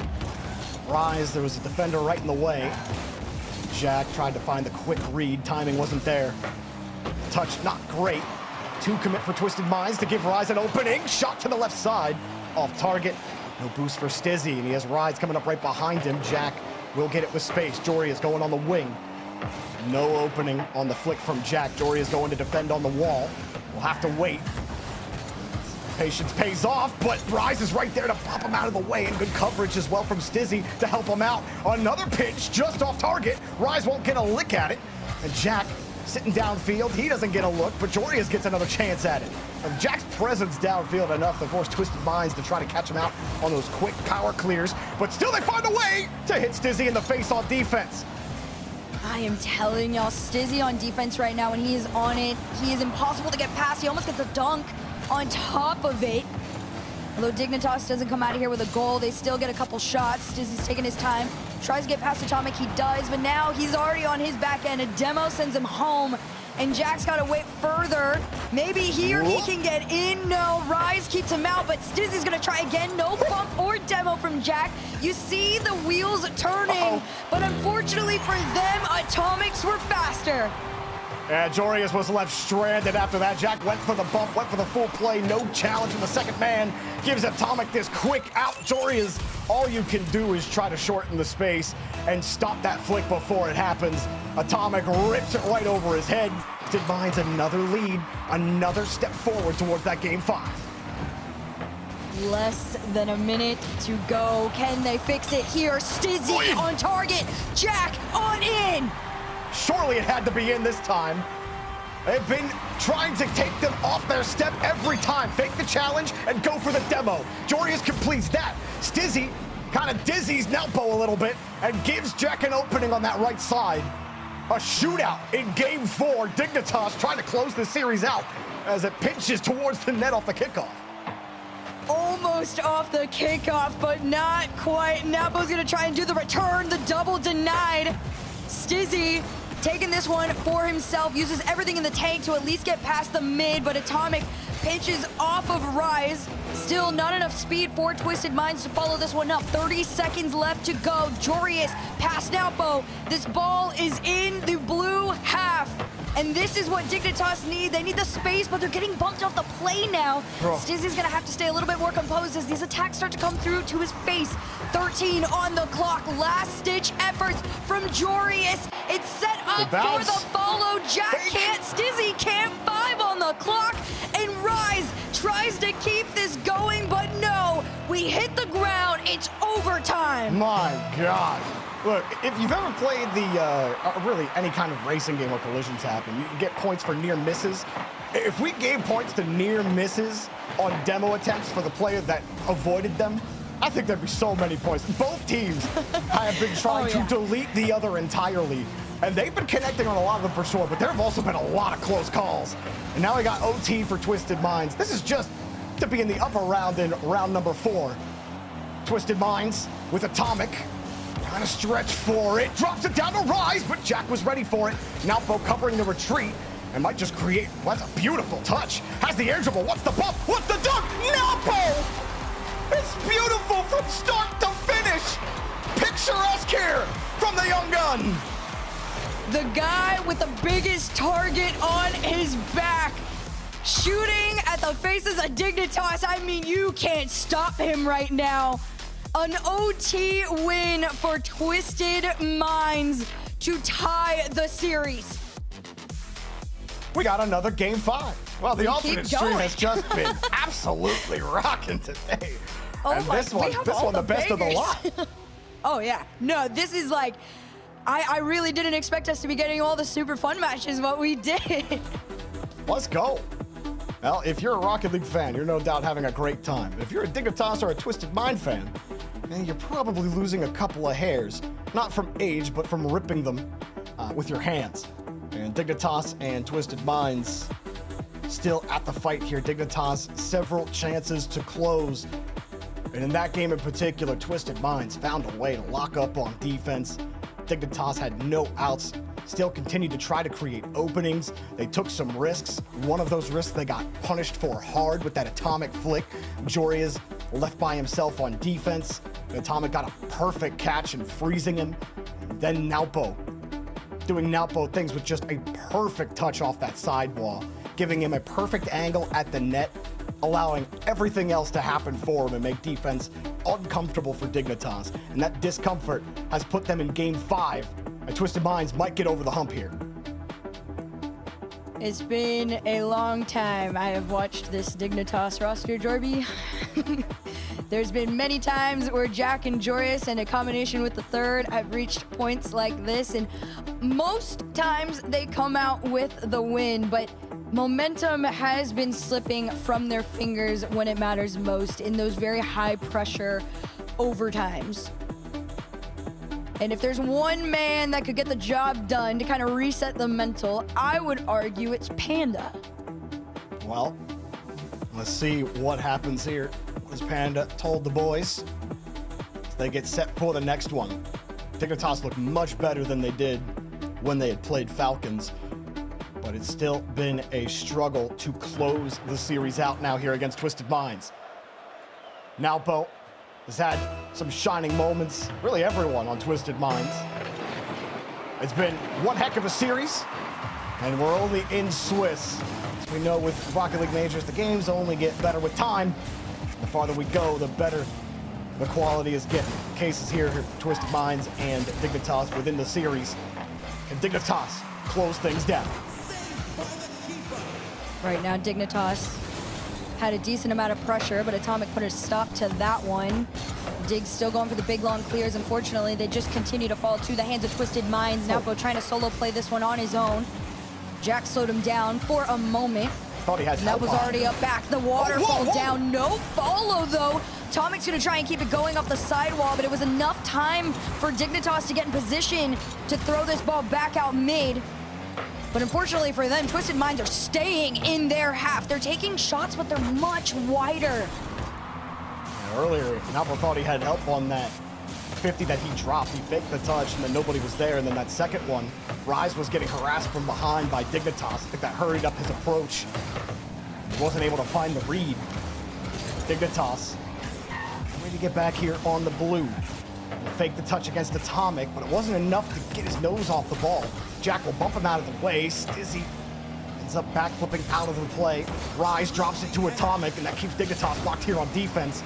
Twisted Minds working around the corner. Stizzy faked out on one. Coming across to Rise. One touch out on the double. Stizzy's ready for that one. They'll have to work a little harder to get it by him there. Jack in the air, off the ceiling. Does he have the read against Nalpo? Steals it away, forces a double commit, and that keeps the ball tight, leaving a shot open for Dorians. All that work from Jack, and there would be one person on this team to make sure it went in, and it was Joreus. Throws himself. Nalpo didn't even expect the speed at which he was coming. Dignitas opening lead. That's like the boomer bust when it comes to apparently Jack. Because he doesn't get square on that ball like he did against Nalpo there. He had to stretch to go get that. The double commit doesn't happen there. Stizzy can't tackle Atomic. Dignitas almost doubling up. Jack holding the ball and forces Nalpo from the no boost clear. Joreus using the ceiling to shorten space. Gets his nose on it, but it's enough for Atomic to grab the ball and keep it tight. Has the flip and a side flip out there for Nalpo. Rise still gets a free touch. High up again, challenging Joreus. Joreus is up to the task as Atomic gets his nose there.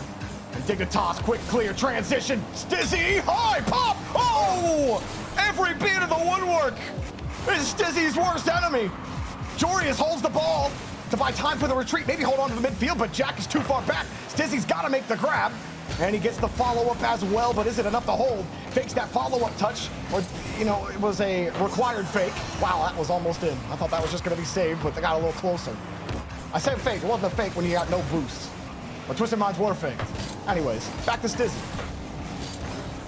I mean, right now, Dignitas truly have every single piece of the puzzle, and the best one that they have is Stizzy. For so long, Dignitas have tried to find a third that really just could lock in and do their thing on their own, and it is him.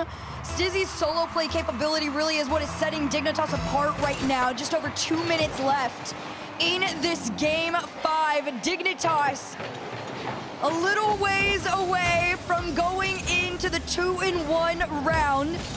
Twisted Minds falling behind as time goes on. Coming off of some questionable defense there on that last goal from Twisted Minds. Atomic missing the read, and then Nalpo going like he's gonna challenge. And then he doesn't. Twisted Minds, they can forget about that. Have some short memories as Rise, all he does is hold the ball, and everybody committed on Dignitas. Their defense breaks down, and so now everybody's choking up here when it comes to holding the back line. So let's see if all 6 players can get that figured out. Dignitas especially need to be wary of making those mistakes. You've had the lead, you bought insurance, but now you've given Twisted Minds an in with 1:40 left. As Stizzy loses the ball here. Oh, now Bo coming out of net. Just didn't have the power behind that pass in order to get to him. No boost either. Quick hit. Twisted Minds making their life a little more difficult than they maybe need to. This touch gets away from 2 players. The bounce works for Atomic. It might be open, but Jory is in stride, able to hit the touch. Jack going downfield again. Stizzy just has to hold the ball. No way he could get that towards net.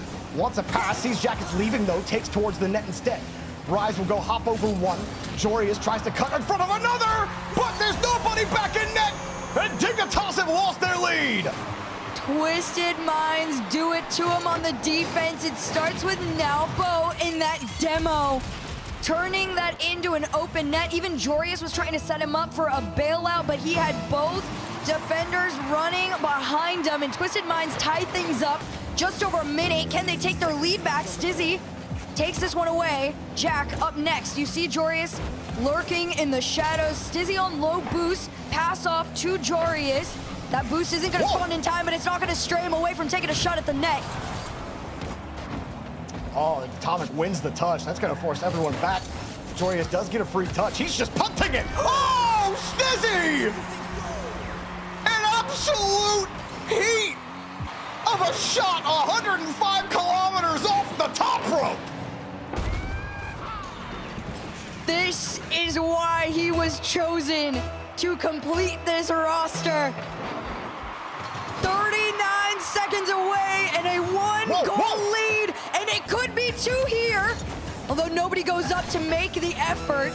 Dignitas, they've been known for their defense this weekend. They've been incredible, but can they hold on for another 25? Demo. The demo opens up the space. Jorius sends us back into the corner. He owns the control. He has the boost from the mid. Solo to the backboard. Can he pitch it down? No. Rise sends this out. Pass over to Atomic. Shot on target.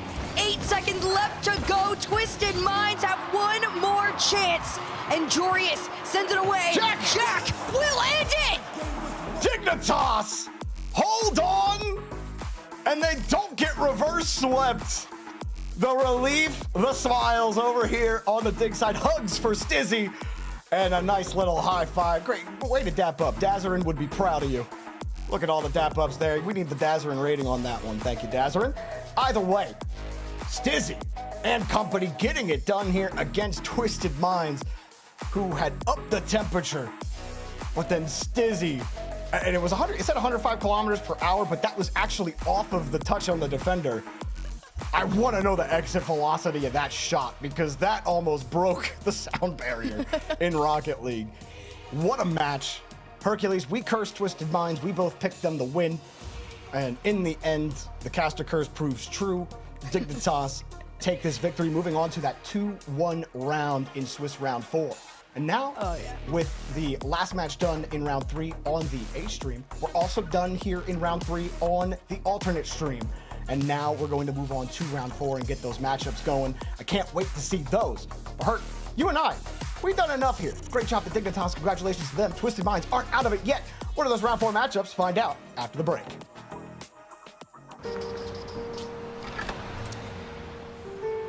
There's a reason they don't call them clean bikes, am I right? Yeah. Because it's dirt bike. Gas stations. Whew. You gotta start at the top and work your way down. You want me to do yours next? Oh, you're from Oklahoma. They have to fill the silence. The bathroom code's 9914. Progressive can't protect you from becoming your parents, but we can protect your home and auto when you bundle with us. Look at this hot rodder! First thing I see when I look at the car are them big boy wheels. Black on black, gotta coordinate when I get to the grill. Headlights looking like cat's eyes, high being cut through films. Press the start, you hear it, really come alive, it's real. Black on black, my wheels, really come alive, it's real. Black on black, my wheels, really come alive, it's real. Headlights looking like cat's eyes, high being cut through the fields. Press the start, you hear that.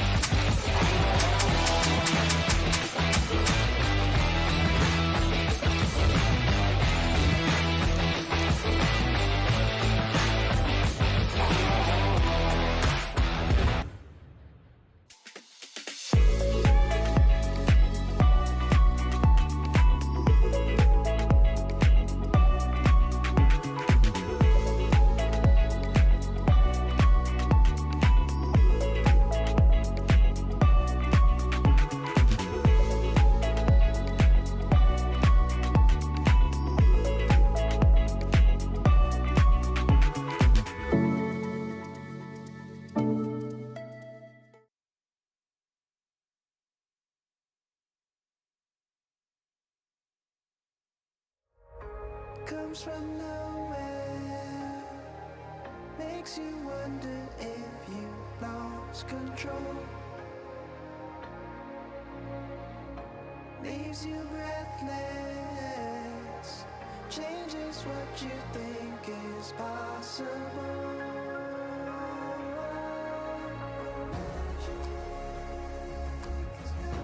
Got me too. Brought me to you. It's got you too. Your magic's true. Your magic's true.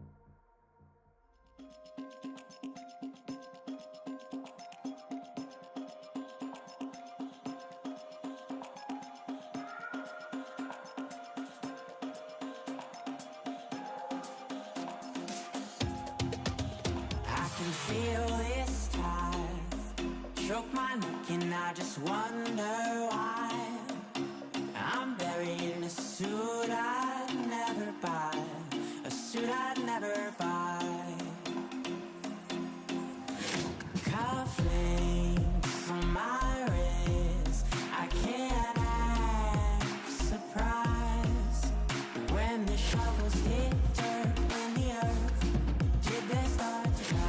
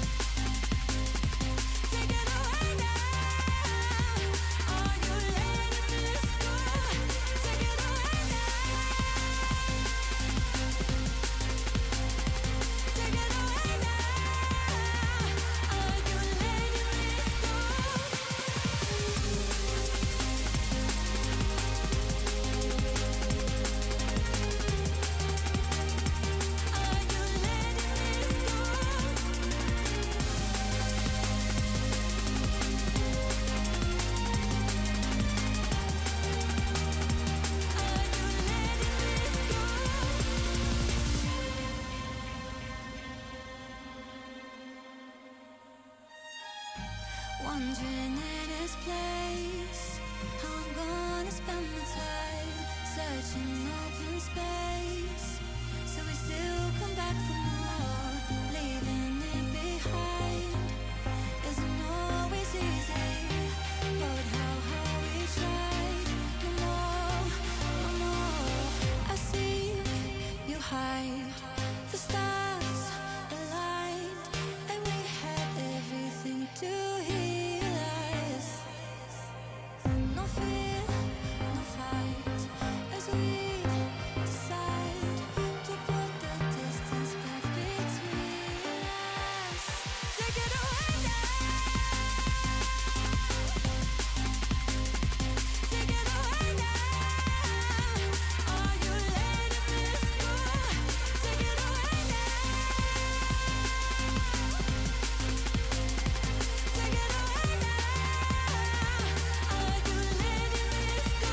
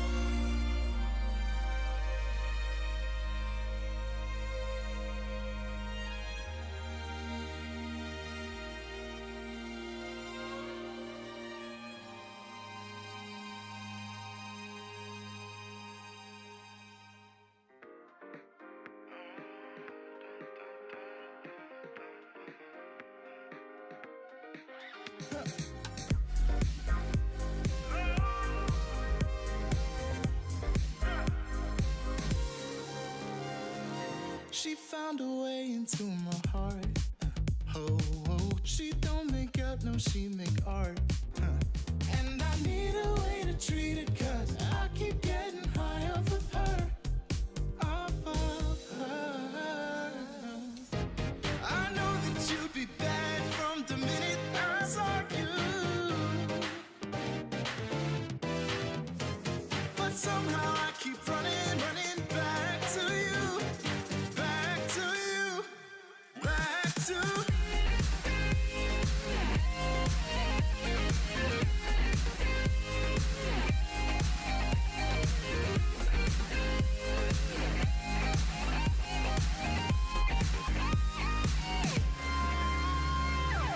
long nights can get me feeling lonely.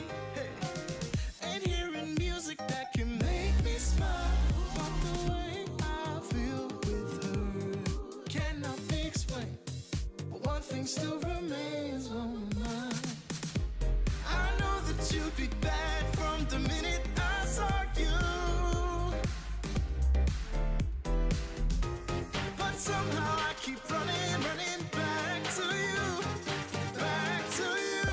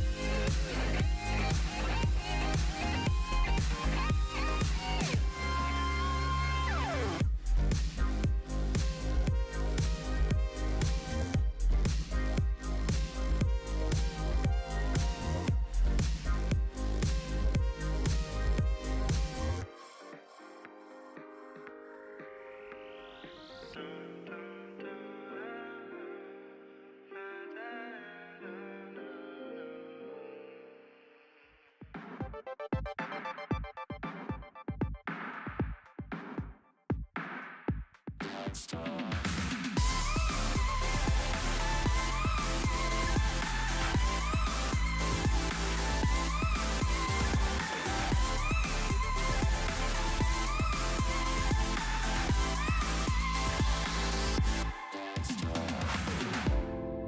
said you're cool and that it's alright, but you're hiding something that don't feel right. You know life is better when we just talk, when we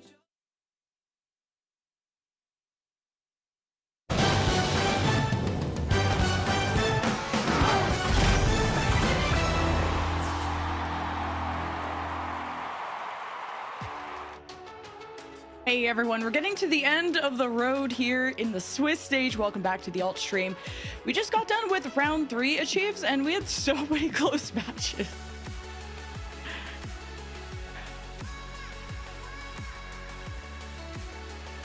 The second time I've done that, meant to do it. But yes, Twisted Minds vs. Dignitas was not ready for the roller coaster that one happened to be. Crazy ride there, but well done to Dignitas to come out with win. Yeah, a lot of good results. I mean, what, 5 games went all the way to Champions Field. Ultimates with a win over Gen.G.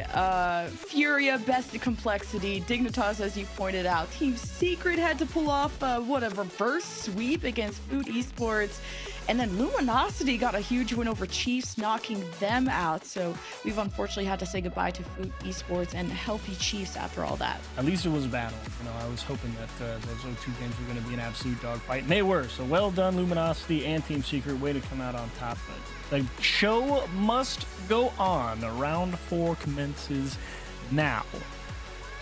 Yeah, there's so many good matches, and we're kicking things off with the GK Esports versus NRG. But on your other tab, I'll keep you updated on what's going on there. Mainstream will be having Falcons versus Ultimates, Furia, Dignitas, Twisted Minds, Complexity, and we'll have a few matches left in round 5, and that'll conclude the 8 best teams going into playoffs.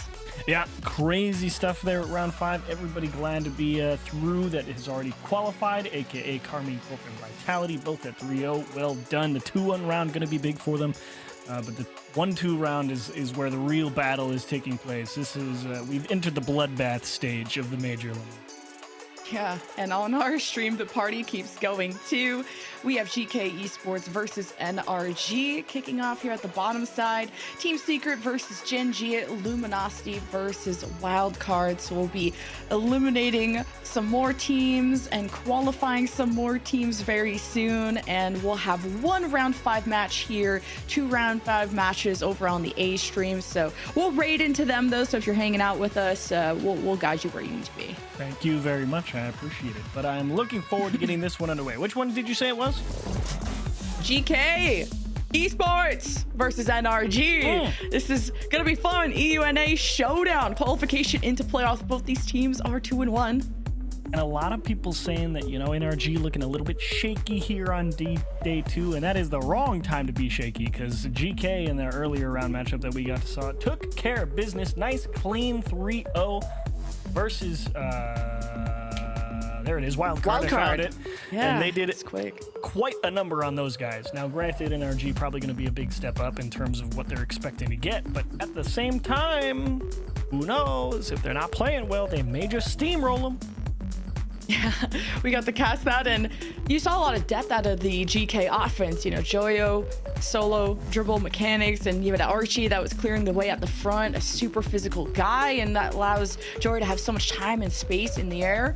And just as a team, they've really worked well together, even integrating the whole roster to be part of the fun. So I'm really excited. Yeah, Oli was definitely happy to just buy a lot of time whenever his team needed it. Surprising to see Archie, you know, kind of taken away from his customary position, making great saves in the net, and up there in the front, really wreaking havoc on that wild card front line. So they've got their hands full, I think, though, in this NRG matchup. They may have to respect a little bit more coming at them. Daniel and Beast Mode definitely going to be attacking pretty aggressively. Atomic also capable in his own right. He just doesn't have to do that as often anymore. He's got 2 big playmakers now, and he just kind of drives around the pitch, does whatever needs to get done nowadays. And that tends to be good enough to win, but is it good enough to win versus GK, where NRG already faltering a little bit versus Team Vitality 1-3 earlier. They go up against another European team here.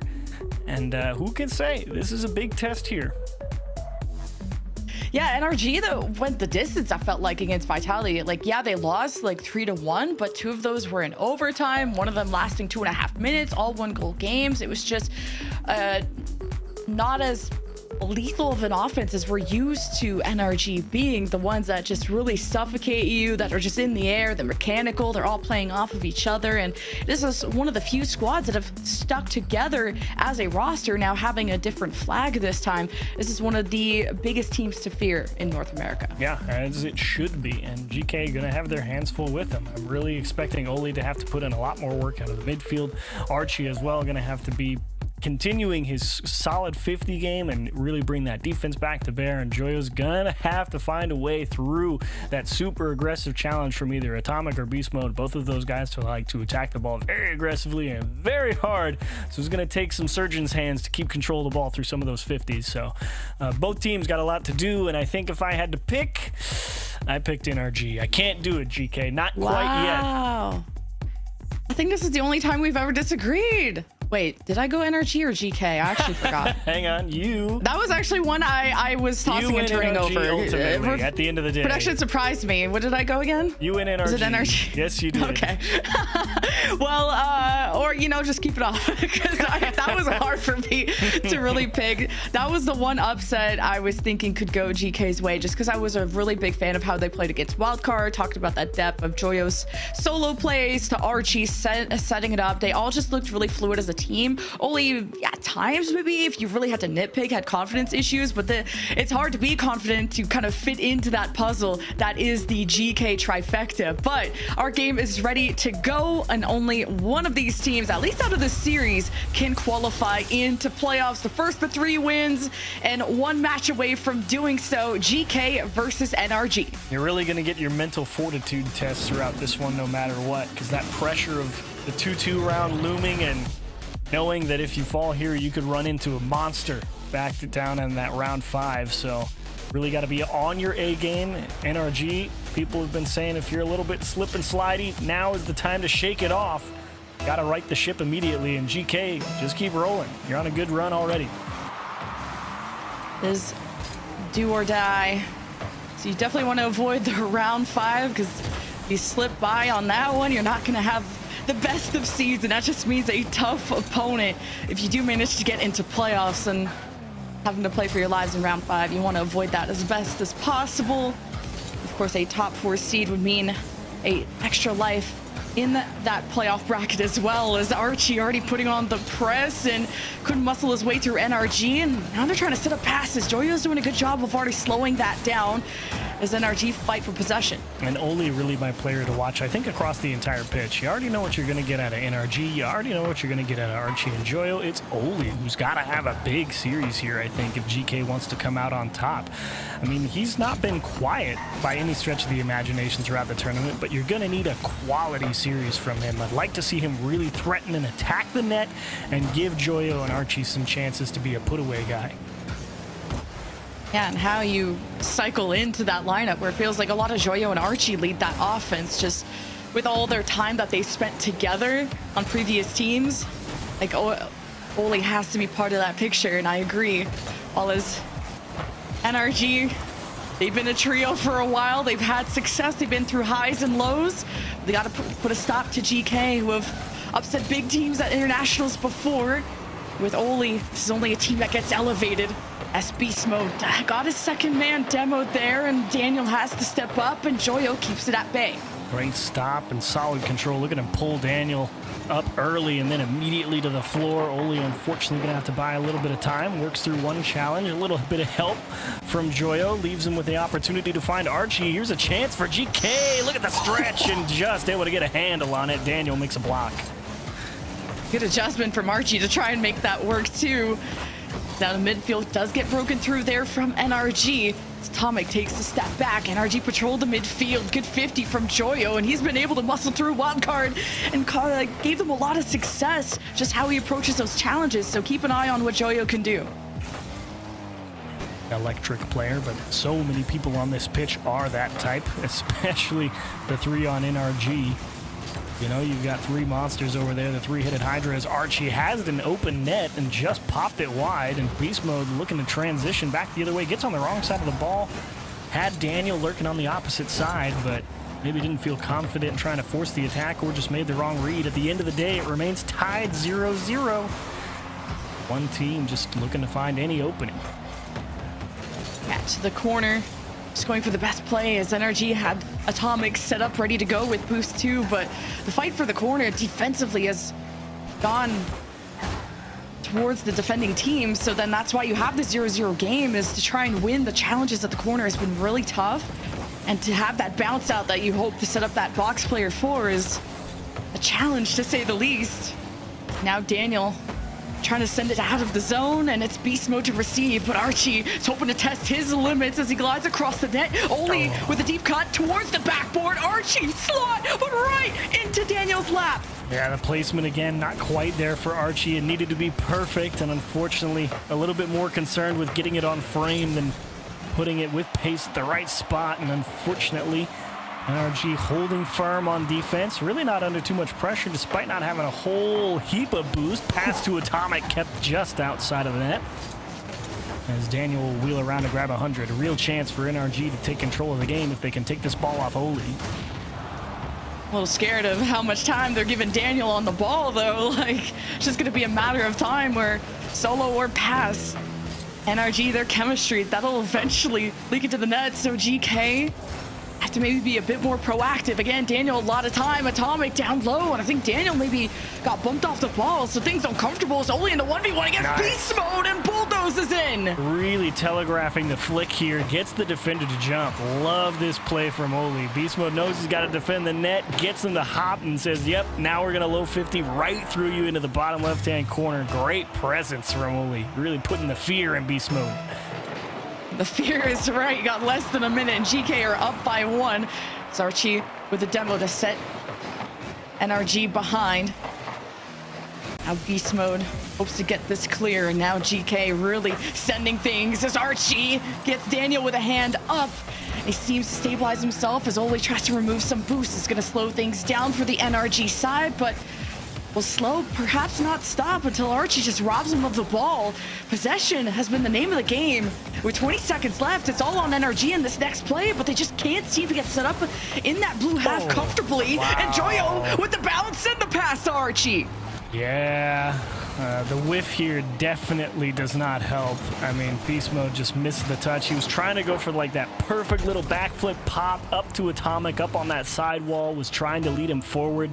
Mistimed the touch over the head in game 1, just like that, out of reach. NRG gonna find themselves in a hole early in the series. Yeah, NRG just not able to just... Oh, they've had a couple of just air dribble, just cross-field moments, but when trying to play the ball close, they're met with a lot of force from the side of GK that have made that possession game nearly impossible. And this is now very reminiscent of that series versus Vitality, where NRG did not score very much. 3 goals over this 4 games total for NRG, and things aren't clicking immediately, coming out with a shutout against them here in this game. At this point, interesting spot here for Sathu. I mean, he's used to having his 3 players, you know, they don't make mistakes. But what can you do? Oli makes a nice play in a 1v1 situation. You got to tip your cap, but then your team doesn't even bounce back and give themselves a chance in 0 seconds. They make a weird mishap, and they know it's best of 5. I mean, there's not a whole lot of room for error here. So Sathu going to have to get to work early, really get them dialed back in for game 2. And that was pretty smooth sailing, I would say, for GK. I mean, normally NRG used to putting a lot more pressure on people, but you got to give them credit where it's due. I mean, GK, excellent challenge game, and just nobody able to really get anything started on the attacking side for NRG. Definitely a bit of a flat kickoff for him here. For sure. Energy looked deflated, and that's why my prediction was so tough to make, because GK looked really good against Wildcard, but you could say on paper that isn't an easier opponent than Vitality. So NRG, definitely got humbled by Vitality, but got some world champions on that side, so got to be careful. So see if NRG can wake up at least offensively. It's still a low-scoring affair for GK, only 2, but punishing those mistakes is what we were really proud to see out of GK. NRG now just getting outright bullied out of possession here. Joyo to Oli to himself, and NRG kind of a bit of reeling back and forth here, trying to really get their feet set. Not sure where they really need to go. Yeah, NRG with just touches to keep themselves safe, and you got the Daniel dribble, but he's just crashing into 3 players, and it leaves your back third in a 1v1, and that's how GK has been able to score that first goal in that game 1. It's just leaving NRG's defense thinner than usual. This is a scramble in that backboard. GK keeping it at bay, and not only that, a quick response as Archie is surging downfield, having some help from Joyo. Bounce off the back walls, not having too much power. It's a different angle for Oli to cut, and enough time for NRG to block it away. And Daniel, once again, they can see NRG going back to that old tried and true look. Just get Daniel the ball in the deep third, and let's see what we can make happen. At the very least, we're going to earn some possession.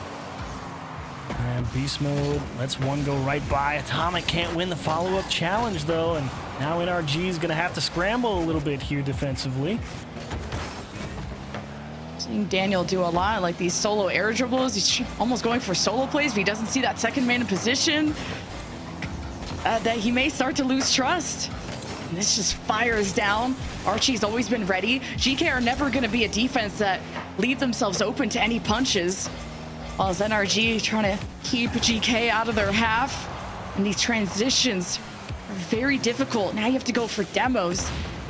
GK on a back foot because of this physicality, as Archie has to get a hand up now, and Atomic is going to test that limit. Daniel with a double, and Atomic will assist with a bump or some contact, and NRG get their first goal of the series. We got to give credit to Atomic for not giving up on the play here, just waiting on the backboard. He says, I know Archie likes to make saves from spots like that. I'm taking it away from him. You don't get to make a good stop. We're up in the lead. Good press. Daniel able to find a nice air dribble over the top.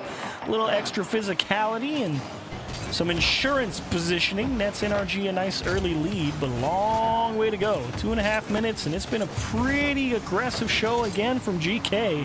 You know they're going to come at them pretty hard here.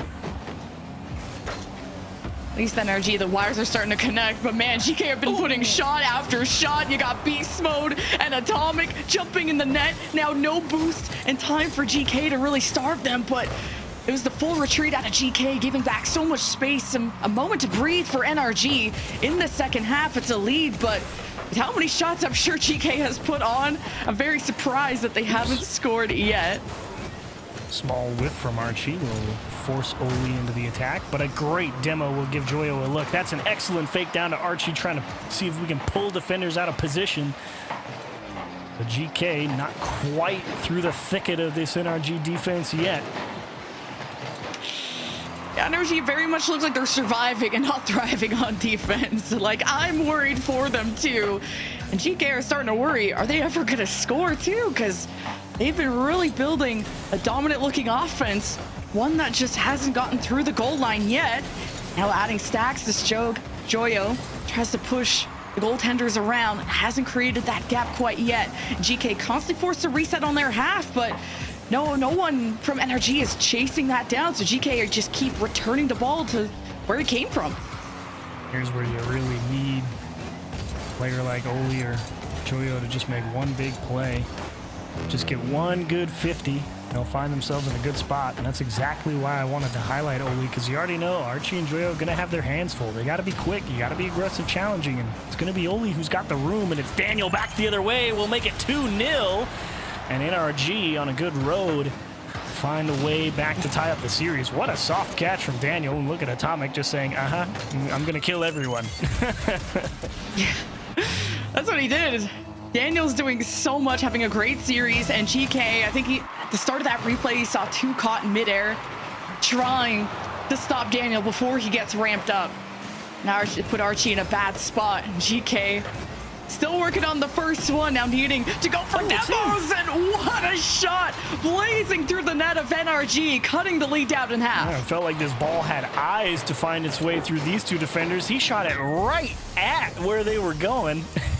Somehow the ball still finds its way into the net. GK make a game out of it. 38 seconds. We are definitely not done here in game 2. GK found what works to try and destabilize NRG. They're getting a little too cozy on that half, having too many numbers. Oli! Oh, the placement on the right, still red by NRG as Beast Mode with a couple of resets, and he just delivers it right to the end. That one's going to feel bad for GK for sure. They feel like they definitely should have had this air dribble on lock. I know Archie's disappointed he got through it, but even Oli, the long Batmobile, couldn't get a handle on it. Beast Mode just right through everyone into the back, and that should secure things. Well, something happens immediately for GK. Yeah, that's the nail in the coffin for game 2 for NRG to wake up better late than never after putting up no goals last game, to really ramping up and setting up Daniel for success. Whether the passes haven't worked out, but at least distracting enough so that Daniel can cook something up special for NRG, and the rest of NRG pick up what's left. So we got ourselves a tie series 1-1.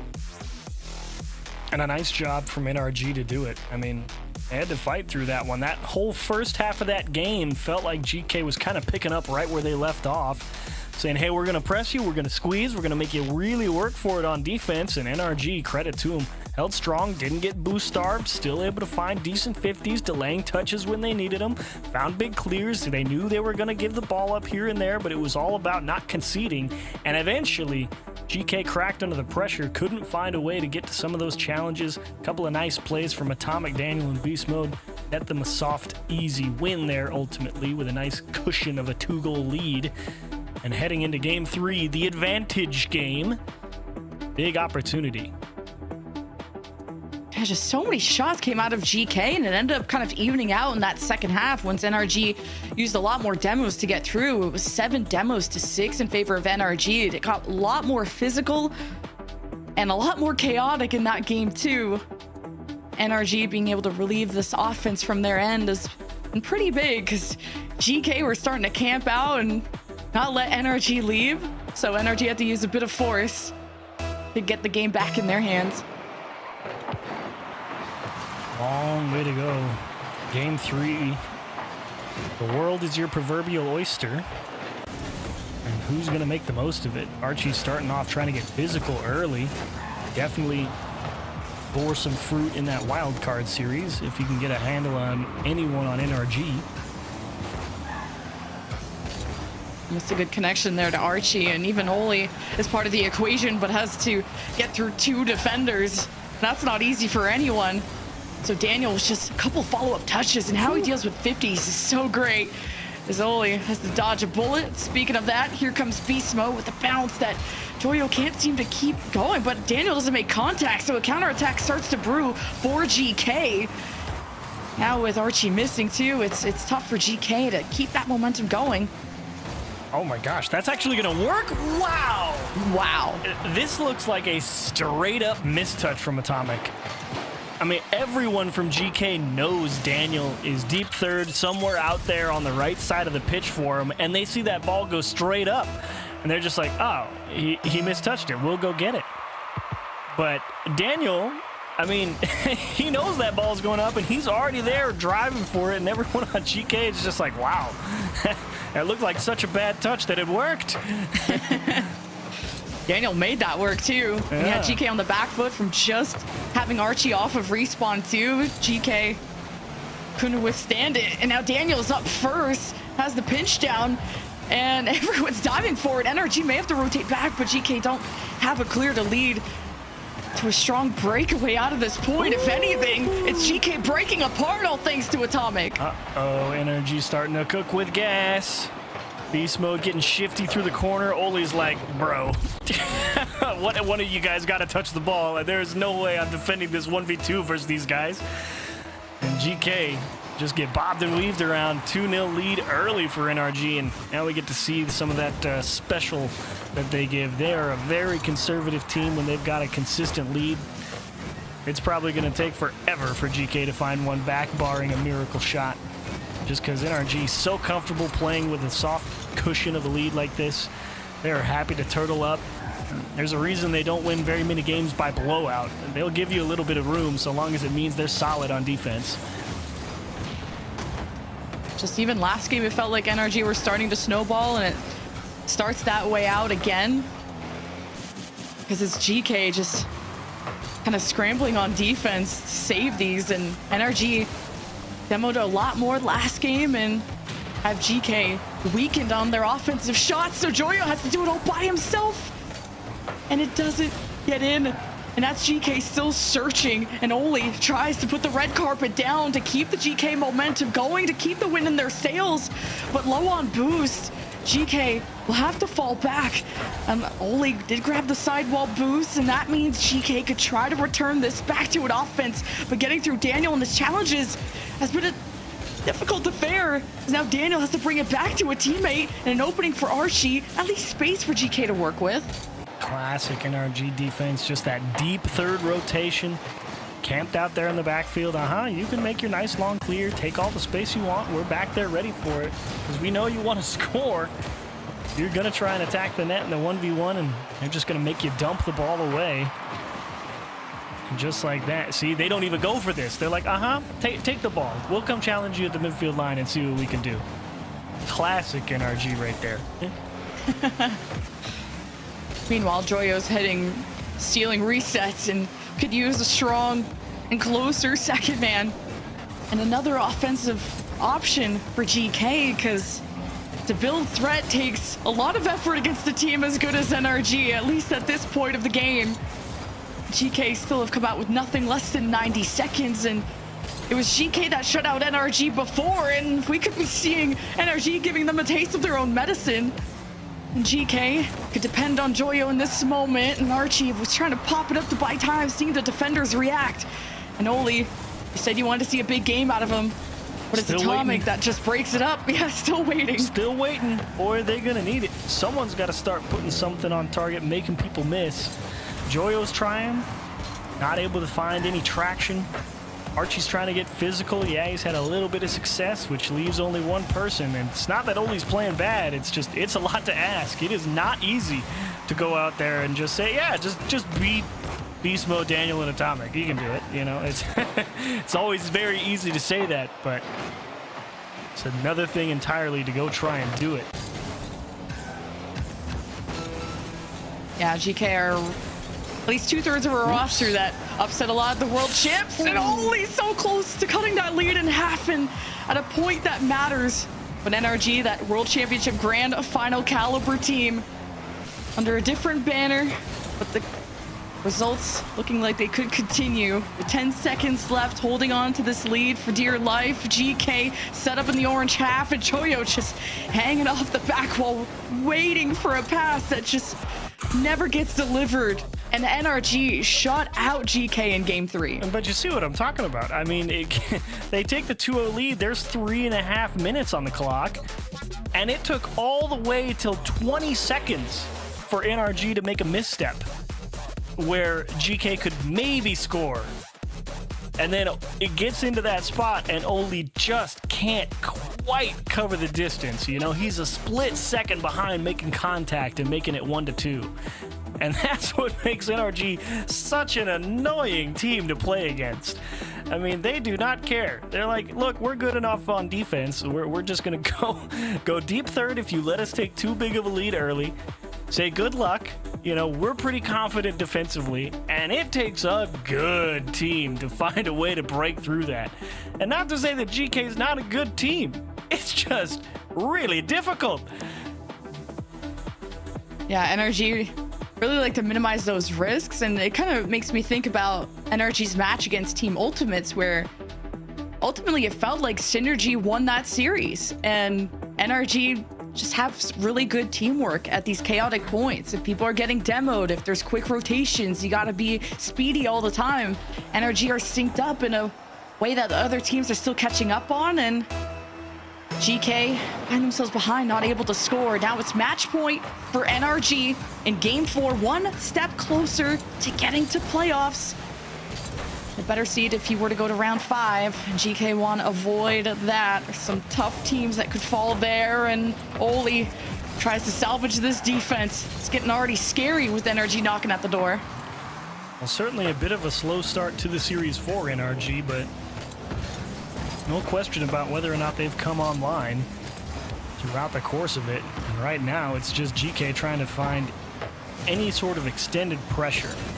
That's the only thing that they can really hope for, as Beast Mode just jamming this ball into the corner and up against the back wall, forcing GK into a bit of a dead stalemate there in the corners. Remember when I said there were tough teams in round 5? You'll not believe who just is in round 5. Team Falcons. Whoa! Just got swept by the Ultimates. Oh, no. So that one's off the bar. Definitely want to avoid round 5 now, Yeah, but I don't know if they're off their pulls game. them. Yeah, but locking in now on this game, this has been a crazy round. 4 is saved by Joyo, saved by the bell. He's demoed for his efforts. His energy building up this offense brick by brick. And you have GK really floundering, and Joyo's been demoed. GK just can't get a leg up at all on defense. It just can't even survive on defense. You got to watch out for demos and where the ball's going. Yeah, they are fighting for air right now, as this one's got jammed in the corners for the last minute and a half or so. NRG unrelenting, as it's this constant pressure of we're going to demo you and pop it towards the net. And GK doing a great job to keep composure here in what has been an absolute barrage for the last 2 minutes or so. Still no goals, which is what matters as Atomic gets involved and clashing back and forth. NRG, There we go. that layer up, good win for Oli, but collected from Beast Mode in the air. It's met halfway though, like that disruption from Archie in the midfield, and trying to force it to a teammate. That is the question, as NRG could set themselves up for a lethal offense. Atomic, they reset off the ceiling, trying to get down. And that's exactly where Archie saves the ball at, and NRG starting to get real dangerous. GK fighting for another breath of air. It may come in the form of Oli here. Can't find the pinch, but that's a huge challenge. A big pinch from Archie. Kicks it all the way down the pitch, and they will force NRG to regain possession. Oh, Beast Mode to make contact, or maybe he meant to do that after seeing GK dive for the ball. So Atomic takes his time, and Joya has all the boost in the world and just sails across. But NRG are very good at flying through the air, investing their resources to not make these air dribbles go by for free, or at least less time on it. Now it's Oli, big wins on the 50s. It only gets you to the midfield, and then what? What else can develop out of GK? They got shut out last game, and you need to go out swinging, or round 5 could look real sketchy. Ooh, Daniel really trying to finesse one. He can't quite make contact off the ceiling. Gonna be disappointed he didn't square that one up. Nice demo in front of the NRG net, returning fire. Beast Mode and Daniel take 2 out. Means Atomic gets a free transition and a pass shot to the lower left-hand side. Kept aside by Joyo. And GK. Fantastic saves. Big chance here for a final minute. Maybe they get a chance to go for it, as that one's turned away at the last moment.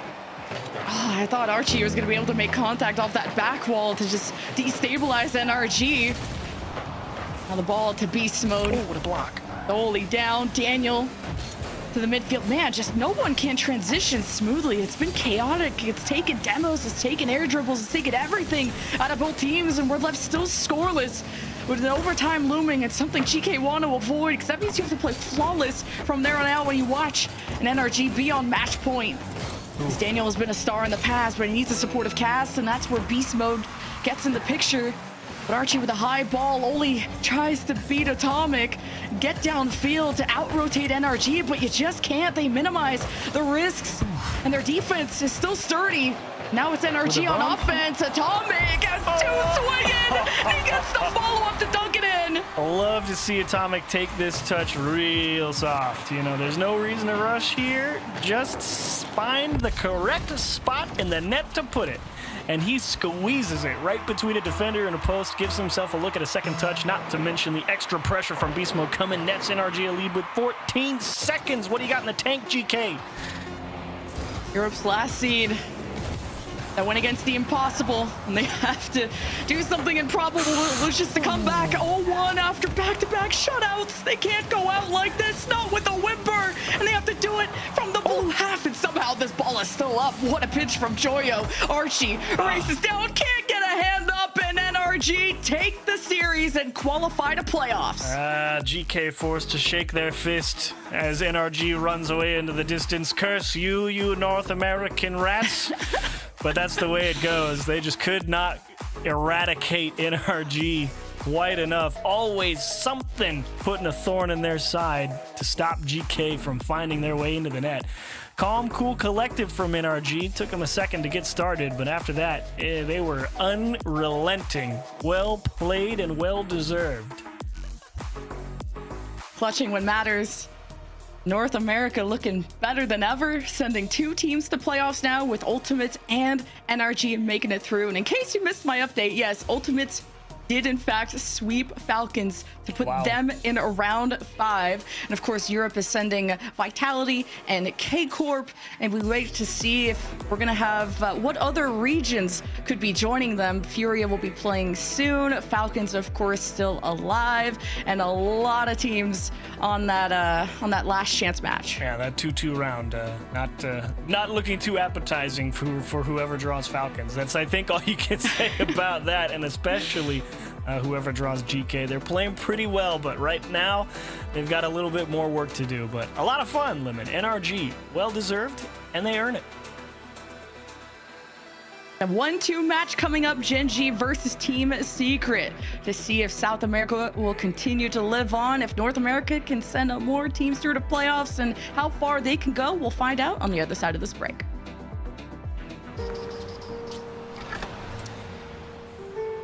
There's a reason they don't call them clean bikes, am I right? Yeah. Because it's dirt bike. Gas stations. Whew. You gotta start at the top and work your way down. You want me to do yours next? Oh, you're from Oklahoma. They have to fill the silence. The bathroom code's 9914. Progressive can't protect you from becoming your parents, but we can protect your home and auto when you bundle with us. Look at this hot rodder! First thing I see when I look at the car are them big boy wheels. Black on black, gotta coordinate when I get to the grill. Headlights looking like cat's eyes, high being cut through films.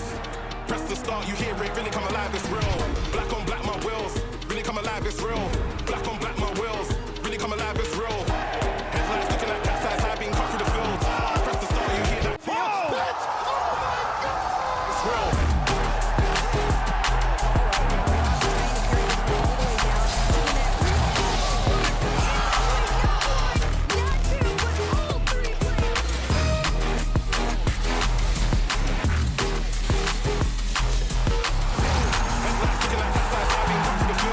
Press the start, you hear that tiger, really come alive, it's real.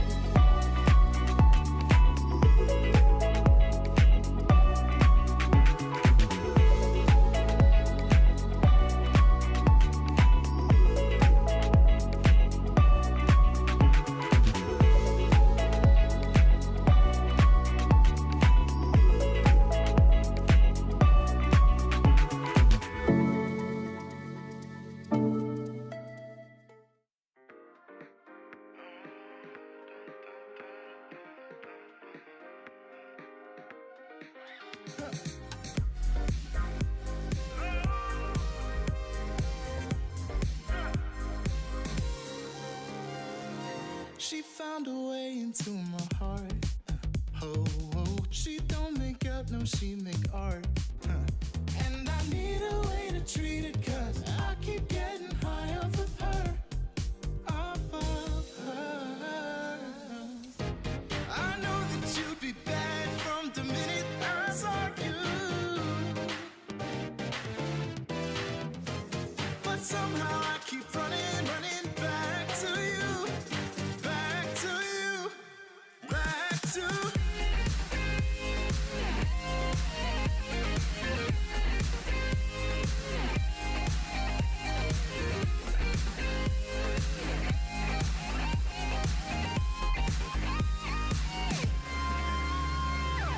long nights can get me feeling lonely. Hey. And hearing music that can make me smile.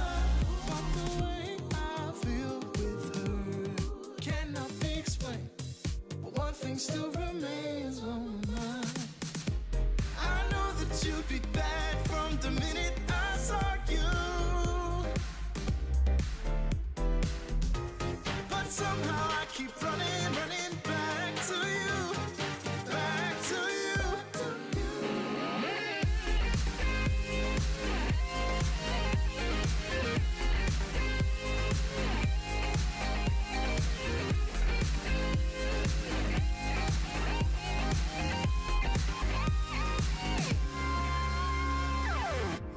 I know that you'd be bad, bad, bad. I know that you'd be bad, bad, bad. I know that you'd be bad, bad, bad. I know that you'd be bad.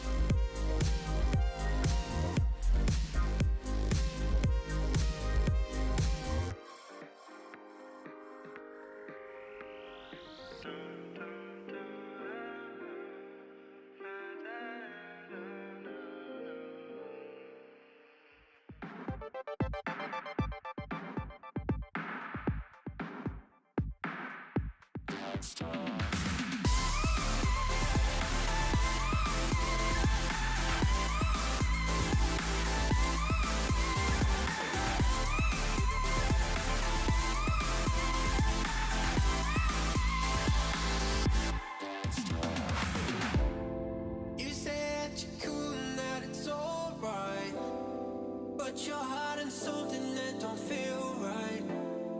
You know life is better when we just talk. When we just talk. Let's talk. Baby, I'm not Potter, I got language. I ain't got no time to sit here angry. You know life is better when we just talk. When we just talk. Let's talk.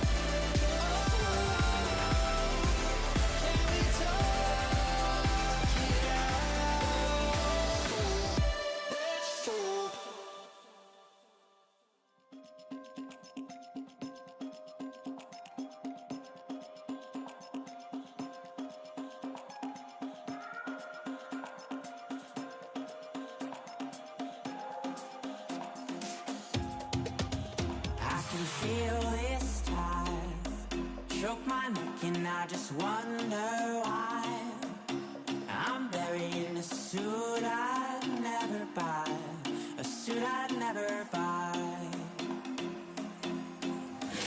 Cufflinks on my wrist, I can't act surprised when the shovels hit dirt in the earth. Did they start to cry?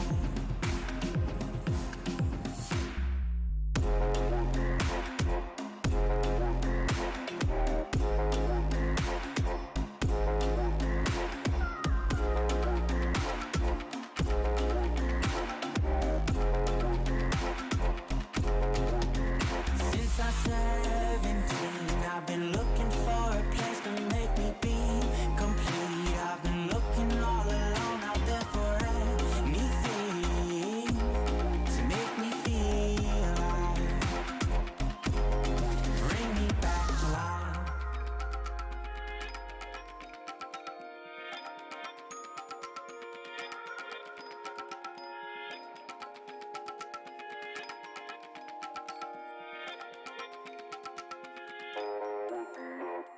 Cufflinks on my wrist, I can't act surprised when the shovels hit dirt in the earth. Did they start to cry?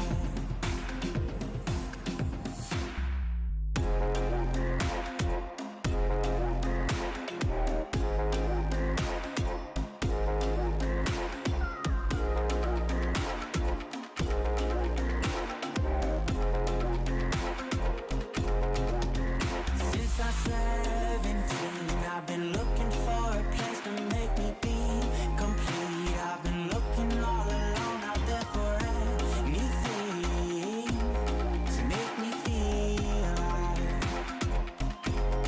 Bring me back to life.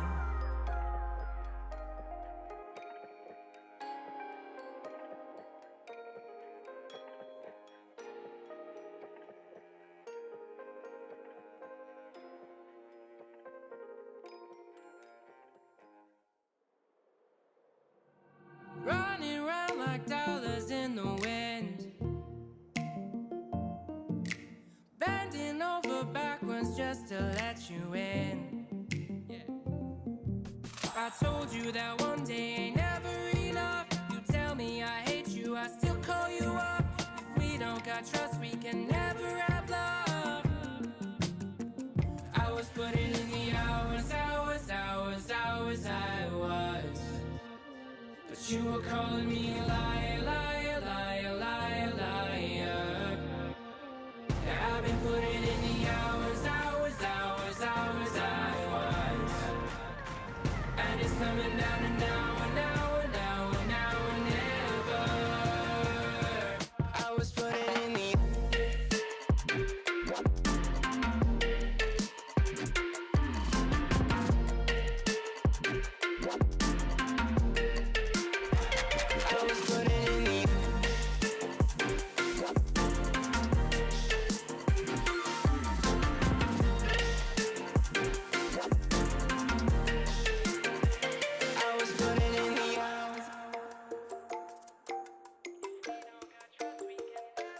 I'm sick of fighting the things that you said. I don't wanna burn all our bridges ahead. I'm tired of going to bed when you left me on red just to turn up the noise in my head. I told you that one day ain't never enough. You tell me I hate you, I still call you up. If we don't got trust, we can never have love. I was putting in the hours, I was. But you were calling me a liar, liar, liar, liar, liar. Yeah, I've been putting in the hours, I was. And it's coming down to now and now and now and now and never. I was putting in the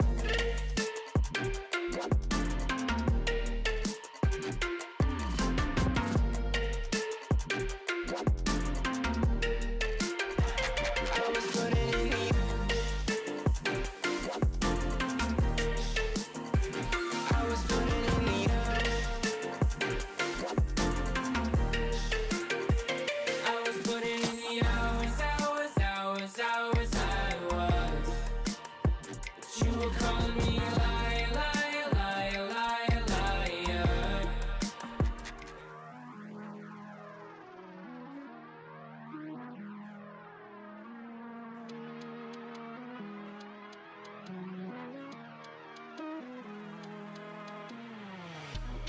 First thing I see when I look at the car are them big boy wheels. Black on black, gotta coordinate when I get to the grill. Headlights looking like cat's eyes, high being cut through the fields. Press the start when you hear that tiger really come alive, it's real. Open sesame, keyless sky. Jump in, fling on my belt, then drive. Body kit with a wide arch on the side. Nothing but W's, this thing's wide. Takes off like a G6, then glides. Reds in the red, even when the light's red. Nobody ain't got a track with this vibe. Rear wheel drive just so I can slide. Stay focused, slow mo. Got these moves out of Tokyo drift. All on cam so there ain't no miss. We'll be riding low so the car don't flip. I take corners better than stick. I don't work, but who said I don't shift? Paddles in the back, or we can do stick. Even in the moon, my car would stick. First thing I see when I look at the car are them big boy wheels. Black on black, gotta coordinate when I get to the grill. Headlights looking like cat's eyes, high being cut through the fields. Press the start when you hear that tiger really come alive, it's real. 99 octane, I got the juice. I got goals to reach, let me loose. I got horns I can lock with a moose. Every time I turn, I just get a boost. Wheel spinning, rubber spilling. Way ahead, boy, I'm proper chilling. If I tried, I'd pop a piston. You don't know what you're doing, you should probably listen. I'm really that guy, spinning that wide. Give me targets, I'll hit him with the backside. Whoa, better move when the backslides. Go wheel to wheel, 2 cars, that's high. And we can keep going all night. We can go 2 wheels, we can even do bikes. Stop for the feds, psych. Left and right, car swings like mine. First thing I see when I look at the car are them big boy wheels. Black on black, gotta coordinate when I get to the grill. Headlights looking like cat's eyes, high being cut through the fields. Press the start when you hear that tiger really come alive, it's real. First thing I see when I look at the car are them big boy wheels. Black on black, gotta coordinate when I get to the grill. Headlights looking like cat's eyes, high being cut through fields.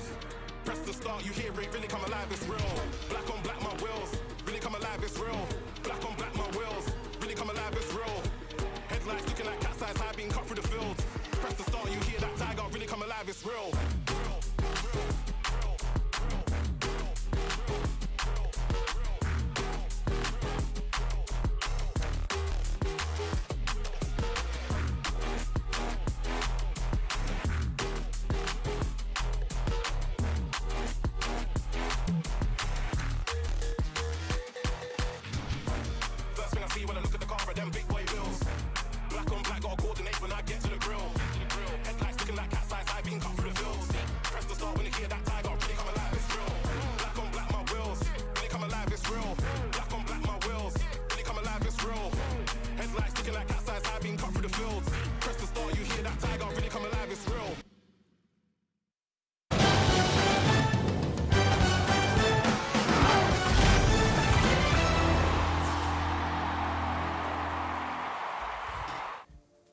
Welcome back, everybody. We are going through round 4 of Swiss. We are, I guess, technically not halfway through, but we'll be over halfway through by the end of this match. We got Team Secret versus Gen.G coming up next, and Jorby and Achieves are going to be bringing you through the next game. Achieves, feel like it's been forever since I've seen your face next to me on one of these screens. And it's so nice to be next to you here talking on mainstream day 2 here on the mainstream and the alternate stream, watching all these games, hanging out in the green room. But what have you made of all of today, man? It's been a fine and dandy time, but what on earth is Falcons versus the Ultimates 03? What? First killer, round baby. 5. Good luck, whoever has to play Falcons. That's all I can say about that. But Jorby, we all know that your heart's going to be in your mouth for the Furia Dignitas match. But the alt stream day 2 is what we're here for. Team Secret versus Gen.G Mobile 1. You already brought it up. And who did I pick? Ooh, that's fun. All right, we'll see how this one plays out. Now, what do you think about Team Secret being that strong? Really? Like what was no respect for being the number 2 out of Sam that's solid, like went toe to toe with Furia all season? Did you watch that Foot game? You watched that Foot game. Hey, I'm not saying this tournament. I'm just saying that I'm saying this tournament. Well, the Sam stocks are so far down, you would consider buying it. But like, look, Secret, it's hard. It's tough. This team should not be as bad as they've been playing. They should not be as poor as they have. And Swift, he's a big reason why this team actually wins that last game, why they're in this 1 and 2 round and not out of the tournament entirely. This Secret team is absolutely better than what they've shown so far. I think that Mata had the biggest question marks coming in, but he ended up not looking like the worst player on this team. So I just think Secret, I don't know if they were in their own heads earlier, especially against Complexity, who they played in South America. Maybe they went into that game cocky because Secret had routinely beaten that Complexity team. Diaz is a completely different player now. And I don't know, maybe that game where they reverse sweep Foot shook something out of the system. And that's the only thing that you can hope for here if you're a Secret fan. I think so. I mean, you know it's in there. It's all in the tank for Team Secret. But I do think there's something to be said about the mental rattle, you know, of going all the way down to the brink of elimination. You're in the O2. They know they're good. They fought against Furia, who a lot of people have favorited to make at least a top 8. I mean, it's got to be a big, you know, punch to the ego to get knocked down that far. Then you go down 0-2, but they battle back, they fight through, and now they got to play Gen.G to continue that dream. Rlcs, Magic, and Cheese, they've been on their own little tear here throughout this entire bracket. They've done, what, let's see, 1-3 NRG, 3-0 Luminosity, another close game versus another NA team, and 2-3 the Ultimates. And here's their first, well, I guess their second international test, as Luminosity was also international. But here, Team Secret is going to put them through their paces, I think. Yeah, I think that, you know, that especially after that Ultimates match versus Falcons, and, you know, as the great T-Bates would say, Rocket League is a matchup-oriented game. But you and I have always liked to say, quality losses might mean quality something. Loss, man. And you had multiple overtimes against Ultimates. You took them to 5. You didn't end up winning against them. But who impressed me in that match was Magic Bear. Magic Bear has taken a step forward as a player. And, like, he has been an absolute rock. In that NA Open 3 online, he was the center of why they were so successful. This team has to run through Magic Bear to be successful, and obviously Rlcs and Cheese have to do their part. But I think that Magic Bear has really shown himself in this tournament, despite Gen.G being 1-2 out. And I think that it will be an absolute tough out for either team. Like, Gen.G, they haven't been perfect, right? And Secret, for all the reasons that you said, which is, like, you had to battle back. It can't get much worse than how you were in the last game for Secret. You just got to take it one game at a time, and that has to be where they are right now. Yeah, and I think when it came down to predictions time, I picked Gen.G. I'm not going to backpedal on that, but I am going to pump the brakes a little bit. You know, I think there's a decent shot at Team Secret taking this one. I'm willing to lean about a 60-40 in favor of Gen.G, I think. I think you're giving way more of a percentage than maybe a lot of people at home might be getting, but I also have Gen.G here. I thought they were pretty decent against the Ultimates, and I think that will end up serving them well. Secret still have a lot to prove for me to end up picking them. Maybe if they had looked a little better early in the tournament, if they had played Complexity a little tighter, I might have leaned back to my South American favorites, but you know, the South American stocks are they're in quite a volatile state at the moment. So yes. Gen.G, the NA4, should be taking this one. The big buff for me right now has got to be that wall game from Gen.G. Just seeing their match earlier today. I mean, Cheese was, yeah, I love to say it. He was looking juicy off the wall, man. He had great leverage getting on top of the ball, driving through challenges. And I was like, all right, that guy's dialed in right now. He's tough to get through, and they're going to need a good challenge game if they want to take on a South American team. I mean, I think for me on Secret's side, if they want to stabilize, I think I'm looking at KV1 and some of these previous matches. I think he's losing sight of the greater game, of the game that's being played in the game, if you will, and maybe catch himself ball chasing a little too often, ball watching, and he's just got to have a little more faith in his team, in the rotation, and with awareness. I'm not saying that like he's chasing all the time. It just seemed in Secret's worst moments, KV1 was the one losing sight of the pitch, and he's usually the one that has the most vision on this team. So it's concerning if KV1 isn't that player that has that vision and has that awareness. Well, we shall see what Gen.G is going to do for them as we prepare ourselves to get ahead into game number 1. As I think for me, Gen.G, you said Magic Bear, I said Cheese. And, you know, Rlcs is going to have to be that, again, solid defender. He proved he's got it versus Ultimates, and they're going to need it to stop South America. And if your Team Secret, look, go out there, do your thing. What do we like to say? Bim, bam, Spanish ball. Let's see it. Oh, I was going to say thank you, ma'am. But anyways, game 1 brought to you by Progressive. As we get started, Team Secret, well, their story is going to be one of quite the comeback climb up the mountain. After the pick fell out of the side and you fell a couple of stories down. KV1 off the ceiling, wants to start that early. Won't get it here. Gen.G clear it out real quick. I love the start from Team Secret. Just a little bit of early heat. Says, yeah, man, we're going. I don't care how fast or how close I am to the net. We are ripping it on frame. Swift gonna turn in a nice, easy one. Hello, Team Secret. Welcome back to life. And Swift got a great, strong touch, too. Like you said, powerful shot. It's gonna be tough to time that and get the clear out to the side. Easy pickings for Swift. And there's Mata again, the one who put that powerful shot on. I think he's been getting better as Swiss has gone on and was a bright spot in that reverse sweep against Food. But you gotta hit that one, Magic Pair. Well, punish them here, tied up. Tough one to concede immediately off the kickoff. A solid kickoff for Gen.G, but KV1 just unable to find that follow-up read. Mata trying his best to get a handle on that quick shot over his head, but no dice going. Gen.G immediately right the ship. Fair play to you. It might just be a shootout. Might be. Magic Bear with a single hop towards the wall. On the back end for Secret, trying to find an outlet. No boost for KV1. No power added to the ball. Cheese, no boost off the ceiling. Secret trying to contend with a couple of tries from Gen.G as they hold on to the midfield. Magic Bear reset, but no bump. Secret managing achieves. Every time they get those clears, it's the boost that's a problem to move them farther. That's a welcome sight, though. That nice deep clear, and KV1 finding an extra challenge at 0 boost out of the midfield will definitely give Secret a chance to breathe here. A little fake, and Cheese not fooled by great discipline on the defense for Gen.G here. Ooh, dangerous. A little wide. Cheese also making work of that. Swift with a full tank.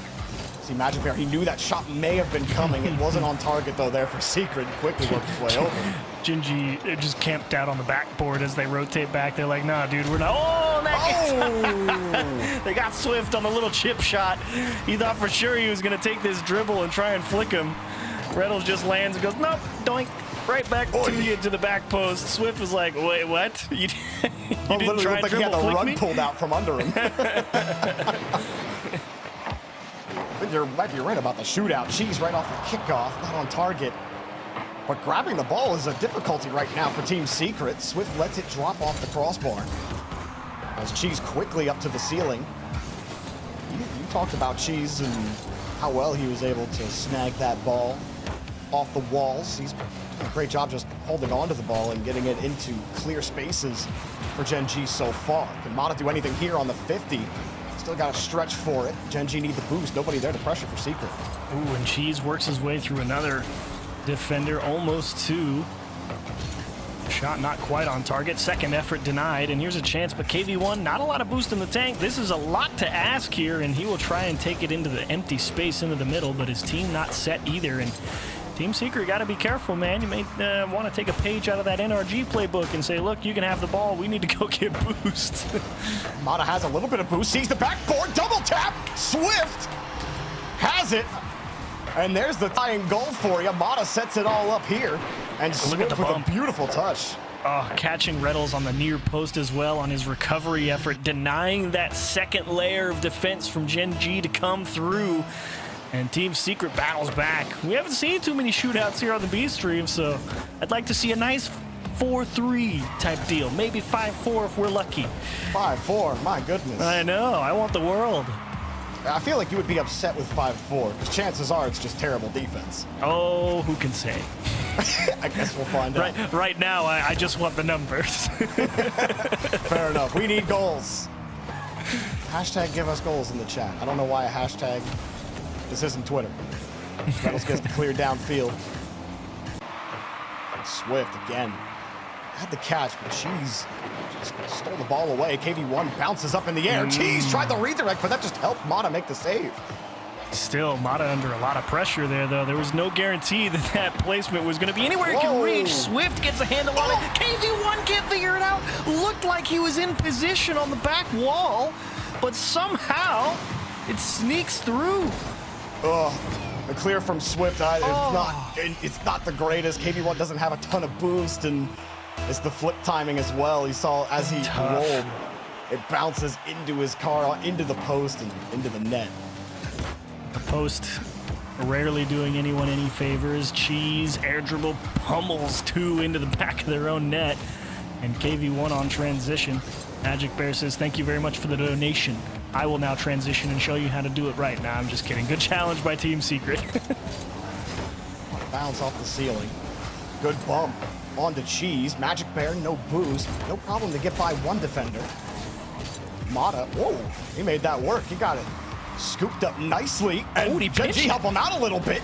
Free ball on the rebound. Shot for Swift. He dots the right side and achieves. I think we got it. The shootout is here. A beauty of a job from Mata. I mean, imagine that's the worst position for Magic Bear. It's not his fault at all. He's just rotating back to net, but he sees that thing pinch straight over his head, and he has no choice but to try and just keep it out. Goes straight up, and a great follow through from, I believe it was Swift, to knock that one through. 3-3. And overtime looming. I guess the question is, who can stop a couple of shots? You might end up being the one who wins this game. Scoring goals has not been much of a problem, and that crossbar dinging away for Gen.G. Swift keeps it close. No boost, though, has to protect the ball. He didn't steal the boost? He just goes for the ball instead. A little chain dash out, and I mean, I can hear your anguish, Chiefs. I mean, it's 30 seconds on the clock. You want to be building an advantage. I'm surprised to see him go for the bump, but it still won't happen. Is unfortunately the support too tight to the net, and Gen.G works out of a jam. I mean, I thought Mata was going to be in position for it, but was he just going for the bump instead? The dude was like in the net, basically. By the way, Gen.G, they let it drop, giving Rlcs a clear angle out, and winning a huge 50 here at the end of regulation. Game 1, not quite over. It's popped away from Cheese. Cheese wants to play ball. Popping it across. Cheese, nothing. No shot. I feel like Gen.G got away with murder in game 1. Feels like that should have been it. But Team Secret, nothing for free. Gotta earn it all the way through. Little bump on Cheese at the start of OT, and we'll see what Swift is capable of here from an awkward position for setup. Mata does have Cheese beat. Reynolds got bumped up there and caught a Cheese. Just that perfect challenge game from Team Secret. I mean, I love to see those challenges turning into pinches towards the Gen.G net. That's a tough one to handle. Chopsticking the ball right in front of that Team Secret net. And thankfully for Team Secret, they're able to work their way forward, not quite in front of the net. The Gen.G right now, I think, just trying to reestablish a foothold. Starting to do it here. Reynolds actually gets demoed by KV1. Magic Bear tries to protect the retreat. Reynolds spawns same side. Cheese picks up a demo as Secret will protect the ball back. Magic Bear in the area. That pop back was perfect for Cheese. Cheese has to use all of his boosts, though. Back in a jam into the corner. Gen.G have to take a different look at it. Oh, boy. Swift demos one. KV1 demos another. Mata's given a little bit of space, but a heavy touch. Works his way through Magic Bear. Can't bump Cheese out of the play, who now has to get everybody reset. And Secret starting to get control of that midfield again.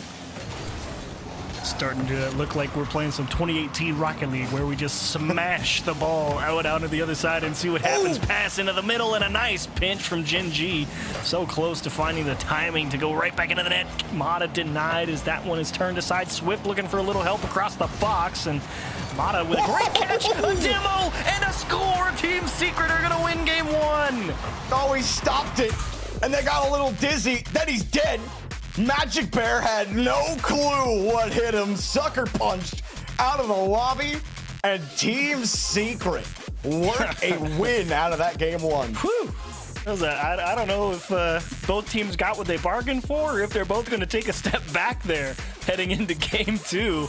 A wild game 1. 4-3 affair indeed. We did get a little bit of a shootout. 933 score. 700 for Mata. And KV1 rounding it out at the bottom. Honestly, if you're rounding it out at the bottom with nearly 400 score, your team's probably doing all right. Crazy thing is, I think Team Secret had 11 shots, and Gen.G had more. Yeah, it was 15 shots for Gen.G. I mean, it certainly felt like it. Like early in that game, too, Gen.G, they got that early goal, and you thought, oh boy, here we go. Well, actually, no, Secret scored first, sorry, but then Gen.G answered 2 back.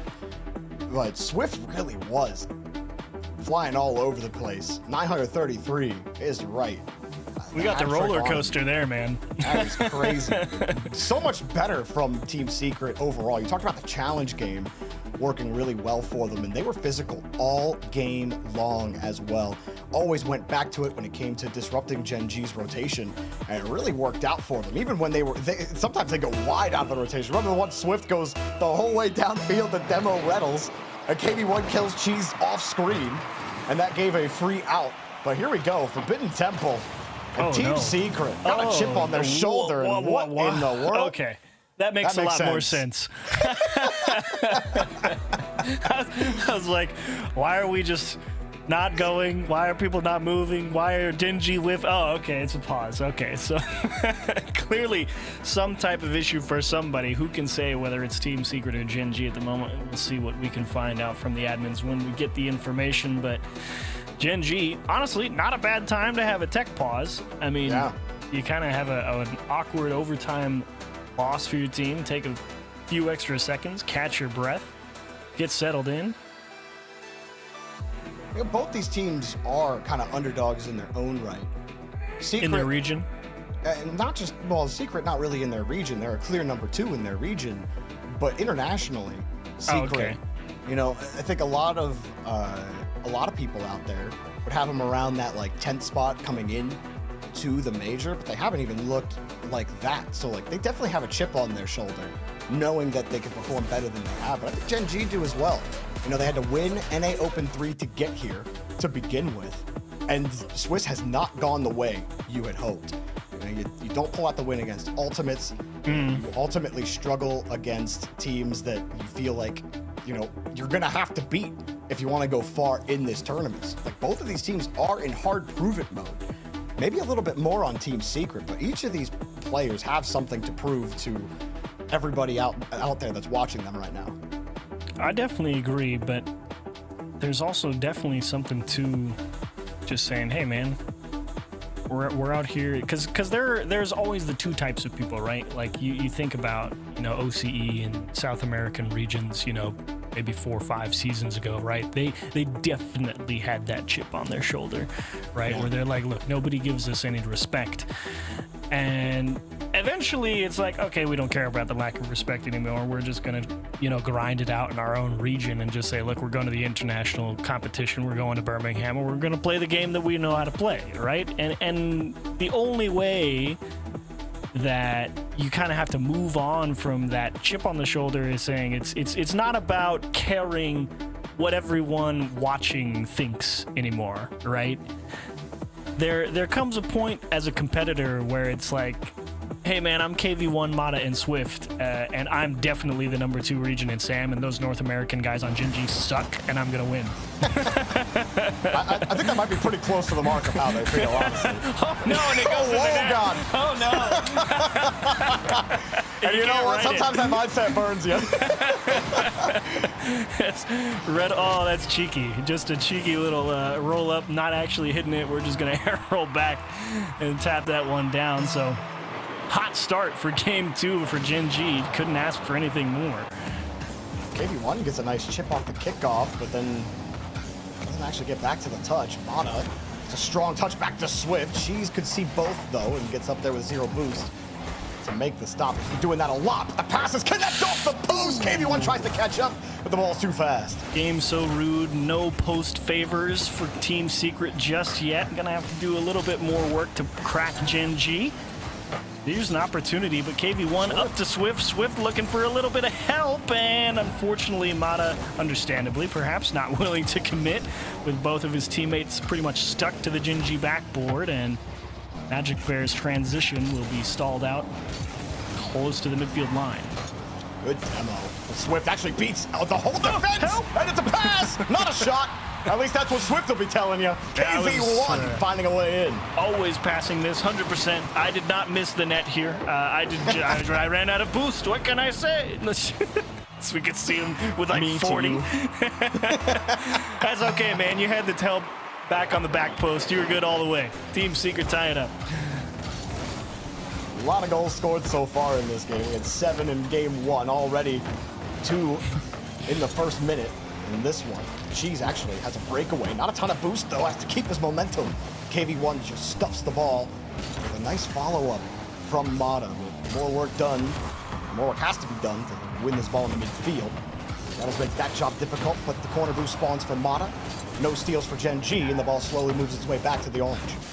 Good speed from Team Secret all the way up and down the pitch. I mean, they're not really concerned about where the ball goes so much right now as I think they are. They just want to win the race to the touches, and it is bearing fruit. Magic Bear kind of responds in kind, just pops it off the sidewall and doesn't realize that his team is not set behind him, and Cheese outright loses a race to KV1. Was that corner boost there when Cheese was behind Magic Bear? Did he just straight up miss the corner boost? Because he was starved on that shot. Good question. Couldn't tell you as I wasn't looking at that part of it, but maybe. As soon as I see him come across, I was like, wait, was it there? Why does he have 0? Sometimes the small things escape you. Gen.G right now, the small things are getting away from them. Mata catches it on the wave dash. Nobody immediately there. Respect on the play. Pop up, Rlcs can't go. Magic Bear tries the old turnaround, steals the boost. Rlcs having to do a twirl in the air. Cheese helps him out. Rlcs back to Cheese underneath. Ooh, that is a nice bit of shooting from Cheese. Everyone and their mother thinks pretty much any player is blasting this top center of the net, top left corner, anywhere but on the floor. And Cheese picks a spot. Great bit of shooting. The offensive onslaught from both teams continues. Magic Bear, a little bit of space, just trying to remove chassis off the field. Mata also going for that bump on Rlcs, but Rlcs comes away with the rock. Cheese! Ooh, Rlcs carving him up here on the transition, just dodging out the bump and not getting too greedy and trying to force the attack. 1v2, just cuts it out into the middle, throws a wrench in the gear on the goal line, and teams deliver. Gen.G get the lead halfway through. You really just don't know which touch is going to go into the net next. Maybe this one. Bang! 2 shootouts in a row. This one might go even deeper than the last one. It was not 3-3 with half the game to go in game 1. This could easily be 5-4, but what a shot from Swift. Team Secret, instant rally. No chance to breathe for anybody in this one. You know, I just realized, I think you and Shogun are opposites. You know, he's been going for the binary scoreline for so long. You're like the opposite. You're like, let's rack it up as much as possible. Run the score up. Who doesn't love a good goal? Shogun. Yeah, he's a hater. That's okay. Oh, Cheese somehow gets away with this.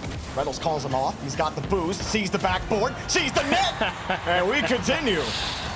Now that one might be on the Team Secret defense. You feel like they probably got to get a handle on this one, especially with Mata having 100 boost. But to be fair, Rlcs put a lot of juice on that one pretty quick. He went towards that backboard with some heat, and Team Secret just couldn't catch up to it.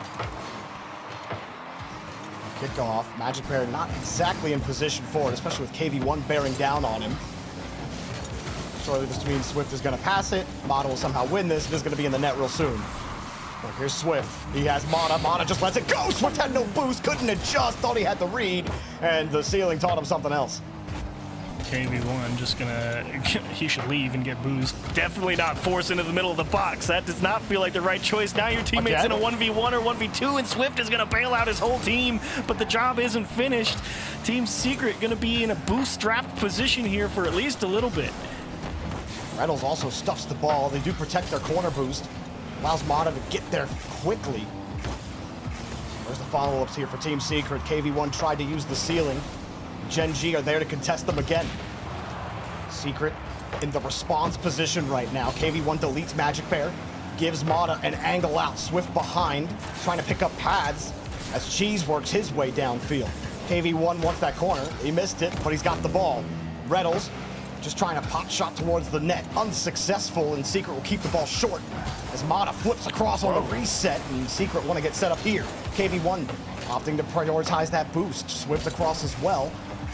Gen.G have been handling the ball effectively on their own back wall, not letting rebounds out for free. Still, the ball is free here in the midfield. KV1 trying to tackle Reynolds, but he avoids him and gets the save. Swift scoops it up quick, pass in front, but KV1 won't even get the sniff at it. And now you gotta reset here if you're Team Secret. Don't get caught into forcing it too hard. You still have 30 seconds. We don't need to press. Just make sure we're gonna get at least 1 or 2 more quality looks.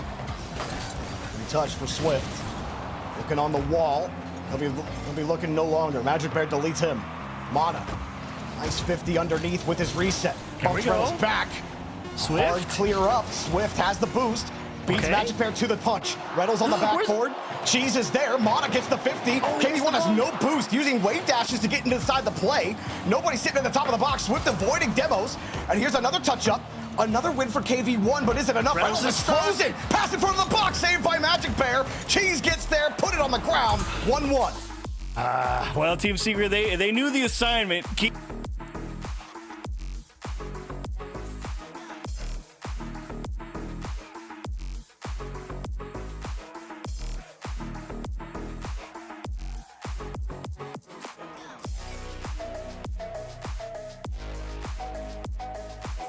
Oh, well, while we try to get Achieves reconnected here, Achieves was making a great point that none of you could hear. There he is, Achieves. Can you hear us?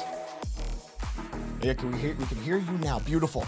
All right, I think we might have muted you on our ends, so we'll have you back in as soon as we deem it safe and sound for you to get back in here. It's not just a shootout on the pitch, it's also a shootout with the digital packets going across the internet. But either way, lots of goals scored, 14 of them, in fact, in only 2 games. Secret trying to come back near the end there. They put a good push out, but Gen.G ended up getting over top of them. And I still don't know what's going to happen at the end of this. We both picked Gen.G, Achieves and I did, but Secret are really putting some question marks in that. But you're the one who said 40% for Secret, Achieves.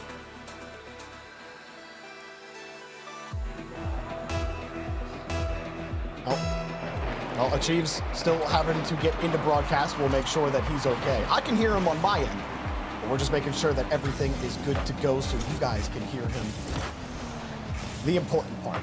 In the meantime, Gen.G trying to score quickly again. It took 9 seconds for Reynolds to score first in game number 2. A low bounce from KV1. Quick shot, and Magic Bear is there to protect it. Reynolds, though, got demoed. Mana couldn't get onto the ball. Here comes one more for Swift, but already Reynolds was set up and has got the save, and Magic Bear booms it right back down the field.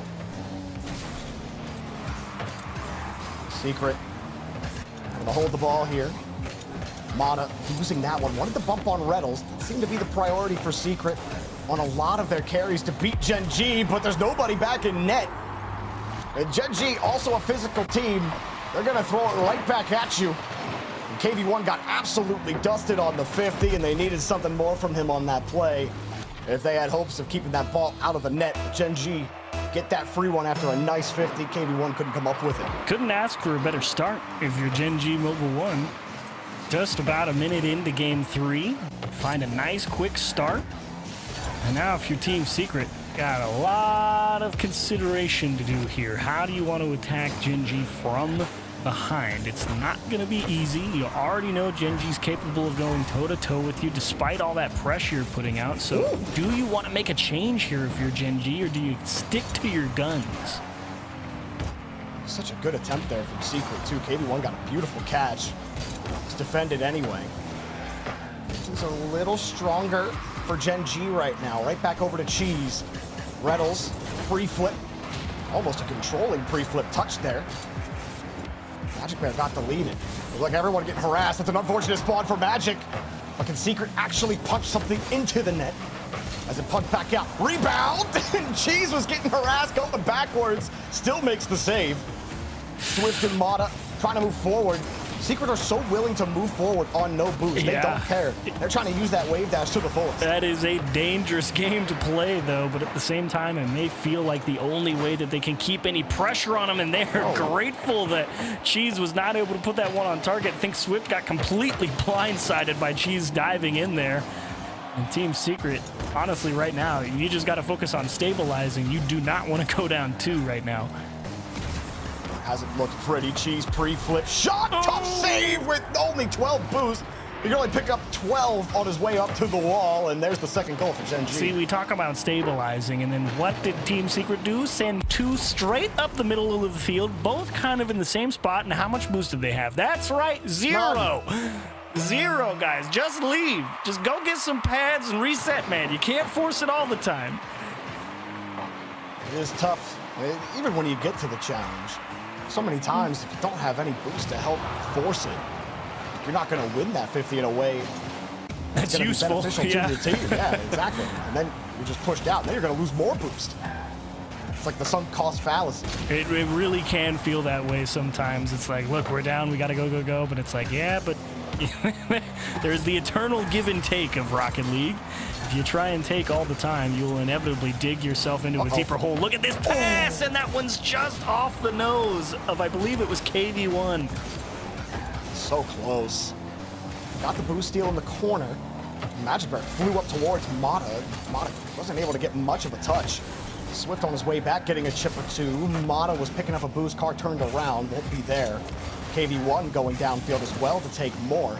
Magic Bear getting bumped out of the way, but they're not controlling the ball. Rlcs holds on to it, and the ball, or he flies by the ball rather. Magic Bear gets a demo, but Mata makes it work. There's nobody there for a follow-up. As KV1 tries to protect and get Secret reset. Swift going forward, gets a bump again. Mata with some boost, wants to control. Gen.G very far back, good low 50, but Swift was too far over to the right side. KV1 forced to play D. Yeah, it feels like Gen.G has definitely realized, okay, no, we're definitely crushing the map and boost control game, so let's just rotate deep back, and Team Secret kind of run themselves into the brick wall here with 0 boost because they just keep trying to go. I wonder if that's an adjustment they can make mid-game, but we were even seeing that in the games that in the game that they did win, even when they were scoring goals. They were still pushing forward on low boost, and like you said, you got to know when to turn the button off. No. Otherwise, Magic Bear is going to smash the console. Gen.G 3-0. That is the worst case scenario. And look, when Cheese is down there, like he knows his teammates air dribbling, because you know Cheese does not have ball cam on right there. He's driving up the field with ball cam off, looking around like, where are they? Why is there nobody to hit in the net? Like, that's a problem. Nobody's home. And no touch there from Mata either. The Secret got some things to figure out here as we think about game number 4. And Gen.G, though, you said figure it out. Just kind of let Secret beat themselves as they can't get this one, and it's turned into disaster here for Team Secret.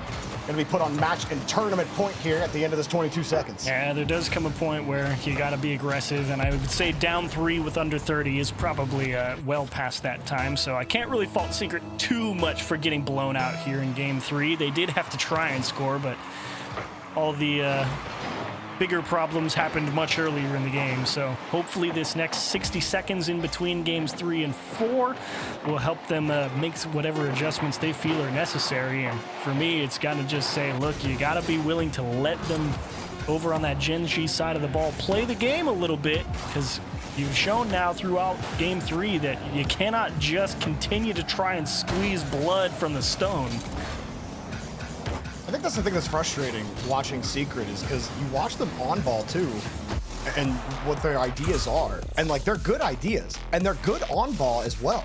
Good at the catches, good at creating opportunities with that space, but the boost management has just been horrid, and the decisions that they make on low boost that we've been harping on has absolutely killed them. But Achieves, there were so many times in game 3 where they were winning the midfield boost. They were even going down. They were winning Gen.G's corners. And then the next time I see them in the rotation, they have no boost. 0. And it's like, well, what were you doing off ball? like we should not be using that much boost in that situation. So like you have the right ideas in all the places that of course matter, but the fundamentals when it comes to how you're moving around the pitch and using your resources, that's what's killing Secret right now. Yeah, it is a good question to be asked of where did all those extra resources that we happened upon go. You know, maybe they were used trying to go for a demo that they didn't connect on, or maybe it's just inefficiency on the rotation, right? You're using boost when you're already supersonic, or it can always be something as simple as that. The only thing that can answer that is the tape and the players themselves in the moment. Going into game 4, you hope that they can identify that, like, look, guys, we're just getting caught out with 0 way too much. Gen.G. Seems like the coach hyping him up, too. I like that. That's good. I mean, South America thrives on that energy, and they need that, you know? It's kind of built into that whole region, it feels like. The passion is always there. Whoa. Whoa, Cheese with a little pre-jump. I thought Cheese was going somewhere deep with that, but he only went lateral. Still Magic Bear shot. Gen.G have scored first in each of the last 2 games. And they almost did right there again. KV1 gets stuffed. Magic Bear just playing the 50-50 simulator as it's forced out to the side, and KV1 forced to catch this out. Boost steal into the corner. And Secret gets something developed here early. Chance here. Mata just forcing that touch over. Controls the midfield. Got it. They don't deny their own corner. See, that might be the issue. Sure, you denied one, but you got to deny both. That's why Gen.G never really feels starved. Even if Team Secret takes away the midfield or something like that, they're leaving their corner undefended. Cheese, hard save out to the side. Mata can beat Magic Bear thanks to it. All the Secret flushing to the left-hand side. Cheese happy to take it, lands nicely with that little dash on the wall. Yeah, good try, Swift. Falling down off the ceiling. And it goes straight down, saved. Magic Bear up for the next one. This is looking desperate for Secret. Mata gets a huge clear to buy time. And see, look at the difference there. You see that Cheese took the midfield and took the ball all the way back to his corner. And just immediately said, nope, you guys don't get anything. We're going to reset. We're going to get our feet set under us before we go on this next attack. We're going to make sure we're ready to go. Team Secret scrambling a little bit now. Touch up Mata. Great carries. He got a little bit more juice on it than KV1 was expecting, and now Swift gets caught out. But can Magic Bear put it in? Of course he can. He gets a beautiful bounce. And there's Gen.G scoring the opening goal for the 3rd straight game. Oh, and Mata trying to force it again with 0 seconds. And the problem with that is it makes Swift believe that he's going to get there. You know, like Swift doesn't rotate back because Mata commits to a challenge. And he says, all right, if you're going for a challenge, I'm going to stick with you in support. I'm not just going to bail out on you as you try and take a 50 and bash it off the sidewall for a pass. I have to stay. And unfortunately, with Mata not making it, Swift's the only defender because KV1 hasn't had time to rotate back yet. Ooh, Mata. I have to have Swift boom that downfield. Get the free touch. You hold on to the boost. Use it effectively. Can you not double commit? Mata having to get down. Demo from Swift. Has to come back to the corner to get the 50. KV1 gets back to the play with no boost. Mata waits and lets Cheese give that play up. Magic Bear waits for Swift's touch. Swift trying to shorten the ball up. He does that. And Mata runs into KV1. Nice. Getting disconnected now, not just in there, not just in the boost, but also in the positioning. As KV1 just flings it over to the side. You had a teammate over on the far side. KV1 jumps at it. No touch, a whifty from Secret and Gen.G. Mata once more, but denied again. Secret still looking okay. Can they actually get something in front of the box? Quality shot opportunity. They're going for the bumps, but they're just behind Gen.G. Yeah, see, now you run into the opposite problem. Team Secret has been burned too many times playing too aggressively, so now when they actually have boost, they've kind of been conditioned into that, hey, we got to be a little more careful. And the timing of the follow-up is now late because they're trying to be a little more conservative. Hard touch from Swift. You know, I think it's one of those things when we talk about how much better some teams look than others here at majors. The thing we're talking about, well, hang on, KV1 trying to bring it under, just too much to work for as Mata goes for the bump on Magic Bear. Magic Bear getting shoveled. Cheese, not a great touch. Pass, box, goal! And it is. It had to be there, and it was. Look at Mata. Now they commit. They say, look, this is how we're playing. I'm still going to go for the bumps and demos in the net. Swift is able to come up with a nice pass across the box. Mata able to cause a little bit of disruption on the backboard, land, and put a nice shot on target. Team Secret down, but not out yet. Still very much alive. Maybe a goal can help write something in the neurons. Mata pass, there it is, Secret, right back in it. KV1 takes the lead for Team Secret. And I think it really helps that this play comes immediately after a kickoff, because KV1 knows. He goes, okay, Gen.G's not set behind him yet. I know I can afford to be ready for however this pass comes out. It's just got to beat that first man. And you see that difference in the timing when they know the defense isn't ready. Team Secret takes a lead. Ooh, but Gen.G get the kickoff on the cheat up. Rlcs couldn't do enough to force the pressure, and Mata works really well to get KV1 a chance downfield. Now Swift off the ceiling. Magic Bear had him red. KV1 no boost on his touch. Magic Bear has no boost to catch up to this ball. No assist is going to be coming. Cheese and Rlcs fuel up and try to keep this tight, but Rlcs beat by Swift. Swift working around the corner now. Catch from KV1. The dribble around. No 50, but gets the reset underneath. Swift under. Rlcs has the stop. Mata's got no boost. He can't tackle anybody. And Swift actually gets bumped as Rlcs goes downfield. Gets another demo, but KV1 actually stuffs them. Cheese is running back for his life. Fakes it! And Cheese still somehow makes the stop. What a play from Cheese. Thought for sure that was going to be goal 3 for Team Secret, but now you got to be careful. You're only ahead 20 seconds. You don't have to shove too hard. KV1 aims back post, and it's just wide. No, Swift didn't steal the boost. Gen.G's going to have life in him here for 10 seconds. Oh, Secret. Can't lose your marbles now. A demo on the back end from Magic Bear. Rlcs denied by Mata. KV1 tackles. Magic Bear tried to pop it up. The Secret just need to put the ball on the ground, nothing else. And it couldn't get to him. Secret have forced game 5. What does that achieve? 4 game 5s today on the alternate stream. Yeah, couldn't go any other way. It's the gift that keeps on giving. Why are we surprised? That's just been all day today. It's got to go the distance or we're wasting our time here. We get so little live Rocket League with everyone all in the same place. We got to maximize it while we can. But boy, Team Secret, by a thread. It feels like 164 score for Swift, 240 for KV1. I mean, Magic Bear almost single-handedly outscoring the entire team, of course, with Mata having 3 saves that will probably help pump up that score a little bit. But boy, that was a slim margin of victory, but victory nonetheless. Team Secret, all bets are off, Jorby. How does 60-40 feel now? Tenuous, I'll be honest, but 40 for sure, I think, has been an accurate estimation of Chiefs, and that's no surprise, Mr. Smart Man. I should have never doubted you. Job's not done, though. That's the hard part. I've been taught my lesson. You gotta close it out. I mean, Team Secret, it's it's been a battle all the way throughout, and Gen.G really making them work for it. But boy, you gotta love the heart and commitment there for Team Secret. Well, the South American 2 seed down but not out, forcing game number 5, trying to take out the late qualifiers in Gen.G. Let's put chain dash for Swift, and Cheese was happy to just let him drop that one. I think Cheese knew that he didn't have much in the tank. Mata getting there immediately, drops it back, lets KV1 take this one, goes vertical, but he's got someone there to beat. And the touch goes down. Magic Bear uses the wall to help. We're going with 0 Secret again. Diving him again. We're starting off with this absolute insanity. Like, Mata, just go get your corner man. I don't care. Just where are you going to go against Magic Bear there? Just get set. And Swift will 1v2. Breaks through the midfield line. And a beauty of a flick to the right side. Team Secret don't need much. Just a little whiff from Cheese. And Magic Bear can't catch up to him.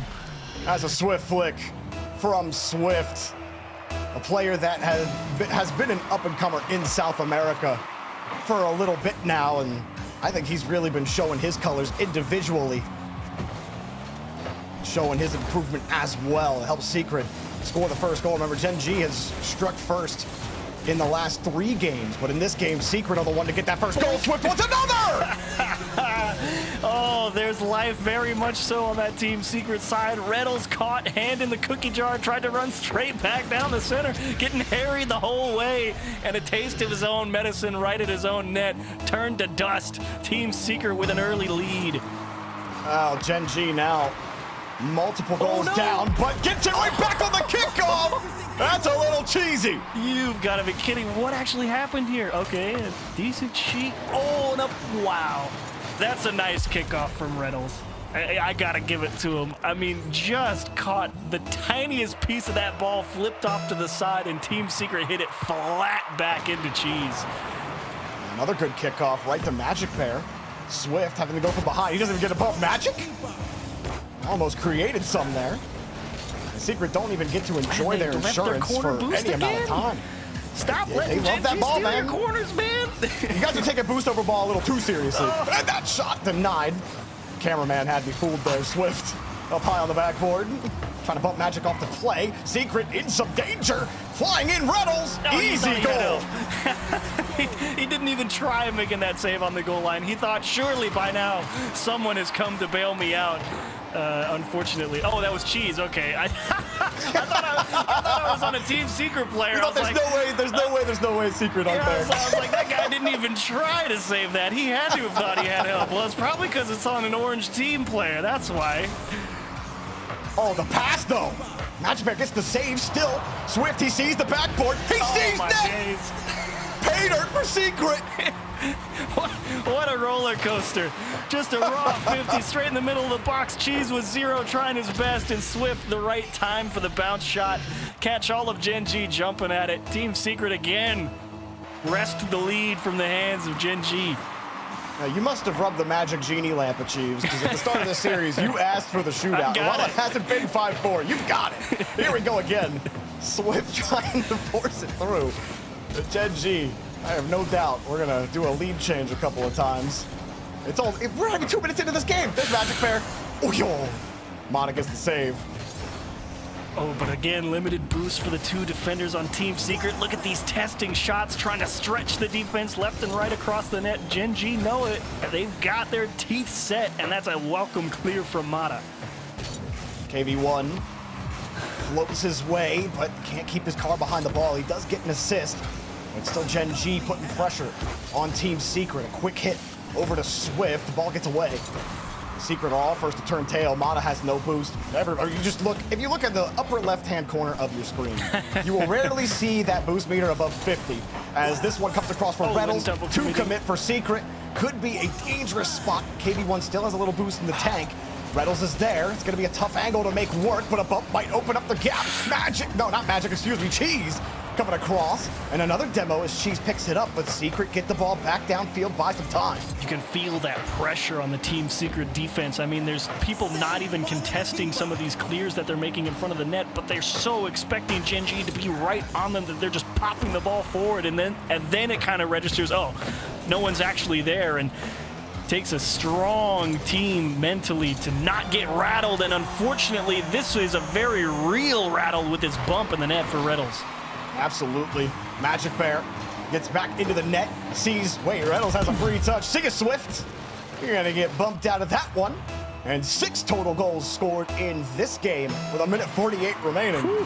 And chat, I still have absolutely no clue how to end, but I can guarantee you one thing. This one might go in. Cheese gets it. It might go, but not to be. Gen.G. Great job of rallying here from a tough start in Game 5, to be fair. This one rolls straight down. Reynolds with a nice read. Mata maybe a little too aggressive, and KV1 can't get a handle on it. Advantage Gen.G. They take all the space. They take another corner boost steal. Team Secret, we got to talk about it when you go watch this tape. Own your corners, man. That's the big difference right here. It's keeping Gen.G in the game. Good read on 0 from KV1. If anything, you guys at least have good reads on 0 boost. That's the most we can say for you there. If you can hang your hat on that. But you'd much rather have the win, as Swift actually makes this work. But KV1 sitting in the rotation, not even picking up pads. Cheese, high, double tap, dropper. KV1 comes out of the roof. Magic Bear, though, wins the touch. Cheese is waiting. Oh, no. Are you going to make another heroic save? Oh, no. I think they own gold there. Oh, boy. No patience, no trust from Team Secret. Again, it's that pressure. It gets to them in Game 5 of an elimination round. Oh. They double commit twice in a row, and the second time it cost them Gen.G a late lead. KV1 had no faith that his teammate was going to get to that. It looked like he was in line to make that save. 40 seconds left, and Team Secret are eliminated from the tournament, and Gen.G will move on to round 5, a round that they are oh so familiar with. as Mata drops this down. Whoa. Whoops. Gotta hit the brakes there. Meant to do that. Missed on purpose. As, oh dear, not like Dangerous. this. Not like this. Thank goodness. Swift with a great save. Cheese doesn't even look for help, trying to waste time off the clock. They're cleared down. Secret. Your time is up. The sand on the hourglass is all hitting the bottom. The pass doesn't connect. Oh, there's an opening! Saved by Cheese! Do they get the boost steal? Do they get the ball? You need the ball now. Drops it. No time. Last chance. Ball still in the air. And GG. Gen.G on to round 5. Man, that's a tough one for Gen.G, but boy, did they survive. Through the ringer. Team Secret did indeed put them through their paces, but they are equal to the task. And tough break for Team Secret. You can feel, that shot with maybe 3 or 4 seconds left on the clock was probably all they were going to get. And to be fair, 0 boost in the tank. Dude ripped it on target. He says, save it if you can. Great stop from Gen.G. Hold on by a thread. And now, like you said, back to what they know best. Round 5 of Swiss. Who could have seen that coming for them? Corellian Spaceman. Yeah, of course. They're sitting at home like, you gotta be kidding me. It's them again. Every time. Play the round 5 song. But anyways, for Gen.G, yes, round 5, 8-8 was almost guaranteed for Secret.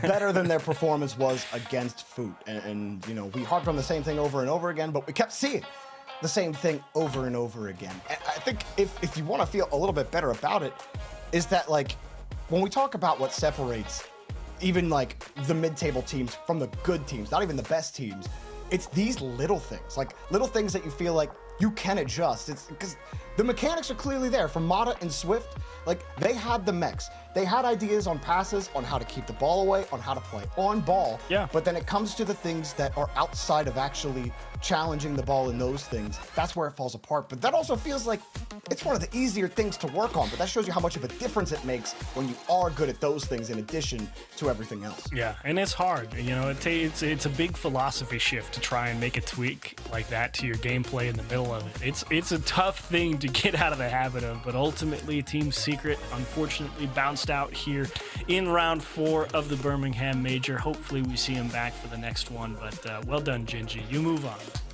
Well done to Gen.G. They have one more try to get in to the playoffs. Who will end up doing that here? We got a little bit more action to go before we're in round 5, but come back and we'll finish up things after the break. There's a reason they don't call them clean bikes, am I right? Yeah. Because it's dirt bike. Gas stations. Whew. You gotta start at the top and work your way down. You want me to do yours next? Oh, you're from Oklahoma. They have to fill the silence. The bathroom code's 9914. Progressive can't protect you from becoming your parents, but we can protect your home and auto when you bundle with us. Look at this hot rodder! First thing I see when I look at the car are them big boy wheels. Black on black, gotta coordinate when I get to the grill. Headlights looking like cat's eyes high being cut through films. Press the start, you hear it really come alive, it's real. Black on black, my wheels really come alive, it's real. Black on black, my wheels really come alive, it's real. Headlights looking like cat's eyes high being cut through the fields. Press the start, you hear that. It's real.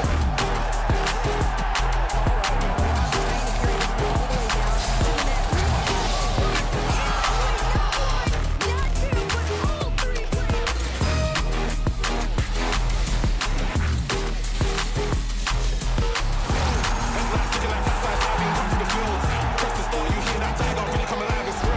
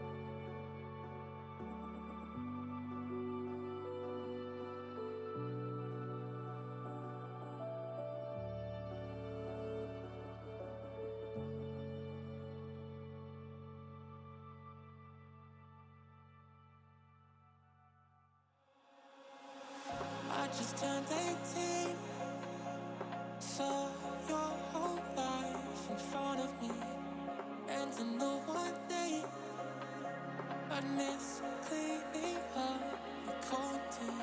Now I'm sitting there singing broken heart, broken heart. Helplessly I'm praying, blaming God. Ooh, she told me don't worry, we've been apart before. The world's part of heaven, we'll be waiting for you once more. She told me don't worry, told me don't worry now.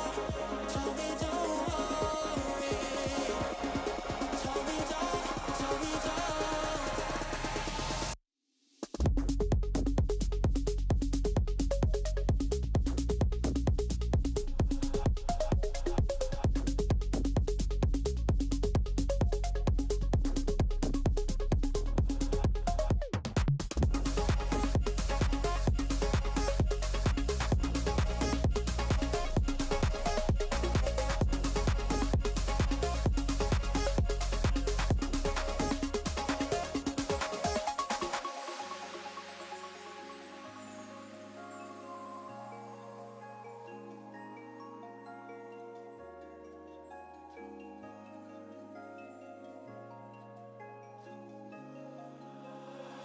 She said we soon made three, doctors and friends and family. When it was time to leave, there was only one, and it was me. Got so good at looking next to you, next to you. Couldn't bear the thought of something new. Ooh, she told me don't worry, we've been apart before. The world's part of heaven, we'll be waiting for you once more. She told me don't worry, told me don't worry now. Told me don't worry, told me don't, told me don't.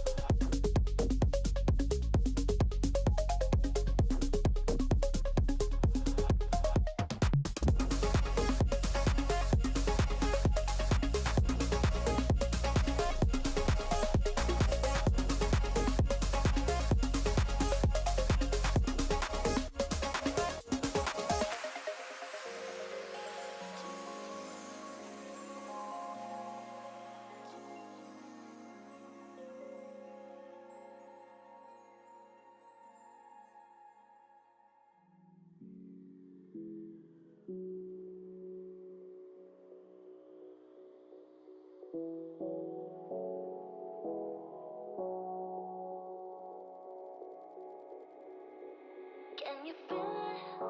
The fire in your soul, leaping at the chance for love. Can you feel it? Haunting your senses, letting all your feelings go.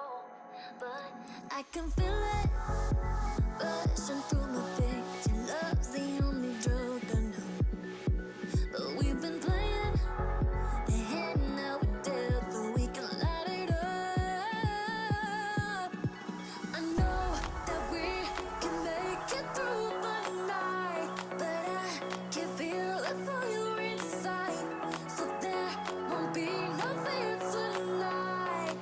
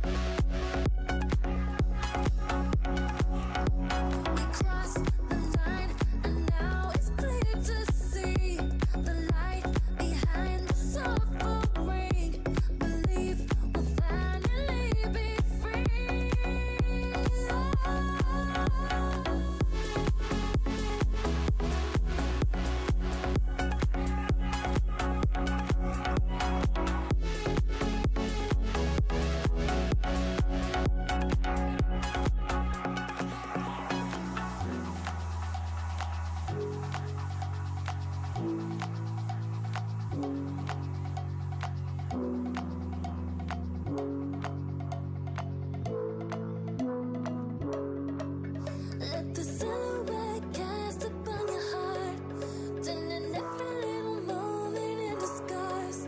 Baby, it's our chance to make a start, so we can fly. I know that we will make it. I know that we will make it. I know that we will make it. I know that we.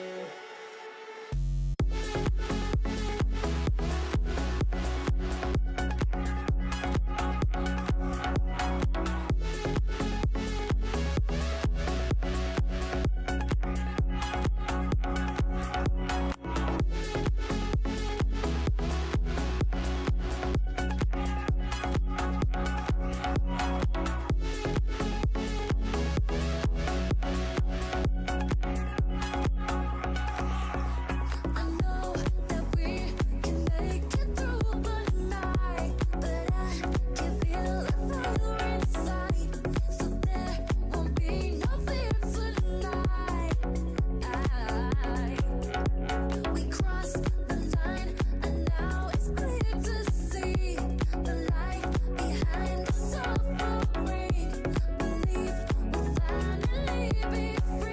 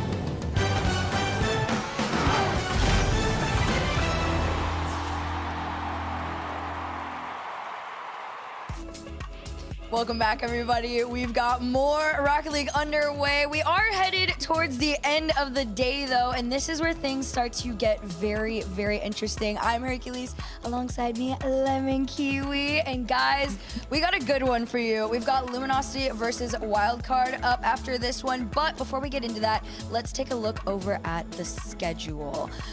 So far, this is pretty much everything that has gone down today. If you missed it, yes, Vitality took down NRG. Not just took them down, it was 3-1. And no, you're not reading that wrong. KC took down the Falcons as well. Team Secret, a nice little game 5 for you guys. A not too unexpected win with the game 5 between Luminosity and Chiefs, but speaking of unexpected, a 3-0 sweep, an upset by the Ultimates over the Falcons. Furia just destroyed Dignitas on the mainstream. I feel like destroyed is kind of harsh, but that's what went down. Sorry, guys. And you're so Jorby pilled right now. over here on the B stream, tell me what I missed. There were so many game 5s. We're having the longest day ever, but it's the best day ever. And now we're getting to the heartbreaking point of things where a lot of 1-2 matches, we're starting to eliminate some teams. And I think every team's going to want to avoid round 5 like the plague after, yes, Ultimate sweeping Falcons into that round 5 match. So up next, we're going to have Luminosity versus Wildcard, a 1-2 standoff where the loser will be out of this tournament. So will we see OCE make it on to round 5? Will Luminosity surprise us all? This is a sad match because we're gonna have to eliminate someone, Hercules, but hey, we got 2 girlies that are happy to be here at least. Oh yeah, we're happy. They're stressed. There's a lot of vibes going on, but yes, Luminosity up here first. Interesting team out here. If you guys do not know them, it is Sphinx, Sosa, Pizza and Catalysm, and they are competing as imports, but they are going to try and represent the region as best as they can after competing against them for so long throughout the split. If you guys are an EU fan, yes, Catalysm is competing on LAN again. It has been kind of crazy to see that. I feel like it is 2018 or 19. It's confusing. And then, of course, you gotta talk to me about the Canadian, my friend. Of course, just after the J-Naps retires, there's not a lot of Canadian talent left out here, so all eyes are on Sosa on the other side of the world, and the collegiate heads, I guess, could celebrate after, remember that Fisher College dominant run back in Sosa's day, and he's hoping to have a great career over on the APAC side of things as the best player on this team by far. Everyone trying to set him up for success, and to succeed, so they did. Luminosity took a really cool Game 5 against the Chiefs. Everyone was predicting Chiefs to come out of that series, and Luminosity took a good Game 5 there. And of course, you've got the guys on the other end of the field, Wildcard, Fever, Torsos, and Banana Head with the GOAT coach behind him, Jimma.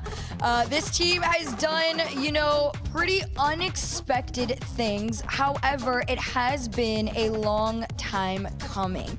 They had an incredible day 1. They took Carmine Corp all the way to Game 5. They took Foot Esports down in a Game 5. Unfortunately for them, though, they just fell down in a sweep to GK. Although, Lemon, it wasn't that bad of a beatdown as it looks on paper. It was fairly competitive. They were making GK earn their win.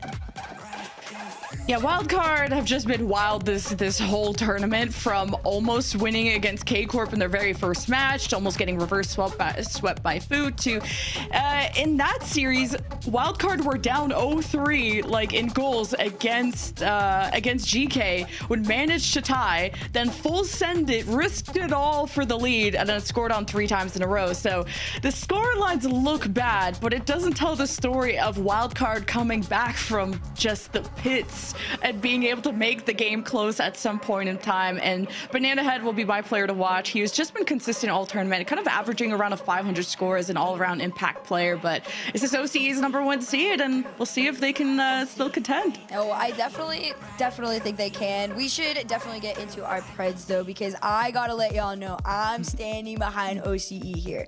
This team has had so many years of LAN experience. It's so refreshing and exciting to watch them have all that experience finally combine enough to start being very competitive against not only just teams at LAN, but teams at the top. So this is a one, in my book, I feel should be a win. Yeah, I think we got to see the peak of Wildcard against K-Corp at the start of this tournament, so I think we could see that again. They just need to be composed and not tilt mid-series and almost get reverse swept, and this should be a win on paper for Wildcard, so I had to go to them, but I'm sure it's a difficult one to call after Luminosity took down the Chiefs. Can they take down another OCE team? They seem to know how to play against them, and Luminosity were successful in their region, and they've only improved. They went from sweeping a final in the first regional, or a Game 7 in the first final regional, to then sweeping after that. Improvements across the board from Luminosity. Well, you guys, it is almost time to get into it. Only one team gets to continue on from here. The last chance for both of these teams to stay and have the possibility of competing in front of a crowd. Guys, stay with us. It's Luminosity versus Wildcard. Game 1 brought to you by Progressive, and a win to go to round 5, and you hope to dodge the Falcons and the rest of the talent that is left. Just one of the most stacked majors that we have, and only 8 teams can go to playoffs and be in front of that crowd. OCE and APAC want to make it there. We'll see how things start off. Chiefs have already been eliminated, so this is OCE's last hope and last chance. And it's a good one to have behind you, too. And, of course, like you said, Luminosity has already faced off against the other OCE seed, but it just gets harder from here. This is the one that has been taking the top teams to Game 5s, to Game 4s, and even when they're swept, they look competitive, and they're going to keep looking competitive. Banana Head, a catch and a reset to give Wildcard their open lead. This Catalysm just ran out of boost, looked awkward, and the immediate awareness from Banana Head to sit in the midfield and to press that. and early mistakes from the Luminosity side, and there's still very good talent, and maybe sometimes the Sosa show and the Sosa carry, but wait, watch out, Catalysm wanted his revenge after that one, gets nothing. We also have to remember Sphinx was the APAC MVP at the World Championship on the Elevate side of things, so Luminosity can turn up. We'll see if these are the right pieces, though, to challenge OCE to their limits. Fever taking like a million challenges right there, but still not enough to break out. Instead, it's a shot off the post, and Sosa there to clean up. And pretty reminiscent of the first play that we got from Luminosity as well. They're keeping it fairly close in front of that goal box and trying to force on in. Unfortunately for Torsos, there was no save this time, and it's a tied game.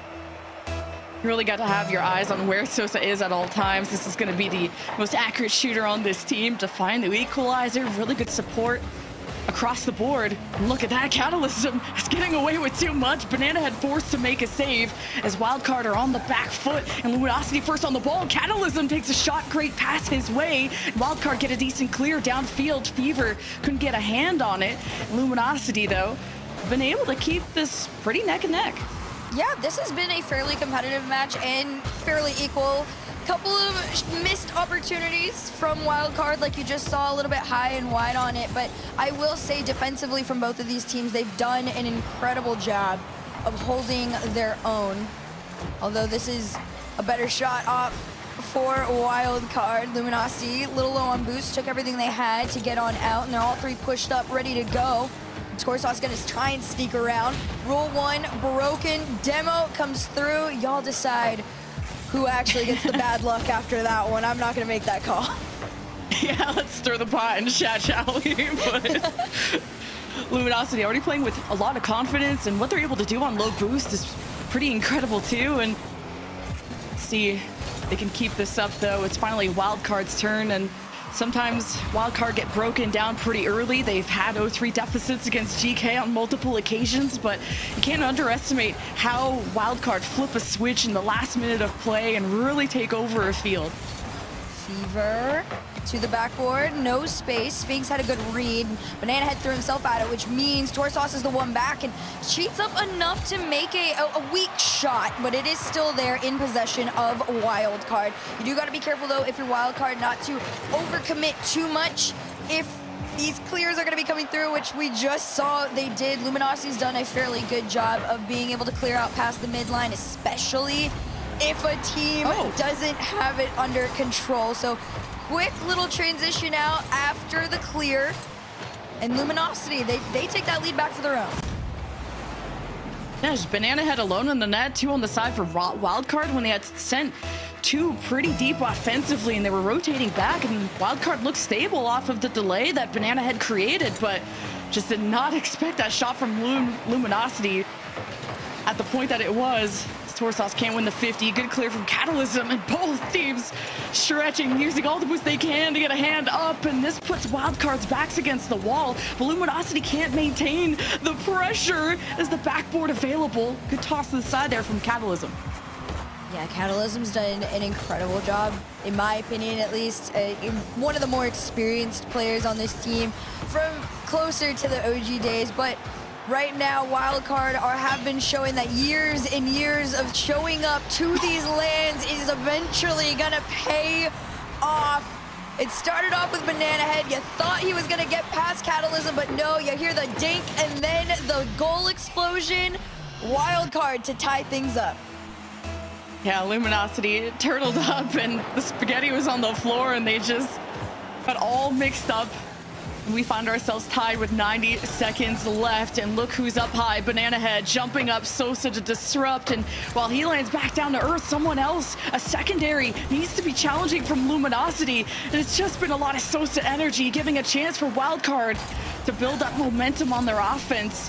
But now patrolling that midfield, Wildcard wait for their moment, and it's Fever against Catalysm with a delay, the fake Catalysm backflipping, and Torsos is not letting Luminosity get away with much.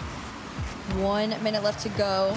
Sosa's play completely taken away from him. Fever doesn't have a lot to work with here, but he does get a touch over 1, and Torsos to take over. And he's trying desperately to pinch it forward, and it almost worked. Unfortunately for them, Luminosity's defense does a great job here, but it's not good enough. You see the lean backs from Sosa, Fever, and Banana Head. It was just a 50 gone wayward and a crazy catch out.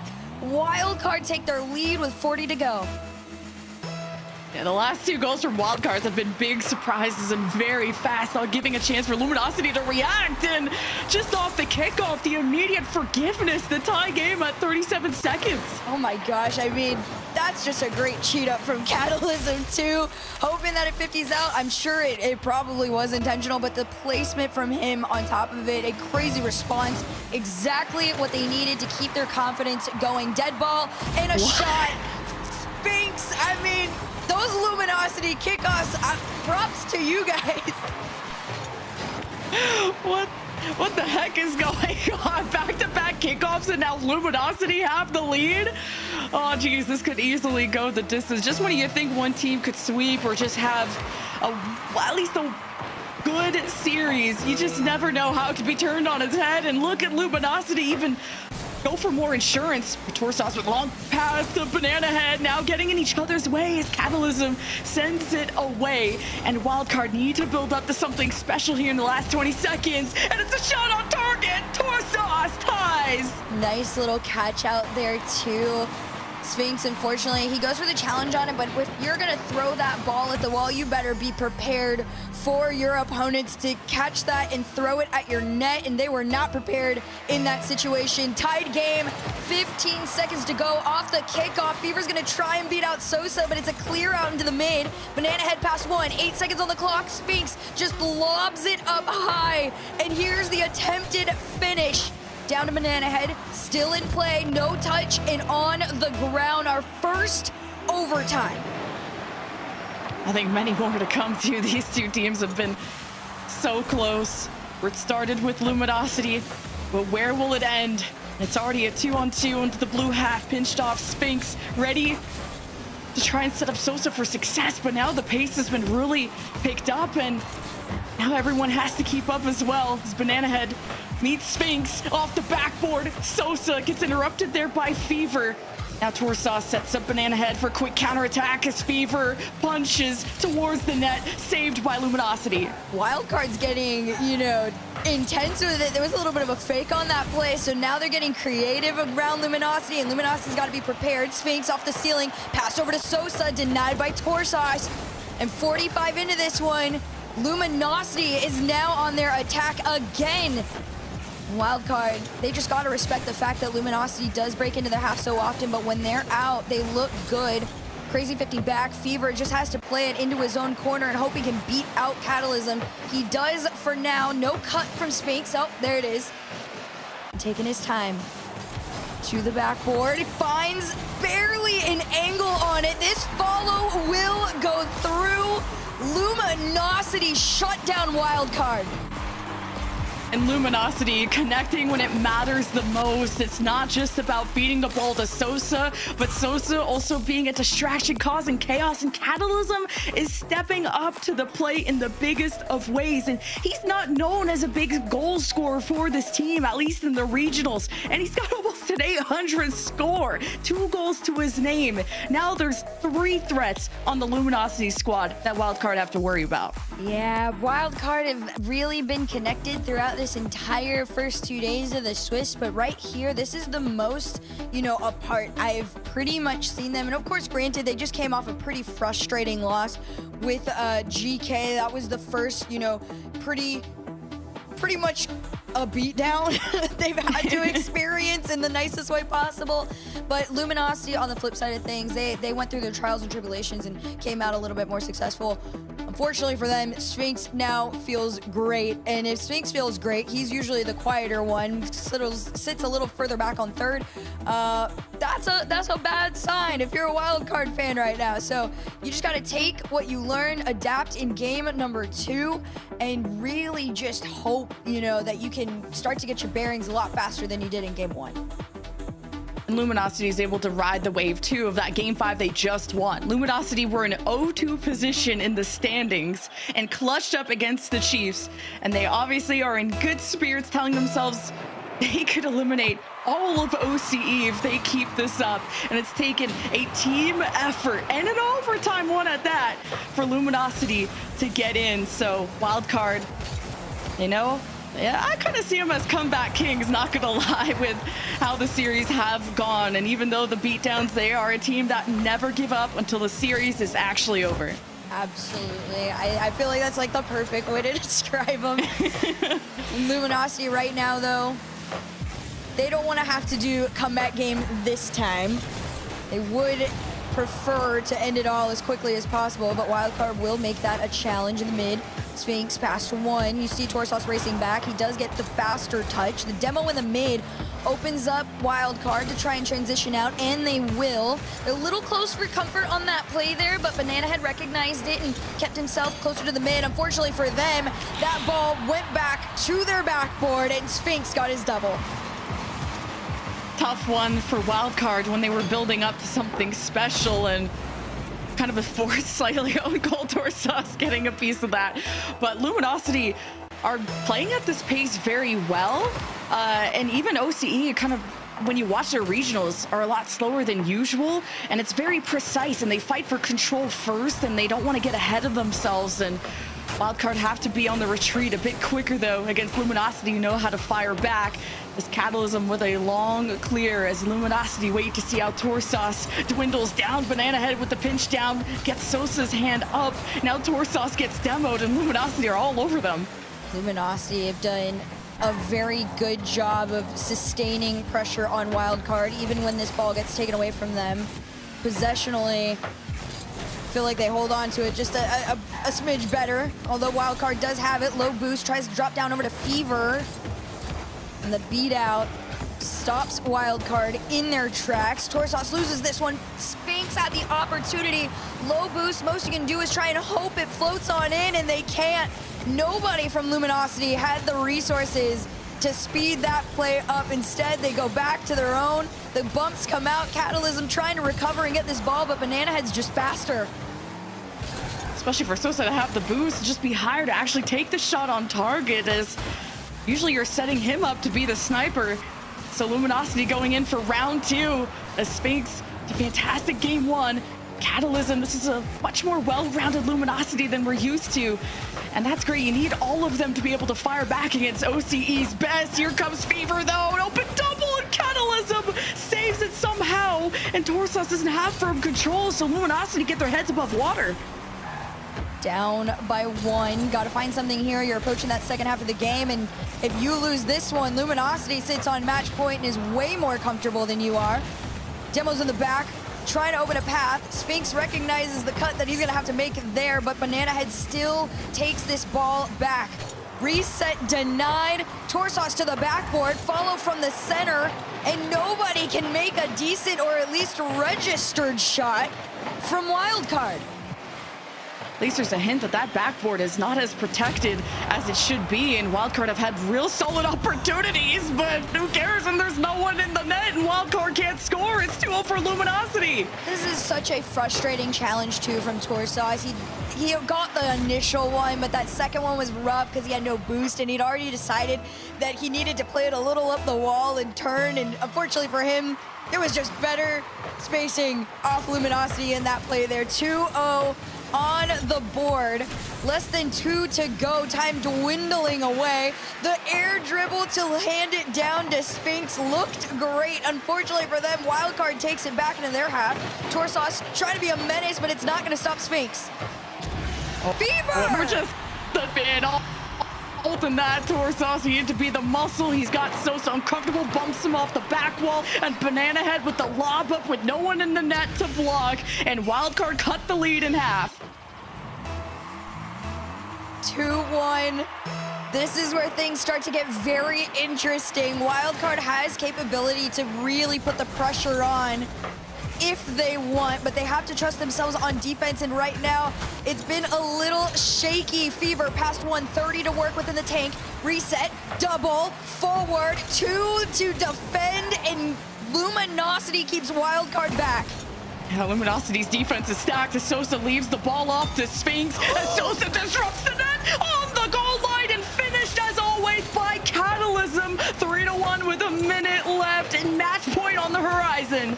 I feel so bad for Fever here because Torsos had already gone up for the initial challenge to make a save, and he had already committed, and at that point, Luminosity is like, this is so free.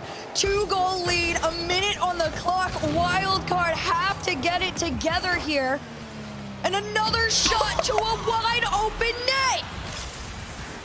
What is happening to Wildcard? Now the 3-goal deficit they've been able to overcome in the past, but not with this much time left.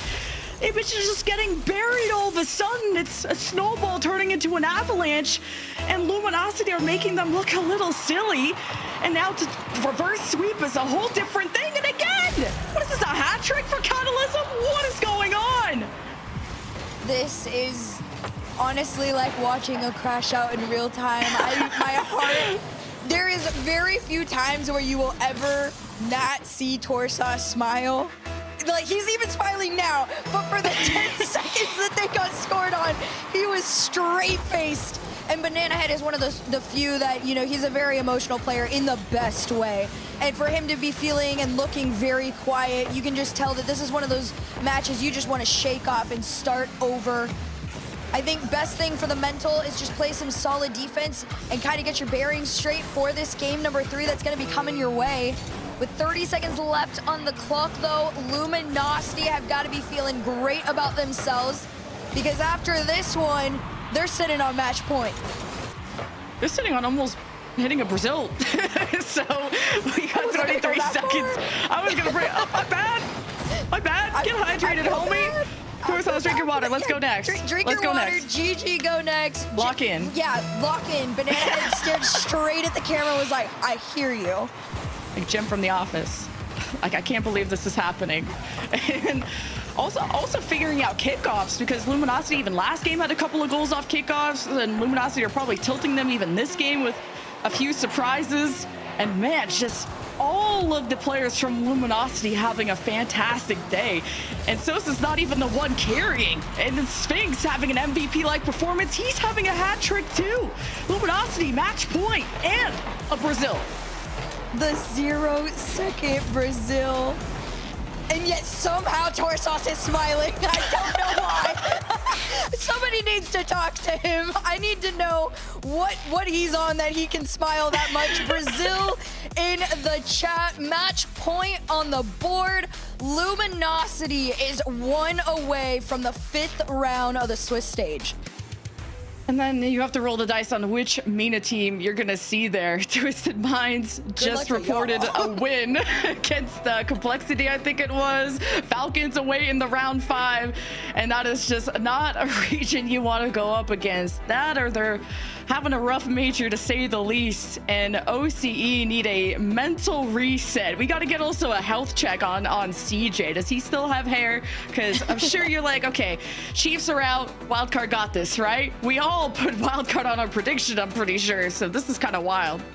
Yeah, I mean, you want to talk crazy. How do you go from the performances that you have had this weekend to this? If you guys missed it, Wildcard, they've had 3 matches so far, and despite 2 of them being losses, K-Corp got taken a game 5 by them. That is really the one to put in your mind and remember that they were capable of stressing out 3 of the best players in the entire world. And now, Luminosity, 1 game away from potentially sweeping Wildcard out of the Birmingham Major. And Sphinx, and so look at Sosa already trying to ram his head into Banana Head, who quickly had to dodge, but Wildcard, they sneak one through. All right, we'll take the kickoff goals. It was a little questionable when it went off the nose of Banana Head, but I like where he placed himself afterwards. Full team effort, just a straight pinball play on that one. And Wildcard, of course, they've gone up 1 before. They've had that opening lead. It's more about building on it now, and 1 step at a time to attempt a reverse sweep. I'm sure that just that goal that early, oh, wait a minute. As Fever just tried to adjust, kind of awkward there. That could have been a really good pass, a good attempt. There's a chance for Luminosity to get back on their feet. But I'm sure Wildcard are pretty hyped up to just start off that well. But that's only a small cushion to work with unless Fever can turn up, and Sphinx, great touch to the side, and Torsos is denied. Couple demos in the back end to stop Luminosity as well from sneaking into the wildcard half. Off the backboard, shot denied by Sosa. Sosa's gonna be one I think wildcard is gonna have to keep their eyes on a lot, as he's a huge disruptor on a lot of these transitions out. Banana Head has been consistent, a pillar, dodging demos, dodging strays, and still able to score whatever you give him. He has to work with. This Catalysm now working the net. Great save out of Wildcard. Fever keeps them still afloat and still in the lead.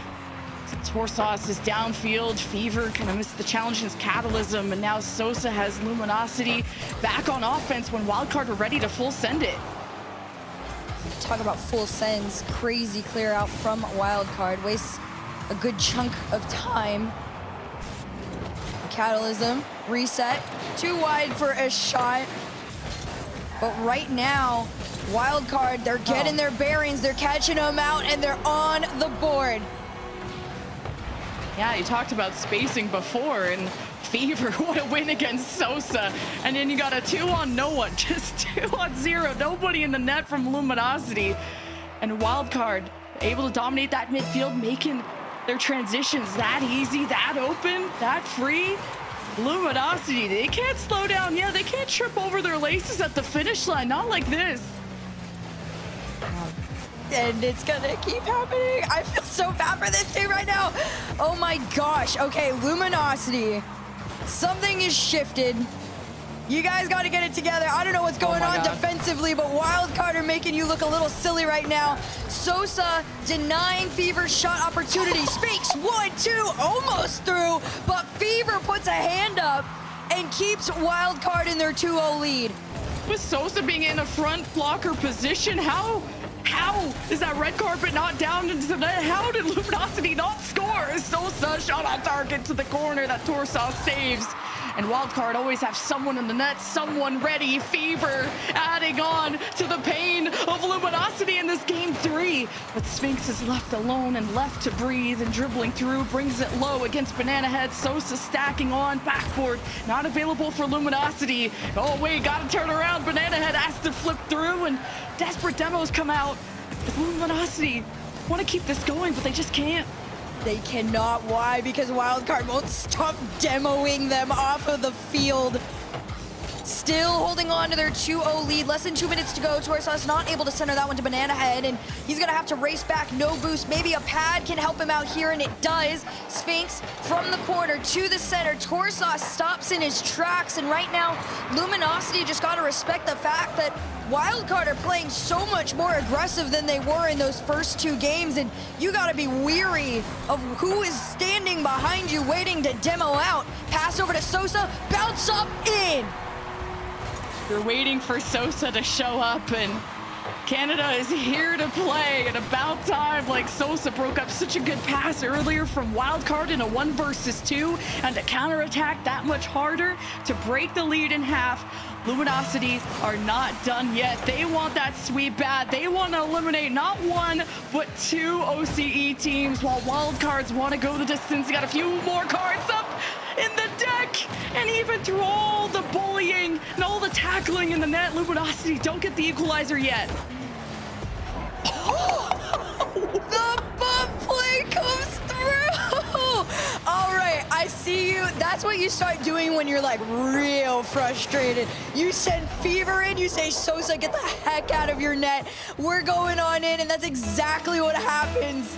Wildcard up by 2, only over a minute left to defend their game 3. Let's see if they can extend to 4 here. 1 minute left on the clock. Torsos taking his time off the ceiling. He just floated because no boost in the tank. Faked the shot. Fever back in time. But right now, Luminosity are fighting a ticking clock. Yeah, Wildcard are out for blood too. Just with the demos that they created in the net, even that previous plays, Catalysm tries to fake. Sosa in the midfield needs a good catch, gets rid of the ball before the challenge comes in. Sphinx towards the back wall, defense not there. Catalysm collides into Fever, and you see Wildcard getting desperate for any touch that could clear, but it's Luminosity in the midfield. It's Luminosity with another offense. 25 seconds to go. Great blocks from Wildcard. All they need to do is delay and not choke at this point. And Sphinx with an awkward backflip that just couldn't finish off the second goal they desperately need. You think they're not going to choke, but I just watched all three players whiff one of the most open shots ever. 2-goal lead and 4 on the clock. Wildcard have done it.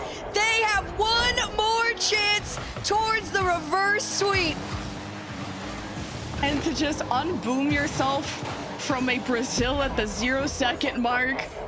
Torsas, you know, still smiling. I crash out and I smile through it, and you gotta be scared. That's how you know he's going through it. That's Torsa smiling after getting Braziled should let them know they should be afraid. Yeah. Well, crazy, crazy game 3 there from Wildcard. The comeback after the Brazil.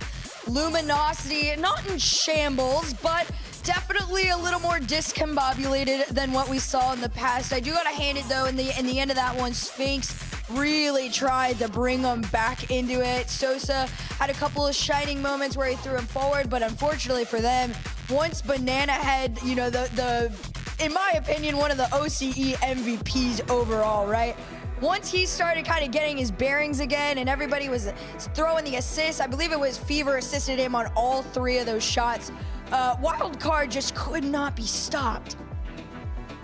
That's the thing. Luminosity, usually when they ramp up, they're the ones who can't be stopped. I think about that game 4 against the Chiefs where 6-2 for Luminosity, then they went on to win the series 5-2. So Luminosity usually are the ones that add salt to the wound, and it's now them that find themselves wounded against a Wildcard that are firing on all sides. And you gotta think Banana Head and his way of being able to adjust in these critical spots where he's getting squeezed by Luminosity, and Wildcard are just bailing each other out very well. Well, now Wildcard have to do it again. And it's going to be a little bit harder this time as Luminosity now has even more information on them. About 15 seconds into this one, Catalysm slow shot towards net, demo on the back end, but it's not going to stop Sphinx here. Sosa's just taking his time, tries to get over Banana Head, not quite able to. The challenge isn't even going to get past him the second time around. And Torsas, the one that we've all been keeping our eye on, the smile's alive and the ball still headed towards their way. Sosa reset over 1, carry it in. Nice, simple, clean shot for Luminosity. Off the first defense, Wildcard were bailing each other out, but what's different here? Ooh, just that extra turn and flip from Sosa against that 50 was really great, but also the demo in the net. So Wildcard can't bail each other out if they're locked away and demoed out of the way. So Luminosity using a lot of demos too to match Wildcard's chaotic style. And that really is the only way to slow down Wildcard, is to demo them off the plays, because Fever being able to get back in time and get a touch and a save off of that is the reason why they need them off of the field. Catalysm past 1, open net. Fever just caught out a bit too far, and Luminosity take advantage. Yeah. Fever's usually the defensive mastermind, and they were so confident that they could go forward until all of Luminosity surrounded them, overwhelmed them, and just had one good turnaround, and Wildcard had no one back. Luminosity have built a good lead, but barely any time has gone by. So Wildcard just has to make sure that they play a safer defense if they can. And look at the layers. Torsas there in case his friend needs help. Now you got someone being locked away in the net. So Wildcard, this is their turn to strike, but they can't keep possession. And if anything, they've left their net open. Wildcard just continue to not learn from their mistakes. There's a time and a place to do these high-risk, high-reward cheat-ups, and right now, that is not the time. Luminosity catches them out again into another wide open net. 3:40 on the clock is plenty of time to get back into this one, but you can't keep making those mistakes. Yeah, I like the high risk, high reward style that you point out from Wildcard. They really just send all three, needing as many weapons as possible, as many offensive options as possible. And the bouncer, Fever working through traffic on that one. I like this bounce too because Torsos didn't get a touch on Catalysm. It was more about making sure this ball gets back down and there's opportunity for somebody to follow through. That's the wild card that can get around the defense of Luminosity, and they do this time, but you're gonna have to do it 2 more times. Catalysm up over 1, Fever drops it down out into the mid, Sosa there to collect, and right now Luminosity, spatial awareness has been on it. Banana Head so far up into their side that a pass back puts them into a 2v1. You gotta be careful there. Fever's not gonna stop it now. Banana Head throws himself, and again, Lemon, you gotta be careful if you're this team. They keep throwing themselves out of rotation. Yeah, Wildcard are also demoing. Banana Head cleared the way, and it's just, they seem to be able to weaken Luminosity, but having the ball in those critical moments is not always assured for Wildcard, and you gotta applaud their way of how they're able to claw their way back in games that seem like such insane deficits to work against. As Wildcard of Catalysm juggling, so Wildcard wait to see what is up, and almost went for a dunk, but Sosa will recollect in the midfield. Wildcard will not let them get away as Fever looks for a bump into the net, bounce out to Torsos. Sosa, fantastic read. Wildcard's gonna have to be a little bit more creative with this. The amount of times I've watched them try and go for the sidewall follow-up is a little frustrating. Catalysm, air dribble, pushed off the ball. Fever has just enough to make a touch, but nobody was there. Sosa played the patient game, but his shot was just a bit wide off the side. And Catalysm's doing the same. You're playing that patient game. You're already up by 2. You don't have to do too much. And here comes Banana Head and slots this one in, outraces Luminosity back and demos to the side after Wildcard were floundering with just low boost, no boost saves, and to fire back in this way from a 0-3 deficit to 1 away from tying. Hold on, OC. More than enough time to get back into this one. But you gotta stay composed. Sphinx in the mid, takes his time around 1, now 2, takes his time on this touch here, but Fever was just a bit more patient. Low boost for Wildcard as they drive on into the Luminosity half. Catalysm just trying to waste their time. So long as that ball is in the orange half, Wildcard are stressed. Yeah, Wildcard, or Luminosity had no boost too, and you have to find that, plus constantly challenge this possession out of Wildcard while maintaining this lead. Now Luminosity are stable resource-wise. Catalysm just dumps it to the corner, stepping up. Sosa and Catalysm need to keep Wildcard stuffed on their half. If you give an offensive chance to Wildcard, you never know what Banana Head is going to be able to do. And everyone's falling like flies. Everyone, especially Luminosity, need a field reset. And they'll be able to do so. This possession hasn't been clear. Sosa towards the net against Banana Head. Torsos rotates in time. Somehow it's still 3-2. 34 seconds left. The pass down to Banana Head denied off the ceiling and down. Luminosity have to defend their 1 goal. Low boost, a soft clear out mid. Gets collected from Torsos. Banana Head can't find anybody to bump out, but Wildcard still does have this ball where it needs to be in the blue side. And this one, bouncing back. 8 seconds on the clock here. This is what Wildcard don't want. They need on the other side of the field, and they're trying their hardest. Fever needs to keep it up. He does. It's a pop-up here. Banana Head over 1, all the way down to the ground. Can they catch it? No! Luminosity have sent OCE home.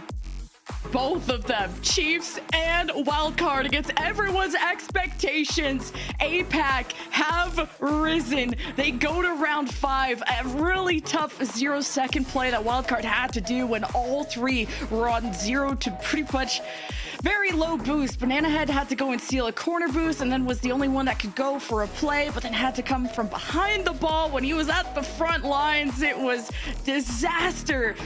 And Wildcard, they forced game 4, but to go down like this is really tough to watch, but a big congratulations to Luminosity from an 0-2 series, or an 0-2 in the standings deficit to win against the Chiefs, to win against Wildcard, to go to round 5 is an insane run from Luminosity. It really and truly is. Both runs from both of these teams as well.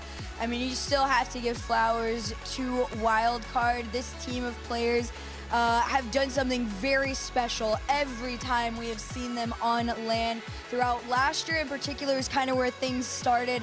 They have gotten closer and closer to doing what nobody expects, and that is taking down top teams. And right now for them, and unfortunately this is the last time we see them as they fall out in the Swiss, but I mean, you gotta be proud of your performance, and a huge shout out to Gemma. Whatever he had cooked up out there and brought out to Birmingham, man, you deserve some hugs, a nice dinner, because you almost did it, and hopefully you guys do next time. But for now, Luminosity survive another round. Only one more round though, because we've got the round 5 of the Swiss. The last few teams are going to find out who gets to go see the crowd tomorrow and who's going to be sitting in the stands. And so, well, there's only one way to find out who those people are going to be, and that's to get them out onto the field and play those games. So guys, don't go anywhere. We've got round 5 coming up after this.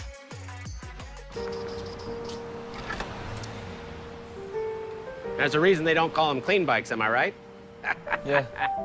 Because it's dirt bike. Gas stations. Whew.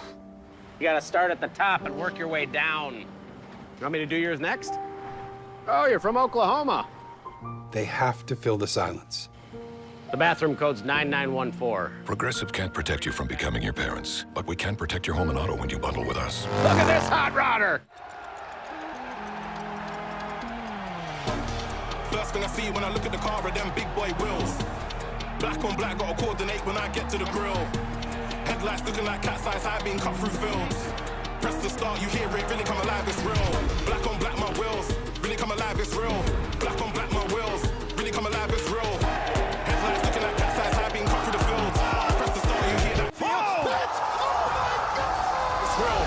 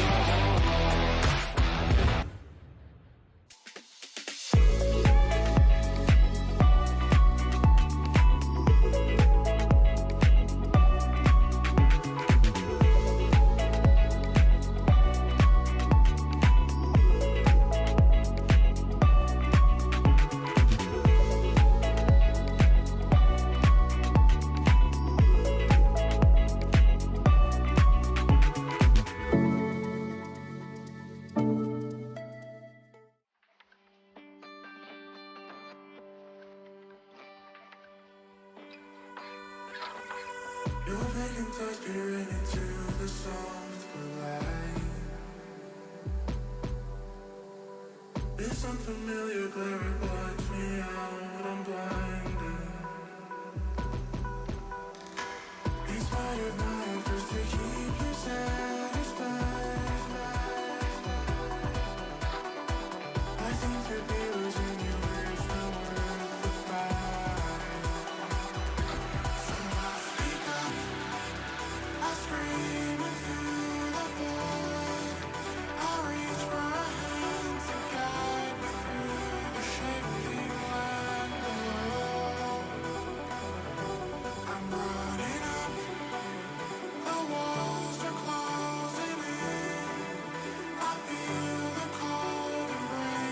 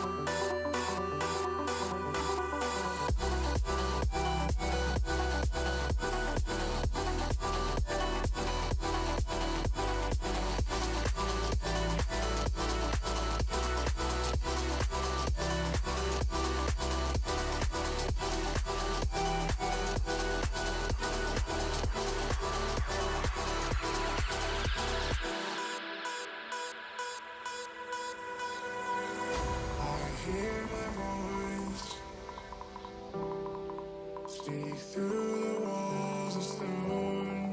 When I saw you leave, I felt you go. The stars borderline, blinding from a distance. No more resistance. So I speak up, I scream into the void. I reach for a hand to guide me through the shifting land below. I'm running up, the walls are closing in. I feel the cold embrace of dust. We rise and dust we part.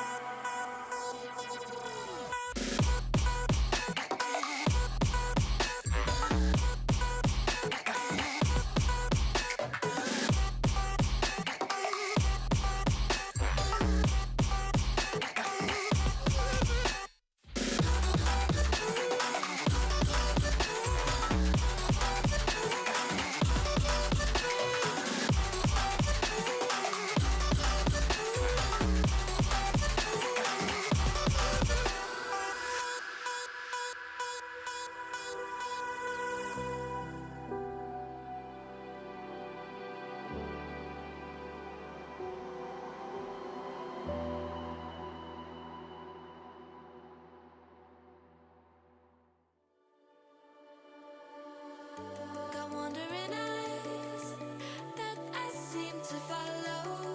Can only stay still for some time. I've never aligned with the city's pulse, so that makes it easier to leave behind. I just wanna get to know brighter lights in Tokyo. Somehow hear it whispering I could be the one you're missing. I just wanna get to know brighter lights in Tokyo. Somehow hear it whispering I could be the one you're missing.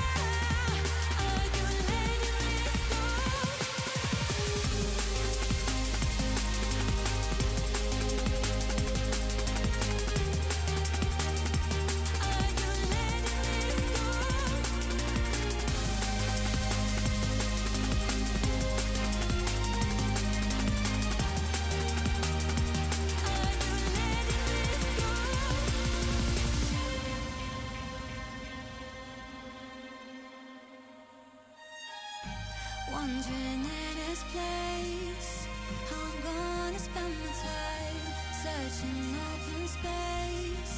So we still come back for more, leaving it behind isn't always easy, but how hard we tried. No more, I see you hide.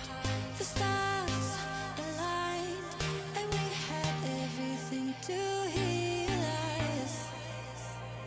No fear, no fight, as we decide to put the distance back between us. Take it away now. Take it away now. Are you letting this go? Take it away now. Take it away now. Are you letting this go?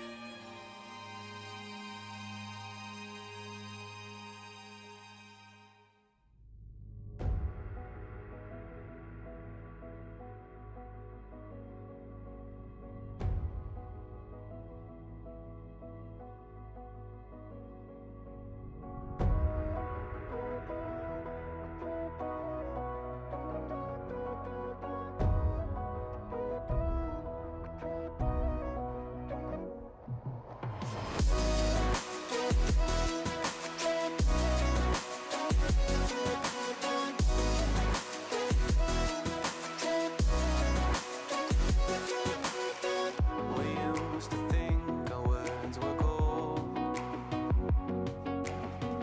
that our blinded hearts could withstand cold.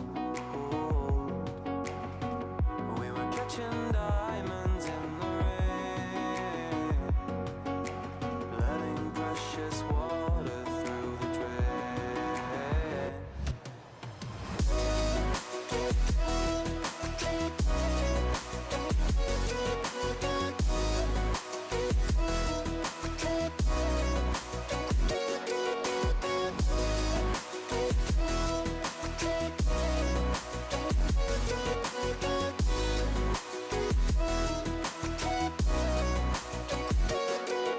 Stars were dancing in their light, paths that we could never ride. Oh, they were dancing way up high.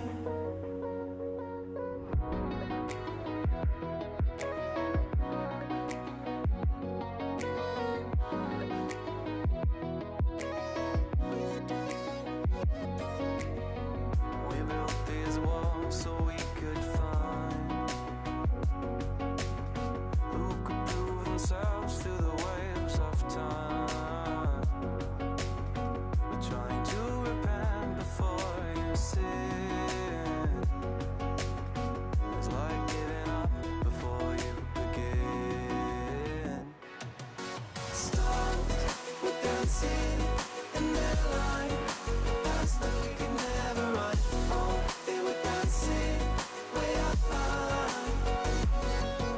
Stars were dancing in their light, future we will never ride. Dirt on our feet was bone dry, it was bone dry.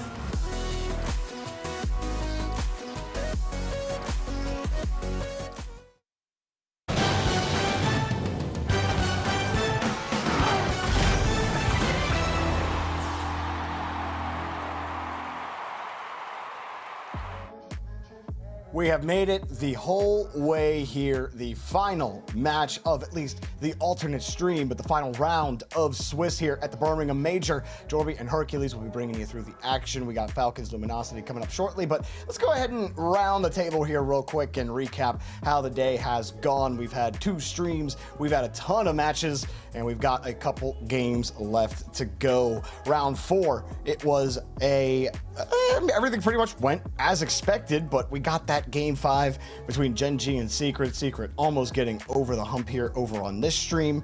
Wildcard unable to force a round 5, and OCE are completely out of the tournament. Twisted Minds take down Complexity, and they've been eliminated as well. Furia on the other end, they got a 3-1 versus Dignitas, ending their run through Swiss strongly. And now we end here in round 5. Hercules, it's been a long but arduous road for these teams. Round 5, that's where you really start to feel the struggle. Oh yeah, this round 5 has 3 really intense matches. Of course, we're gonna have Falcons versus Luminosity here. The other 2 will be going on over on the mainstream. I believe GK Esports versus Dignitas is up first. They're saving the Twisted Minds Gen.G for last. But yeah, Jorby, these are intense because a couple of these teams on here are the ones that people expected to see in the top 8. Yeah, and GK Dignitas, that's a very interesting one for sure. Twisted Minds, Gen.G, I am curious how that one ends up. And I mean, Luminosity, Falcons, I don't think there are going to be as many questions about, but let's talk about both of these squads here really quick. Luminosity, the tri-national roster, coming out representing APAC versus Mina's best in the Falcons. Luminosity, they got here in round 5, but Falcons, it does feel like, you know, the meme hydrogen bomb versus coughing baby. That's kind of how this one is shaping up. Sosa and company certainly got their hands full with Roas, Killers, and TRK for sure. But Luminosity, they get to round 5, and you know, as Jim Carrey once said in a movie, so you're saying there's a chance. And that's about as much of a chance here as we're giving this team. Pretty much, that is right on line. Unfortunately, in the most realistic sense, this is about as far apart as it could be getting right now for this team. If there was one that they really were going into it like, dang, there really might not be a chance, it is this one. Luminosity have the biggest challenge they have had to face coming up here, but that's not going to stop them from trying. Sphinx, Sosa, and Catalysm are still going to put up a massive fight. He's going to represent Canada. They're going to do their thing, and you know, I see the chat. They're going to like try and out Mogum too, see if that's like a win they can take, but right now, unfortunately, Luminosity are very aware that they are true underdogs in this situation. Yeah, we'll see what happens. I don't think Falcons have had the greatest Swiss for sure, but sometimes a matchup is just going to favor you 100%, and it doesn't really matter if you're not looking that great in your previous matches. There is a mismatch in terms of that seeding here and the skill level, so that's why, you know, kind of building up to the mismatch that we're saying this one is. So you can have a lackluster Swiss. I think the thing for Falcons is you're in this position, and I'm not exactly sure how it goes, but I think round 5 means you have no chance at that upper bracket. I'm pretty sure that's what that means. So Falcons, if they win here against Luminosity, they've got a long road through that lower bracket playoffs. One of the favorites of one of the top teams in this tournament coming in, at least on many people's power rankings, including my own. It will be a tough bout no matter what when you have to start from lower round 1. Yeah, right now, Falcons, it's just been a frustrating Swiss for them. They are not accustomed to things, you know, falling this up and down. Usually this is a team that they, you know, are always winning everything, right? You got the twins on either side of TRK. TRK absolutely coming off of a high. We got to watch him in the Saudi E-League. That was the last event outside of this that we saw them compete in, and he looked insane. The twins looked insane. They have always been on top of their game, and so to see them in an Rlcs major on the brink of going out, which again, realistic comments aside, that is a frustrating place to potentially have to, you know, begin the rest of your major stages. You know, Falcons and Luminosity about to take the pitch here, and you we'll talk about our predictions, although I think we've both kind of given it away at this point. For me, it's Falcons, no questions asked. Luminosity are going to have to rip the space-time continuum in order to pull out a win here. Yeah, I'm right there with you. Falcons are taking this. I'm so sorry. I will say, though, there is one particular player I am excited to see get to go into this one, and that is Sphinx. I think he's somebody that I've wanted to see get to have experience against these top teams because moments like this are kind of rare for these players. So it's a good learning moment. It'll be very fun and exciting in its own twisted way. But the Falcons are ready to, you know, get straight to business and get on out of here so they can go see the homies up in Birmingham. But hey, you know, I'll say this. If K-Corp can go 5 games against Wildcard in round 1 of Swiss, I guess anything can really happen, right? But like I said, Jim Carrey meme leading strongly with that. So APAC being represented by 3 different countries, Malaysia, Germany, and Canada. Sphinx, the Malaysian on the team, I think has actually looked the best on the team in the lobbies they've been in. But enough of this, enough of the pregame. Let's get into the game. Final round here, final match of the alternate stream. It's been a fun time riding with all of y'all in chat. I hope you enjoy yourselves here as me and Hercules will also enjoy ourselves in the match. Falcons trying to get back into the playoffs. Luminosity trying to take them down. Now as we start with here, game 1, brought to you by Progressive. Last chance, the last time somebody is playing on LAN in Birmingham. It all ends here. Luminosity have sent the entirety of OCE home while the Falcons are just ready to send another team flying on back. And of course, Jarby, like we said, this is one of those matches where Luminosity have to pull off what has basically been deemed the impossible. We'll see what happens. Again, Falcons, they haven't had the prettiest Swiss. As matchups go, this might be a great chance for them to stabilize. Luminosity starting at the midfield. Killers wins all of that ball. Falcons forced back, trying to line this up. Catalysm trying for another quick challenge. Surely has to be the name of the game here for Luminosity. When you can challenge, just go. And that might be your only remedy to deal with this aggressive and highly mechanical Falcons offense. We'll hand it to Luminosity.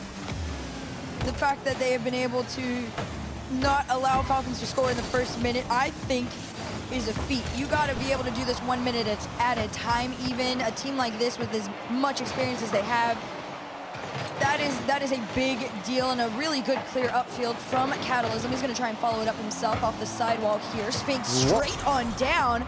That one, unfortunately for them, you get that little updated ding noise. What Luminosity? It's a great noise. It's a beautiful noise. It might be the best thing ever added to the game. It's awesome. Sosa trying to bring this down. Looked like a chance might have been generated earlier for Luminosity, but the short touch using the back of his car. TRK's a genius, and that's why Falcons are so difficult to beat, because you're thinking, normal challenge here, right? Sphinx? Wrong. TRK uses the back of his car to keep that ball behind him instead on that challenge. And I mean, how are you supposed to defend that on 0 boost? You're not. Yeah, you definitely are, and especially if they're gonna, you know, force you out just a bit more than you even realize you are. Musty forward pass on in. Luminosity aren't going down without a fight. Well, it's a perfect catch from Sphinx, and he adds a little musty on it too. Sosa just has to be there, and that speed caught Falcons out. But it's that first touch from Sphinx that forces Falcons to respect it, and then he changes speed so quickly with the musty, and he gives Sosa a chance at the ball, and that's all Sphinx. And that's part of what he's been able to do this week in the games that we've seen him do well in. I've really liked watching Sphinx play in games like that, so nice job from him. No, I'm right there with you. Sphinx has been one of the most improved players throughout the weekend for me, but that's not going to stop the Falcons from doing what they do best, and that is just finding the net like it is a magnet. That is a crazy way to spin your car, too, on the horizontal to get the touch into the net. That's nasty. There was no, even the last defender, even if there was nobody there, it would have been difficult to actually get the win. Actually, they just straight up beat Luminosity on the kickoff. As Sosa, too heavy of a touch. Ooh, getting a little tricky there. And Catalysm. Dropping it down. Sosa won't commit, wants to steal the boost. Sphinx right behind as well. Winning the 50, setting it up. Nobody's back in net, but the shot not fast enough. Rlcs is coming back and has it no problem. Sphinx keeping it down, but Killer's got that demo. Sosa off the pitch means no pass. TRK double tap off the ceiling. Catalysm actually beats another one. Here we go again. Sosa coming forward, no boost. Is it just going in? Okay, well, the Falcons defense not there. Killers just sat and was like, this boost will spawn for me before I move. And unfortunately for him, Luminosity said, we do not care that you are sitting for that boost. We are full sending on this one. Luminosity have tied up against Falcons again. Oh man, I need new neurons. Either way, Rlcs trying to set this up. Sosa getting there. Catalysm winning the touch clean from a full boosted Killers. Rlcs can't get back to his touch. Sphinx gets 250s. What in the world is happening right now? Well, there's a free space. Nobody was there to challenge after those 2 wins on the 50. The Luminosity back around in the corner. Popped up again, or minute 30, and it's tied up 2-2. And I'll be honest, with how the Falcons play offense, Hercules, I won't lie to anyone in chat. In the green room, I'm thinking like, you know, Falcons might not know when to stop scoring. The Luminosity need to find a way to hit the ball. No boost. Killer's holding it, trying to bump Sosa, succeeds, but then TRK turns to protect the clear. He does that. Sphinx trying to line this up as well. And instead, we're at 2-2 with a minute left. Maybe talking about overtime, maybe talking about Catalysm breaking through the Falcons defense. I mean, right now, you just got to be sitting there going, maybe it's because they've just literally not faced off. But you got to hand it to him. Sphinx looks really good. I will give it to him. It is solid. He is trying, and so is Killers. Tried to get past one. Catalysm held him back and 35 seconds away from an overtime against one of the top teams in the world. I'm not sure who from Luminosity expected it, but they definitely wanted it to be here. But Falcons still on the attack. Killers fakes the reset, goes down, it's cleared out. Luminosity definitely have had their fans sounding off on the socials. And you gotta think that at least these 3 players are the ones who believe in themselves. But here we are in the final 10 seconds. Falcons have not been able to find a way in. Rlcs gets stuffed. Catalysm is right there underneath the cut. Trying to keep it around, wants the bump or wants the ball. He's gonna get a clean pass out. Off the wall, Rlcs, not a lot of boost, nobody there. TRK says, screw this. We're gonna take this in regulation. Killers, shot denied. And Falcons trying to make a statement right there against Luminosity. I think the ego might be bruised a little bit. Popped up high. Sosa trying to get this one. It's coming up for Killers. Drops it down. Then no! Oh, he almost found the pass to Rlcs. We're going to overtime. That was the most ego-challenged 0-second play I'd seen in a minute. Killers leaves it for TRK, though. Enough in the tank to get past Catalysm. Off the ceiling, on back. Rlcs takes his time. Around 1. Sphinx goes for the challenge successfully. And they clear it towards net. TRK makes a cut. Booms it upfield. Rlcs was already there. The pre-jump in their favor. Off the side. The follow not in. The third not in. And the Falcons find their way through. I didn't expect the Falcons to open the can of beans, but that was a terrible shot. Followed up by not a shot. And Falcons surely should have scored. They still have the ball. And Luminosity, they got nothing in the tank right now either. Sosa finally finds a canister. Catalysm, no boost as he gets that, and now Sphinx has his boost. Sosa getting down to the midfield. Sphinx has to turn around quick. 50 across, but TRK was going for the boost steal, and the little light pinch out from Catalysm will buy Luminosity a little bit of time.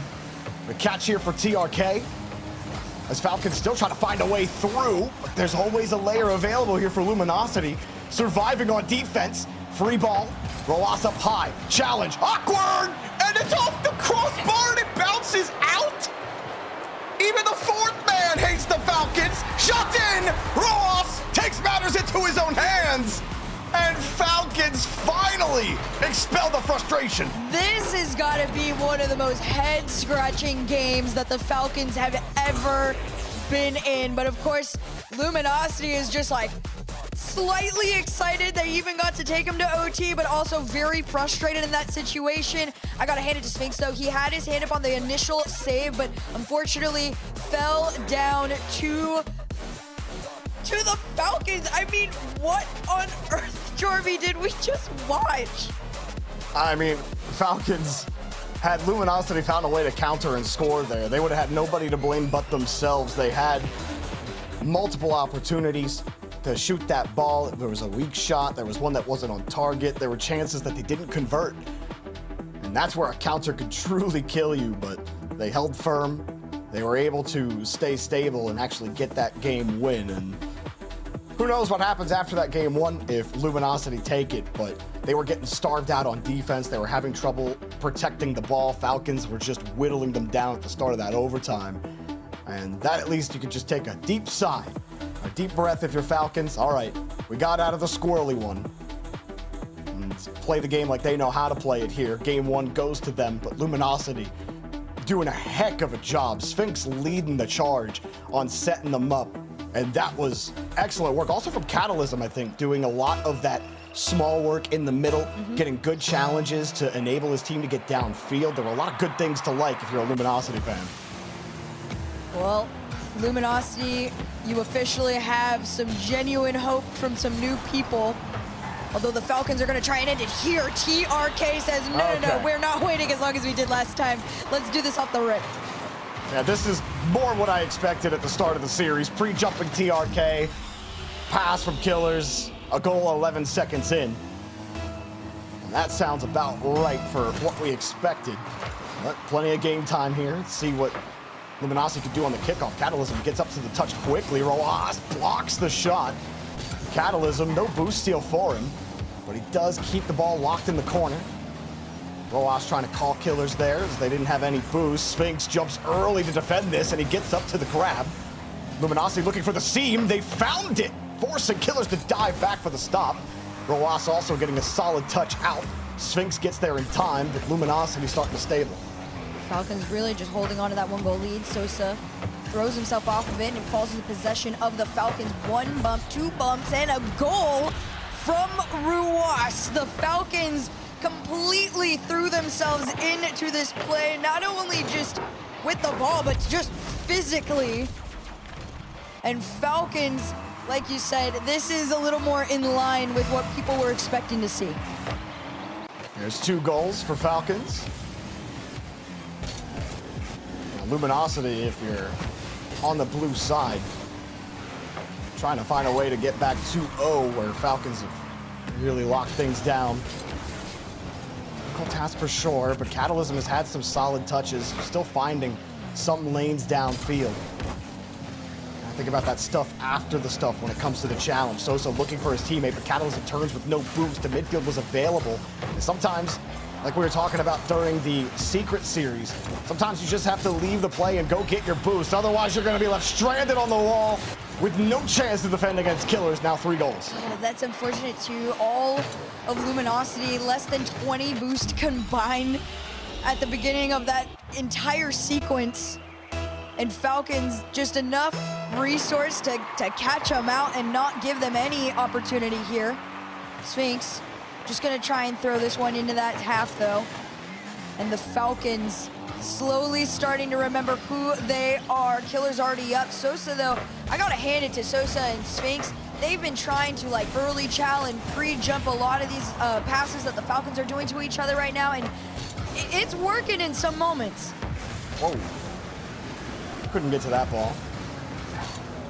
It's been tough to starve the Falcons out on the boost. If you're not winning the boost game against Falcons, good luck. The only way you can stop them from getting in front of you is if they are on 0. That task is a whole game to play in itself, which Luminosity were able to do at times. Falcons defense can break down if you can slow them down.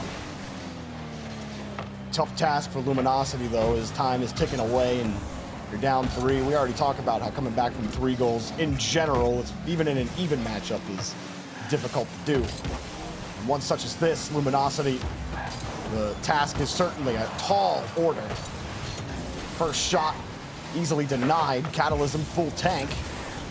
Sosa, maybe wanted Catalysm there. Sphinx was also available, but now Sphinx has to protect the retreat. Sosa with a full tank of boost as well. A bit of confusion on who was supposed to go initially. Catalysm took the wide side, and Luminosity trying to figure themselves out here on defense. 2 minutes left here in this game number 2. Falcons in a comfortable 3-goal lead. Luminosity not quite able to find as many opportunities as they did in that first game, and I think a lot of that is due, in fact, to the Falcons learning so much so quickly. Though Sosa still trying to keep this one going. TRK kept it out. Pass, good, but Sosa, a lot of net covered, hard to put it on target. Catalysm, I think that shot needs to be on target. Nobody available for that rebound. Only Roas is starved. That's a good pass to Catalysm. But again, the layers are there. Sosa trying to get TRK off his tail. Sphinx is there to rip it away. Killers finds TRK. 1 touch, 2 touches, taken away by Sosa. The crazy deny. Roas is going to try for himself. Can't find an angle on down, though. Of course, it's been a while since the Falcons have scored in this particular game, but they are in a favorable position. Ruas off the side. Sphinx denies, but you can't stop Ruas. And Sphinx did what he could to try to defend that, but all he could do was stop the ball in place. The crossbar is his worst enemy. And Falcons, that 4th goal, all but assuredly will be taking this game number 2. So Luminosity, we talk about, okay, how, slow Falcons down. Well, you got to find a way to starve. All right, we'll take some boosts. Now what? Oh, wait. Killers is still really good on those 50s. Turns out we got to do a lot more work than that. We also have to be really good at managing our own boost. And that's proven to be difficult here for Luminosity. Though Luminosity in some trouble for a 5th goal as well. The Falcons, they definitely didn't want any kind of question from anyone, including themselves, about this one being a close affair at all headed into the playoffs. And so far, game 2 to expectation. I will say Luminosity has done a decent chance as the first step of defending against the Falcons, which is they get that initial touch out and stop them. It's just there's no follow-up. There's no second person to quickly prepare for, anybody going on the rebound. And Falcons recognize that, so they just kind of throw themselves at that ball at that point. With 15 seconds on the clock and a 5-0 lead, Falcons slowly starting to look more and more in line with the people's expectations of them, and only 1 away from seeing the crowd. 5-0 here in game number 2. Falcons want 1 more. Catalysm just wants to make it look like they were doing something. And the ball, okay, we're doing this. Yeah? Okay, cool. Game. We're going on to game 3. Falcons 1 away from making the playoffs. I like the, okay, cool, guys. We get it. You were up by 5. You're good. You won. I feel like they get the vibe you've brought. but in actuality, it is exciting to see the Falcons kind of get it together a little bit better. But Luminosity, unfortunately for them, it's these... They have like pieces of the puzzle, right, that you wouldn't expect them to have, but they do have pieces of the puzzle to slowly take this team down, or at least heavily compete against them. The problem is they all have different pieces and they're not all putting them together at the same time. Sometimes it's Sphinx and Catalysm are the ones putting theirs together, but Sosa's missing, or Sphinx is doing something by himself, but Sosa and Catalysm are nowhere to be found. And right now, Luminosity are just very disconnected from each other, and unfortunately that is not giving them the same edge that they had in game number 1. Yeah, they get 1 counter-attacking chance, but like you said, actually holding the midfield has not been something they were able to do in game 2. They were actually more effective at that in game number 1 and found a lot more chances that way. It's tough when the tone setter happened 11 seconds into the game, and a minute in, Falcons were already up 2-0. It's already hard to fight that mindset after you lost in overtime that you feel like you really had a chance in. 1 more game to go for Falcons. And they'll have a date in the playoffs tomorrow. As Sosa on the kickoff, not going to be on target. Trying to shuffle it away from Ross. Ross got all of that touch. Catalysm tries to stop it. For Luminosity, and they hang on the discipline on defenses. Catalysm moves it across. The thing is, once you start figuring out Falcons on defense, they do have those tools in the kit where they'll show you the quick pass, or they'll show you the, you know, reset 50s, and then they'll start faking you. Then they'll start playing mind games where they start conditioning you to look for a certain thing. And so there are multiple levels to this. Luminosity have to get by level 1. Fortunately, Luminosity got a long road ahead of themselves. It's not completely impossible, like you said, though. The quote, if there's a chance, there's a chance. But Team Falcons are trying to take it away. Catalysm keeps this one out. Even on no boost, still trying to drive this ball forward, and does so almost successfully. TRK off the ceiling, shot at least almost on target, but right now, Luminosity, the best they can do is just continue to throw this ball out into that Falcons half. Bad idea from Catalysm. He had the space, tried to take advantage of it. Once you get forced into that corner, though, it can be hard. There's the fake. Force 2 to commit, but you got it into space. Ross steals the boost. Bringing up high, mid-air demo, catch from Killers. Save, but only for a moment. Not on target. Falcons still looking in. They've stolen all the boost. 2 boost and 0 boost for Sosa and Sphinx, and 1 goal for Falcons. I mean, not completely unexpected in this situation. There was already 1 challenge up from Ruas, but as soon as that bump on Sphinx came in, TRK knew he had the space and the confidence to make that double around the last defender. And Falcons, a 1-goal lead. Now you just got to sit there and defend. Of course, knowing them, this is an offense-heavy team, and they're going to want about 4 more in the next 3 minutes. Sphinx trying to hold the ball. Getting bumped back. Falcons will take the space right back to their own half, protect their own boosts. Luminosity trying to create a little space. There's always a Falcon player wherever they hit the ball. Roas, short touch, beats 1 defender. There's another goal. Killers puts this one in. The Twins link up for the twin goals. Very strictly business right here. The Twinacity is right on par with where they needed to be. And once they start spotting each other like it's absolutely nothing and the boys get synced, Falcons know that they are in a great position headed into these next 3 minutes. Luminosity, it starts to get a little more difficult. Sphinx is trying to pre-jump to give himself a chance. The pass wasn't in the best spot from Catalysm. And Sosa hoping to cut them off up high. Pass to Catalysm, but there's still a defender. Killers picks up the save. Sphinx can't go get that corner boost. It was taken away. And now Luminosity, tough bout. Another low boost challenge in the midfield for Catalysm. But the net open. It looked like Killers was chipped. But he recovers, gets the save, misses the ball, shot to the top shelf, saved by Roas. TRK up there quickly. Catalysm no boost, and cleared away again. And that clear still flying forward. The Falcons are trying to keep it in blue side. Killers was on the lurk back, but I gotta hand it to Luminosity. They are getting a little bit more frequent touches. No connect on the pass though.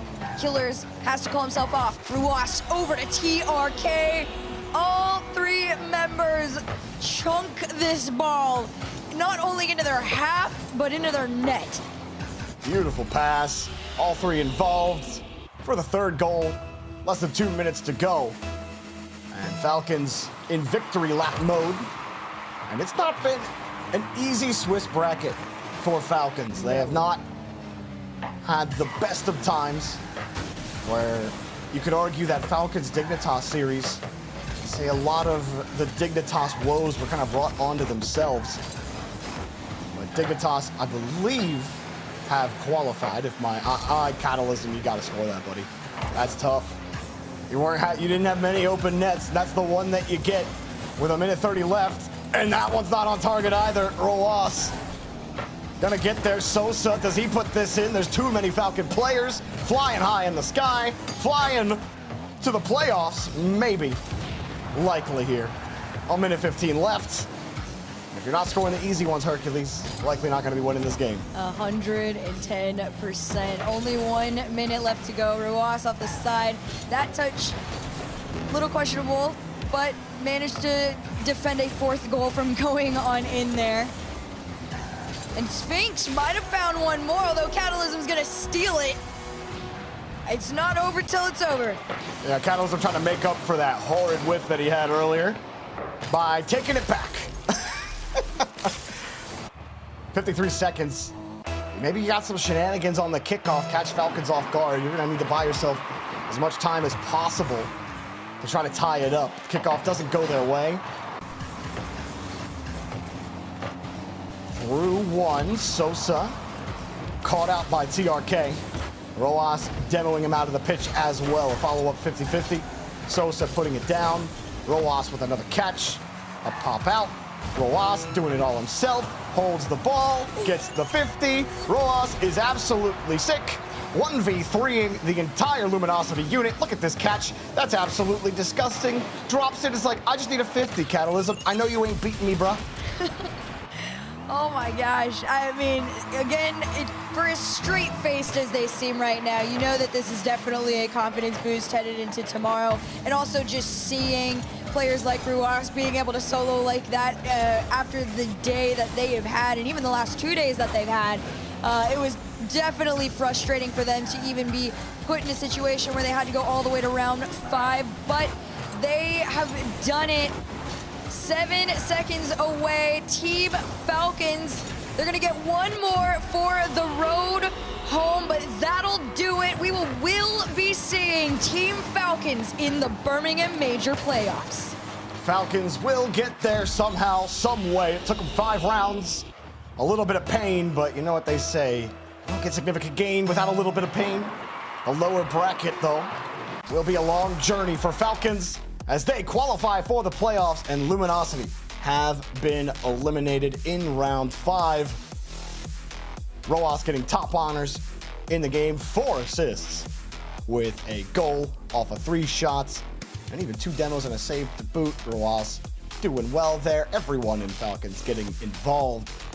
We'll see what this team can do come playoff time. There is certainly a difference between a team that can be a difference between a team's Swiss form versus their playoff form. Some teams just hit the playoffs and become unbeatable. Falcons have certainly done that in the past, and who's to say Birmingham will be any different? Oh yeah, Falcons, this is just all right, we need a good night's rest after this, and maybe go watch a little bit of tape tonight and in the morning, but they are gonna be back to where they feel best in a playoff bracket, although it will be on another side of it that they usually are not on. They'll be starting off in the lowers, but they still managed to find their way there. And as far as updates go, you guys, GK Esports just tied up the series against Dignitas. In the final minute of gameplay, GK managed to score, and well, they will be continuing on into a Game 5 to fight off for a chance at the playoffs for themselves. But Jorby, it has been a whirlwind of a round 5, I think, all the way around. Yeah, Hercules, we're actually going to throw you guys right over to that GK versus Dignitas game number 5. Thank you all so much for the alternate stream. We'll see you guys some other time, but it's been a joy. Peace.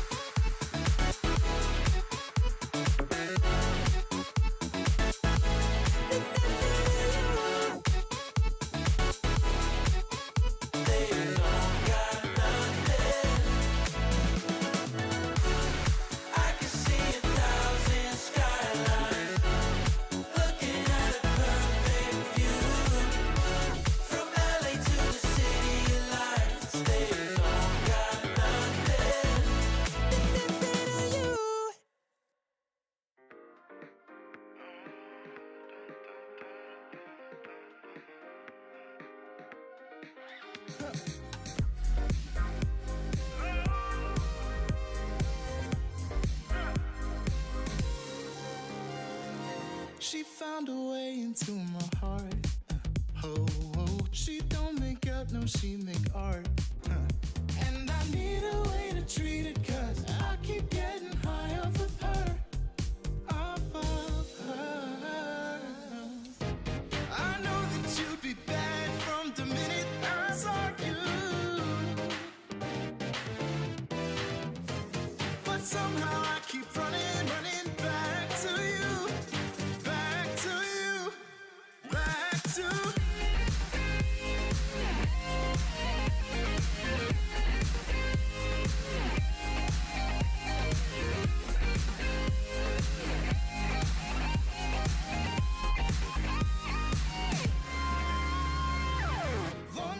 get me feeling lonely.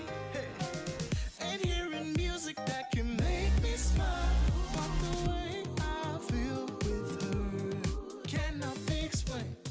But one thing still remains on my mind. I know that you'd be bad from the minute I saw you. But somehow I keep running back to you. Back to you.